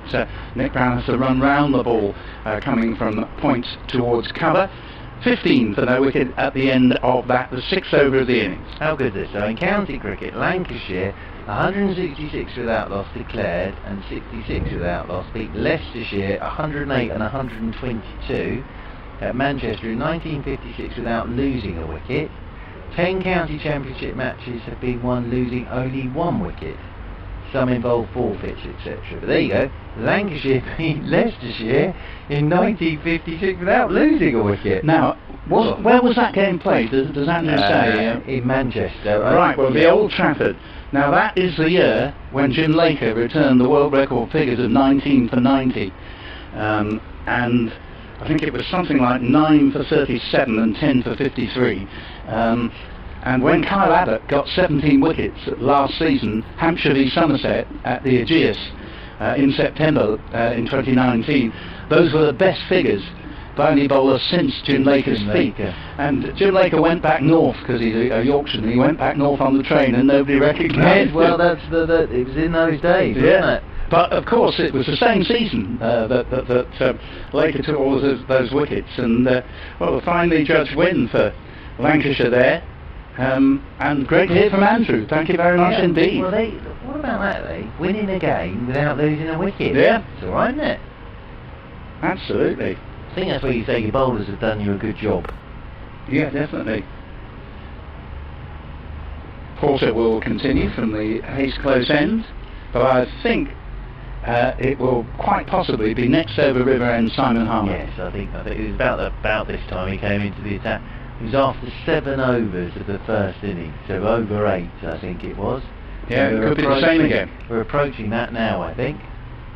Because it's not that Sam Cook has bowled anything but well, but you just fancy that Essex would like Simon Harmer to have a good 5 overs at Surrey tonight. Jamie Porter, round the wicket he comes to Ryan Patel, that nips back at Patel. Good leave in the end that from Ryan Patel. That raw back at him off the seam. Bowling very well, Jamie Porter. He is very good. Jamie Porter from that Hayes close end. Of course, as I was implying earlier, it does help when you've succeeded so much that you automatically have the choice of ends and you get the new ball. And he's taken an absolute bag full of wickets from this end, which could even be named after him before much longer. I was going to say that. As round the wicket once again comes Porter, up on his toes, goes Ryan Patel. Because there's nothing very distinguished about Hayes Close at the end of the ground. It's a fairly, I don't mean to be insulting, but it's a fairly nondescript sort of. But I looked in there yesterday for the first time. It looked quite pleasant to me. Oh yeah, I'm not saying it's not pleasant. Close to live in, I would have thought. But yes, there's no sort of, I don't know, distinguishing features. Yeah, but it just looks very pleasant. We've had the Jimmy Anderson end, or the James Anderson end at Old Trafford in the most recent test. Why not the Jamie Porter end? He doesn't like bowling from that end, though, does he? As forward goes Patel. This is off a thickish inside edge into the leg side. He should get 2, he will get 2. As Sam Cook comes up from long leg to do the fielding. He doesn't like bowling from his own end. No, rather ironic, but of course Brian Statham has the rights to the other end, and rightly so. I was lucky enough to see Brian Statham in his pomp, and he was the perfect foil for Fred Truman, who was all fire and brimstone, and Statham was all accuracy, everything put down on a length on the stumps. Great combination. Yeah. Around the wicket once again is Porter to Patel. Short ball, Ryan Patel rides the bounce, pushes it out into the offside. It was said that Brian Statham got many of Fred Truman's wickets by tying batsmen down, and the only person who really disagreed with that was Fred. It was Fred, yeah. He didn't take kindly to that at all. What a man. Yes. I discovered his... Do you remember he did that indoor game show Yes, program? yes I did. I saw that the other day. Yeah. And there was Fred smoking his pipe. Yeah. And he also appeared in an edition of Dad's Army. Yes, that's right. He Yeah. did, didn't he? Yeah, that's right. Didn't he bowl Captain Mannering? I think he did. In round the wicket again goes Porter, and that just goes past the outside edge of Ryan Patel's defensive shot. Only to be tamed by Private Godfrey. You know, the old arthritic guy who suddenly managed to defy all logic and win the game. It was a beautifully conceived script. Yeah, I do remember him charging into Captain Mannering. Much amusement. Once again there's Ryan Patel that's ready to come in once more. His top Porter round the wicket to Patel, and Patel is forward and pushing this one away into the offside, rolls out there towards extra cover, and there is no run.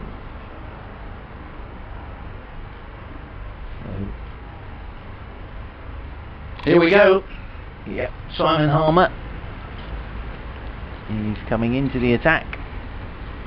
So Harmer into the attack. And what have we got left today? 10 overs left today, I think. 9, I would have thought. 9 left today. So we're going to whip through those with Harmer having a bowl. Yep. Just having a chat with his new skipper, Tom Wesley. And I'm pretty sure that Harmer wins out in any discussion as to where the field's going to go, because Tom Wesley himself is no mean off spinner, let it be said, but he knows that basically it's not a case of you telling Harmer where his fielders are going to go, but asking Harmer very politely, where would you like your field? So it looks as if we're going to have 2 slips, Cook and Wesley. Chopra under the helmet, and got a backward point, short extra, a man at regulation cover, a deep mid-off and mid-on, and a short fine leg. Here's Harmer, around the wicket from the river end. Bowls to Stoneman, comes forward, kills any potential turn, drops the ball a few yards into the offside. This now, even if we're just talking about tonight's session rather than the overall state of the game, this is the sort of real test for Surrey now. Not that Porter and Cook are anything to take lightly, as this ball keeps a little bit low, but it was spinning well past off stump, and Wheater takes it nicely. Left by Stoneman. Harmer, who never hurries, wheels round, bowls, Peel for LBW. Might just have pitched outside leg that. I think so. Did straighten, but I think it probably pitched just outside leg, and there was quite a loud shout, but I've seen Harmer when he really thinks he's got someone out, and didn't quite have that ultimate ring of authority, that appeal. It's going to be hard work this though, isn't it? Yeah. Straight away. Here he is again. Bowls to Stoneman, and taking a little bit of a risk. He plays it safely enough against the shin pads of Chopra at bat pad, but right back on his stumps, and Harmer doesn't mind seeing a batsman play it off the back foot. Comes in again. 8th over of the innings, 16th of which will be bowled tonight. And that one is left. It goes through with a little bit of turn, outside off stump, a good leave. I think you've just got to sort of say to yourself, we're going to get the ball that's going to go past the edge. You've just got to forget it. Yeah. He's going to bowl those to you. Here he is again, Harmer. Short of Sharp. delivery, whacked away towards the mid-wicket boundary, and it's going to go over it. Nobody's got a hope of stopping that. It was far too short from Harmer, and Stoneman was very quick to latch onto it and belt it away for 4 against an attackingly set field. So 21 for no wicket, Stoneman 16 and Patel 5. Yeah, one more from me, and then I think Mr. Davis is going to come in and replace me. Or are you ready to come in now, Mr. Davis? Ready? I'm off. Cheerio, everybody. Cheerio. And we look forward to seeing you tomorrow.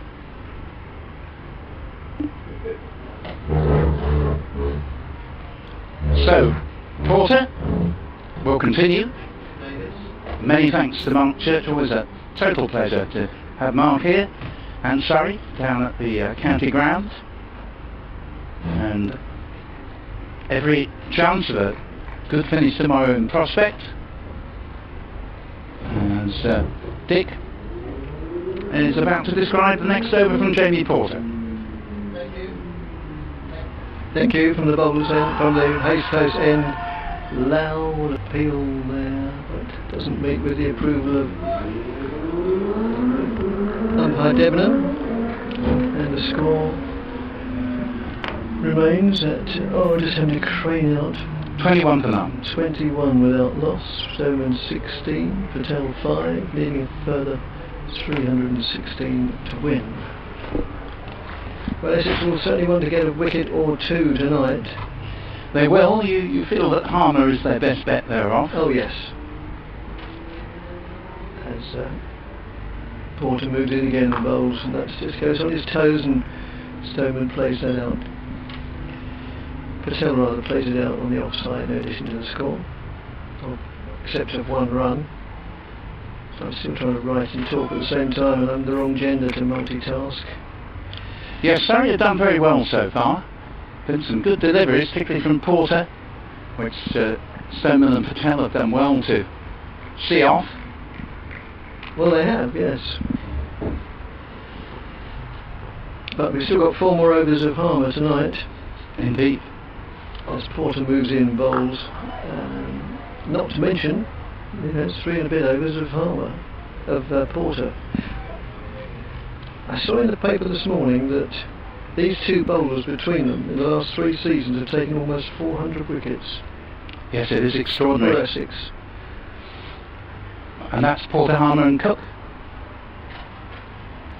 Will be the 3? No, these 2 bowlers. Oh, sorry, right. Yes, I suppose. Well, Harmer's definitely got 200 of them, and Porter wouldn't be that far behind. I think it was 390 odd or something between them. It didn't say in which version of the game. I don't know if it means all versions. No, I think it would be just a championship. Yeah, Mark Baldwin in the Times said that they'd taken that number of wickets. Yeah. To win them.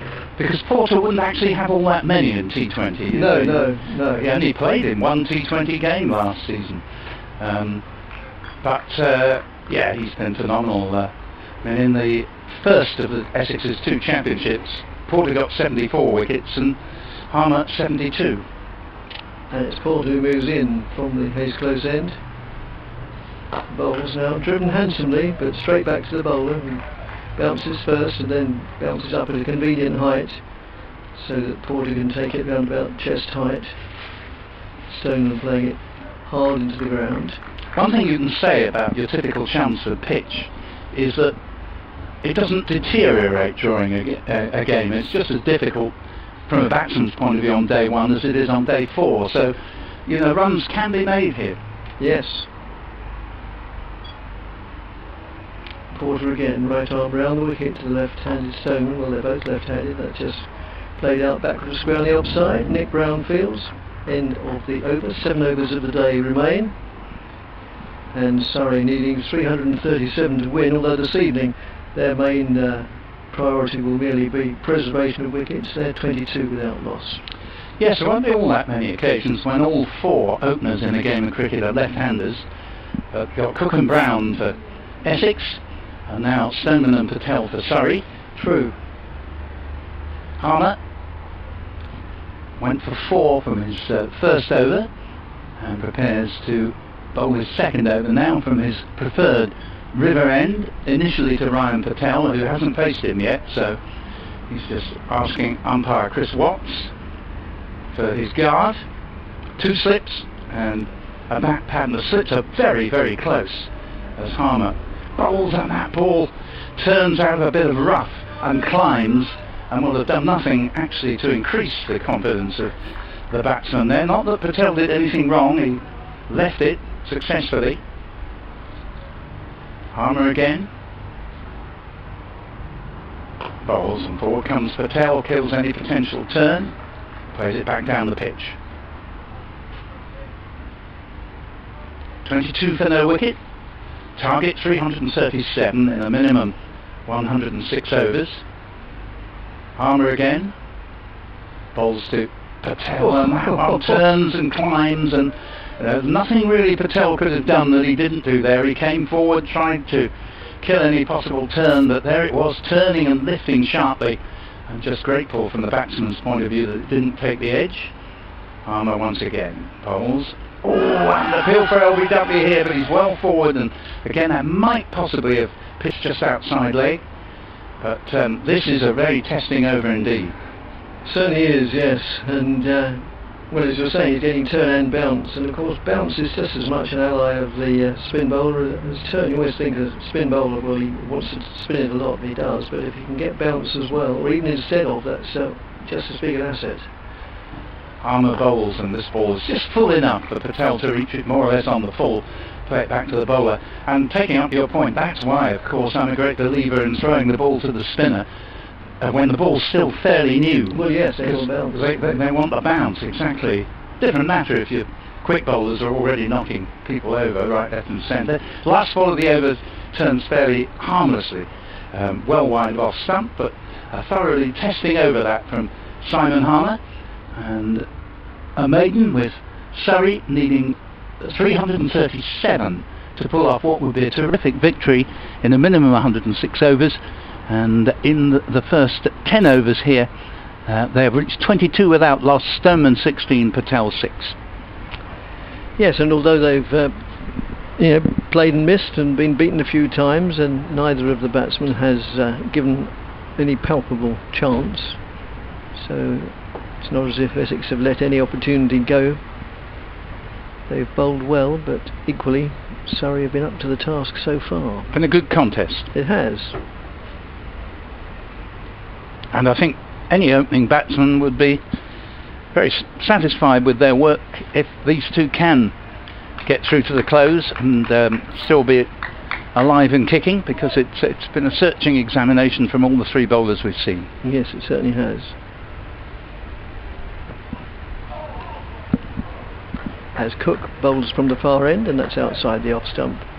Goes through to wicketkeeper Wheater. Yeah, Porter taken off after 5 pretty good overs. He's bowling with a lot of fire in the 2 games we've seen of him this season. But Cook, who bowled the first 3 overs from the river end, is predictably brought on instead at the Hayes close end and coming round the wicket. To Stoneman, who goes forward, smothers the ball and plays it out in the offside. Fielded square on the off by Aaron Beard, I think that is. Yes, of course.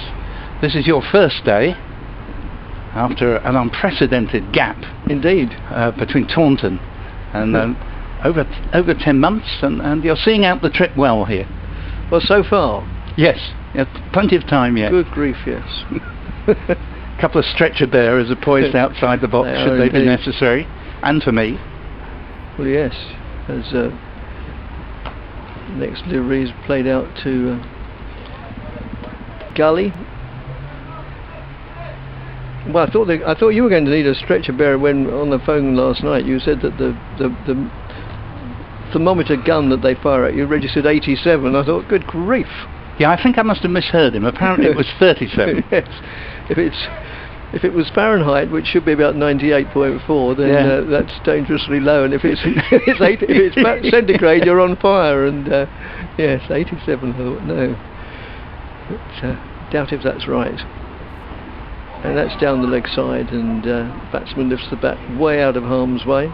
Apparently I was down to 36.1 today, so I've lost nearly a degree. Right, yes, I was 36 point, bit higher than that, but I can't remember, 36.7 did he say, something like that? Yeah, could well be. I didn't really listen, really. As long as he said, yes, you can go in, and... well, I did really listen in case he said 87 again. Yeah. That's just played defensively, trickles out on the onside. But, you know, let's give full credit to the way that Essex have organised these games, where everything appears to have gone very nicely indeed. And it's quite a big ask when you first have to undertake organising distancing. It's one thing to say people should keep 2 metres apart, but you've got all these various tests to administer and so on. They've done it well, as it seems to me all the counties have done. As Cook moves in, bowls, that's outside the off stump, allowed to carry on its way through to the umpire, through to the keeper, and score remains another maiden, 22 without loss, with they've just taken it off the board now, but no alteration in that over. And Harmer makes his way to the bowler's end. Yeah, it's 16 to Stoneman, 6 to Patel. Put it back on, but I'm with you all the way. It is disconcerting when you look up and see a single headline there, and, yes, and all the details have gone. And the worst of it can be, this has happened not just here, but all, you know, on the many grounds we've been to, where you're actually live on air doing a bulletin into a news bulletin, and you look across your board to say, so you've given the details, and you just want to give the current score as you leave, yes, and find that there's not a trace of it there. No, well, there's an advert here. For a good curry, go to the such and such. Here's Harmer, his third over. Oh, that's a lot of turn here. That one kept low, if anything, but it was well outside off stump, and Patel had long since decided to leave it. But Wheater was stretching a heck of a long way to his left, wasn't he? Yeah. And quite, as you say, quite low down as well. Knee level, and knee level at Wheater is really low. And yeah, not easy for a wicket keeper keeping to Harmer. No. Wheater does a good job and takes the next one, another lead from Patel. We've now got 2 slips, a bat pad, and a suicidal silly mid-off, Nick Brown. And this one's clipped nicely off the pads. It won't produce a run as Feroz Kushi fields at mid-on. The batsman is Patel. And Harmer just gets through his overs in the blink of an eye. Already coming toward the end of this one. Bowls again. And played out just past the suicidal silly mid-off. And Fielded by Aaron Beard in the covers, no run. Could be a third successive maiden, this. Switching to over the wicket now. Armour, who will be eligible to play for England by next year. And with Don Best not really having a terribly successful time of it, I'd be surprised if Chris Silverwood isn't alive to that possibility. Armour bowls, and well left there by Patel. Just one ball left of this over, and after which there will be 4 more to be bowled tonight. Harmer jogs up, bowls, nicely pitched delivery, but well played by Patel to Kushi at mid-on. It is indeed a third consecutive maiden, with Surrey remaining 22 for no wicket, 16 to Stoneman and 6 to Patel.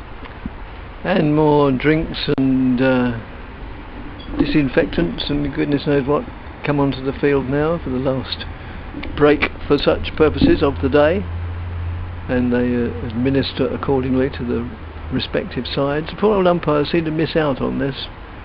They just have to talk to each other, and they don't get any tender loving care like the two sides. No, they do a grand job. In this case, Ben Debenham and Chris Watts, the two officials. It's a tough old job in extreme heat and having to concentrate for every ball of the day. Well, yes, and I think I was on with Mark this morning when I was saying, to my mind, a county umpire, an umpire in county cricket, has a far more difficult job than he does at test level, because at test level they've got so much technology to either endorse or refute their every decision, whereas in county cricket they haven't got any of these things. No, and of course, you know, if you give what turns out to be a bad decision, a poor decision against a batsman, you know, cricket being what it is, the batsman, he's not necessarily going to say anything, but there's going to be an element of bitterness towards the umpire from him. Whereas in Test cricket, where you've got the DRS, you know, the decision can be overturned and all ill feeling goes. Yes, and even, well, run-outs obviously, and no balls now, that's been taken away. Yeah. They don't have to do much more than count to 6, which even I could do it, given a few attempts. As the next delivery is just played defensively out on the offside, still Cook bowling from the far end. Just going back to the Test match that finished the other day, I thought Michael Gough, who for me is much one of the best umpires out in the real game, but I thought he was absolutely magnificent on the referrals. You know, he wasted no time at all. All his directions were very clear and easy to understand, and I thought he was quite outstanding. Yes. You sound unconvinced. Well, as I say, I still think you have to be a better umpire at county level. level. Yeah, well, I think he's very good at that as well. International level. It would be wonderful if the time came, that's down the leg side, when you get promoted to be a professional umpire, the first thing you do is test matches, and now if you're really good, you'll do county matches. And if you're even better than that, you go on to the village green. Well, yes.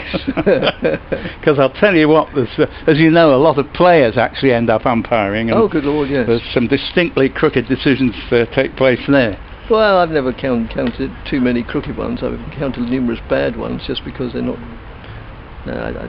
well, the other sort of thing that I often think counter to general belief,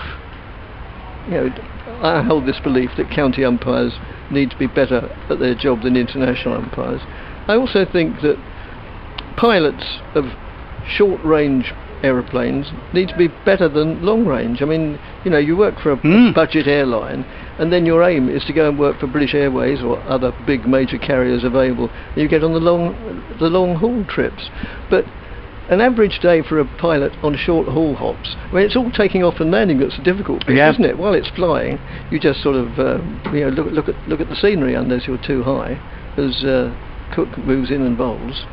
But it's the taking, allowed to go through to the keeper, but it's the taking off and landing that's the difficulty. And on the budget airlines, the pilots have to do this much more often than on the long haul. So why aren't they better? No, very good point. And that in some way is a little bit of a microcosm of life, in that, we were talking earlier about how in various jobs, I was citing the example of teaching, where the classroom teacher actually does a far more invaluable job than someone who merely sits in an office, yes, supposedly organising everything. Oh, yes. as Cook moves in and bowls. When I was at school, okay, yes, and then came the Great Plague and then the fire of London, we had a teaching staff, and we had a school secretary, we had a science laboratory assistant, we had a groundsman, and I think that was it. In other words, there were only 3 support staff to the teaching staff. Now, I looked at the website of the school I went to, and you've got just, well, it seems almost as if you've got just as many non-teaching staff as you have teaching staff. It's unbelievable. That's just played out on the offside. I know they're now responsible for their own budgets, but these budgets they're now responsible for probably go on their own wages as much as anything. End of the over, pushed out on the offside. And bringing it back to cricket, I agree with everything you said there.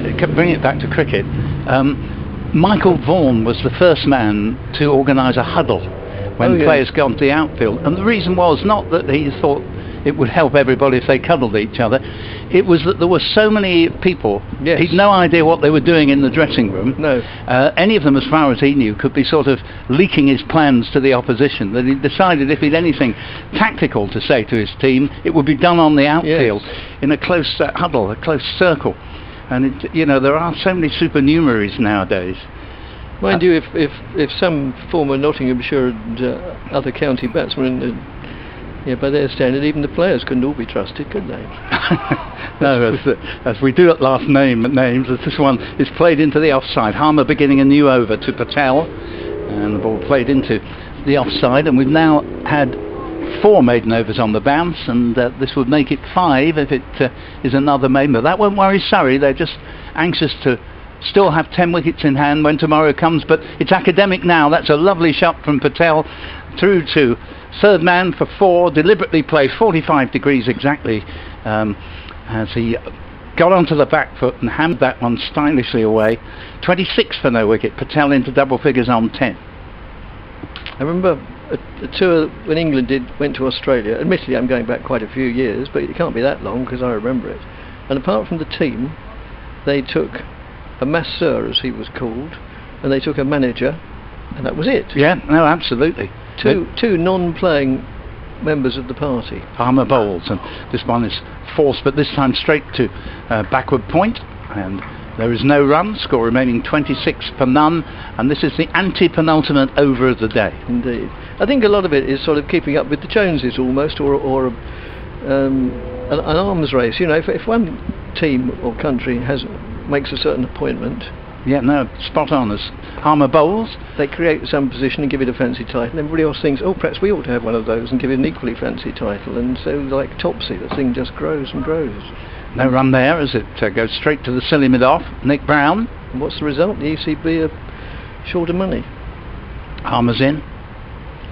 Bowls, and that's a good leave from Patel.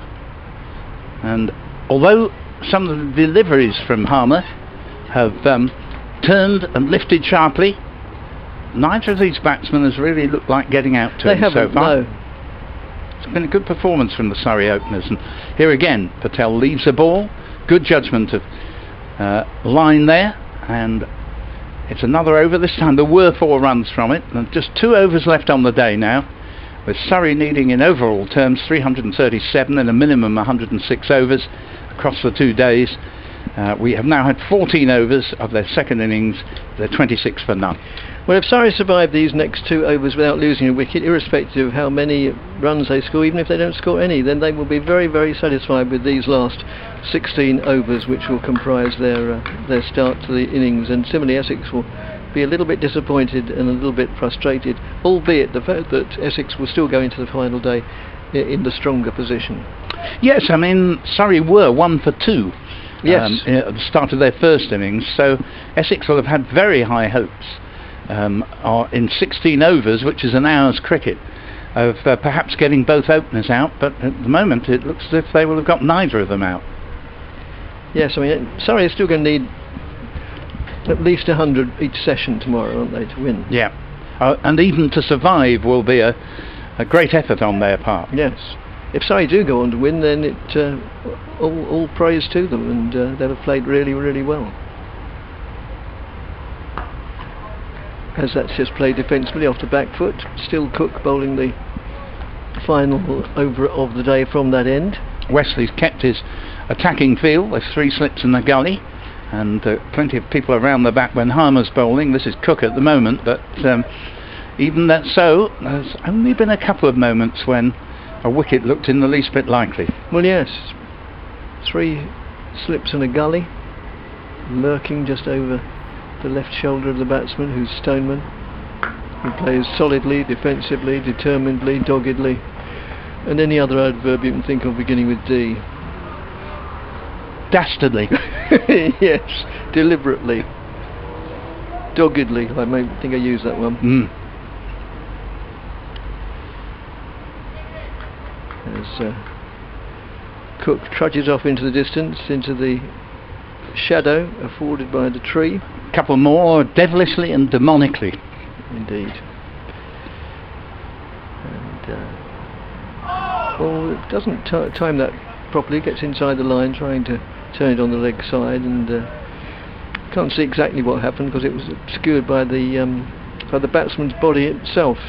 There again, it's one of these circumstances where those watching at home on the television, or however they choose to take their live feed, probably got a better view than we did, because they can see front on. Well, yes, it's greatly increased the massive pressure we're under here, the fact that people can see better than we can. I've already had several emails pointing out my indiscretions of the day. They're just like water off the proverbial, I must admit. As my son always says, if we didn't make mistakes, they wouldn't put rubbers on the end of pencils. No. No, me too there. That's played out on the offside, no addition to the score. I never take any notice of these offensive emails, if only because I never read them. Oh, they're not offensive, they just point out that, yes, it was an inaccuracy. Well, thank you for that. Once again, we will read out emails we haven't been able to read out today, tomorrow morning. That's right. When we can actually see them, whereas when the sun's shining in the box, we can't see. No. Oh, and well, Stoneman played deliberately inside the line there, in good time, I think. Yeah, even if I have to print them out tonight at home, I will do so. Good excuse to use my new printer, which I invested in, which seems very good value. On the other hand, with printers, it's not the printer itself, isn't it? It's the ink that costs the fortune. Yeah, indeed. Ridiculous. It is, isn't it? In comparison, they virtually give the printer away, but... yeah, we're going to get you with the afters. Yes. They deliberately give you a couple of cartridges that aren't going to last long. Yes. As Cook moves in, bowls to Stoneman, and Stoneman nudges that down. Not sure if that's off the bat or the pad, but it's going to pick up one run of some denomination, and indeed it is. No, it's not. It's a leg bye signalled eventually by the umpire, and Stoneman will retain the strike for the last over, or at least the first ball of it, because it's the final ball of the over. And Surrey are 27 without loss, Stoneman on 16 and Patel on 10. Well, we've done a little bit of overtime here today, in that it's going to be more than 20 minutes past the scheduled finish. Not that we mind at all. It's been a thoroughly absorbing day's cricket, with Essex 13 for no wicket at its start, 261 all out at its finish, and 5 players getting past 30, but no one getting as far as 50. Birdie taking 4 for 85, Finch 4 for 38, and Surrey needing 337 in a minimum 106 overs, 27 for no wicket, and there won't be a run from the first ball of the final over the day. Harmer bowling to Stoneman, goes round the corner, so another 310 at the moment required by Surrey, with a full day's play likely tomorrow. And Harmer, 4 men round the bat, and Peel here, he's out, and Surrey haven't quite made it, and that will be it, ladies and gentlemen. That is the end, with Stoneman. The umpire took quite a moment to think about it, Chris Watts, but up went the finger, and Stoneman is LBW to what turns out to be the last ball of the day, bowled by the man who I think we can safely describe as you-know-who. And, well, Surrey had done so well, and they were almost there, and that one wasn't absolutely 100% that was going to be given out, but it has been. As I say, the umpire gave it, as he's perfectly entitled to do. Doesn't of itself make it a poor decision, the fact that he thought about it for a moment. Oh, no. And he will just have satisfied himself that it pitched in line, I think, would have been his thought more than any other single thought. Coming round the wicket, the off-break bowler, and trapping his man, and so in the end Surrey do lose a wicket, 27 for 1, and it is a significant wicket because Stoneman, I remember a match at 6.7, did he say, something like that? yeah, could well be. I didn't really listen, really. As long as he said yes, you can go in, and Well, I did really listen in case he said 87 again. yeah. That's just played defensively, trickles out on the onside. Stoneman didn't quite get to his double century, but that's how good a player he can be. And he's had 11 test caps, I'm just looking up. Yeah, no, anyway. Back of a length, but that got big on Adam Wheater. Picked the shot and just looped to Borthwick. And, well, I suppose the other thing here, we're talking about declaration. Surrey might well bowl Essex out. Oh, yes.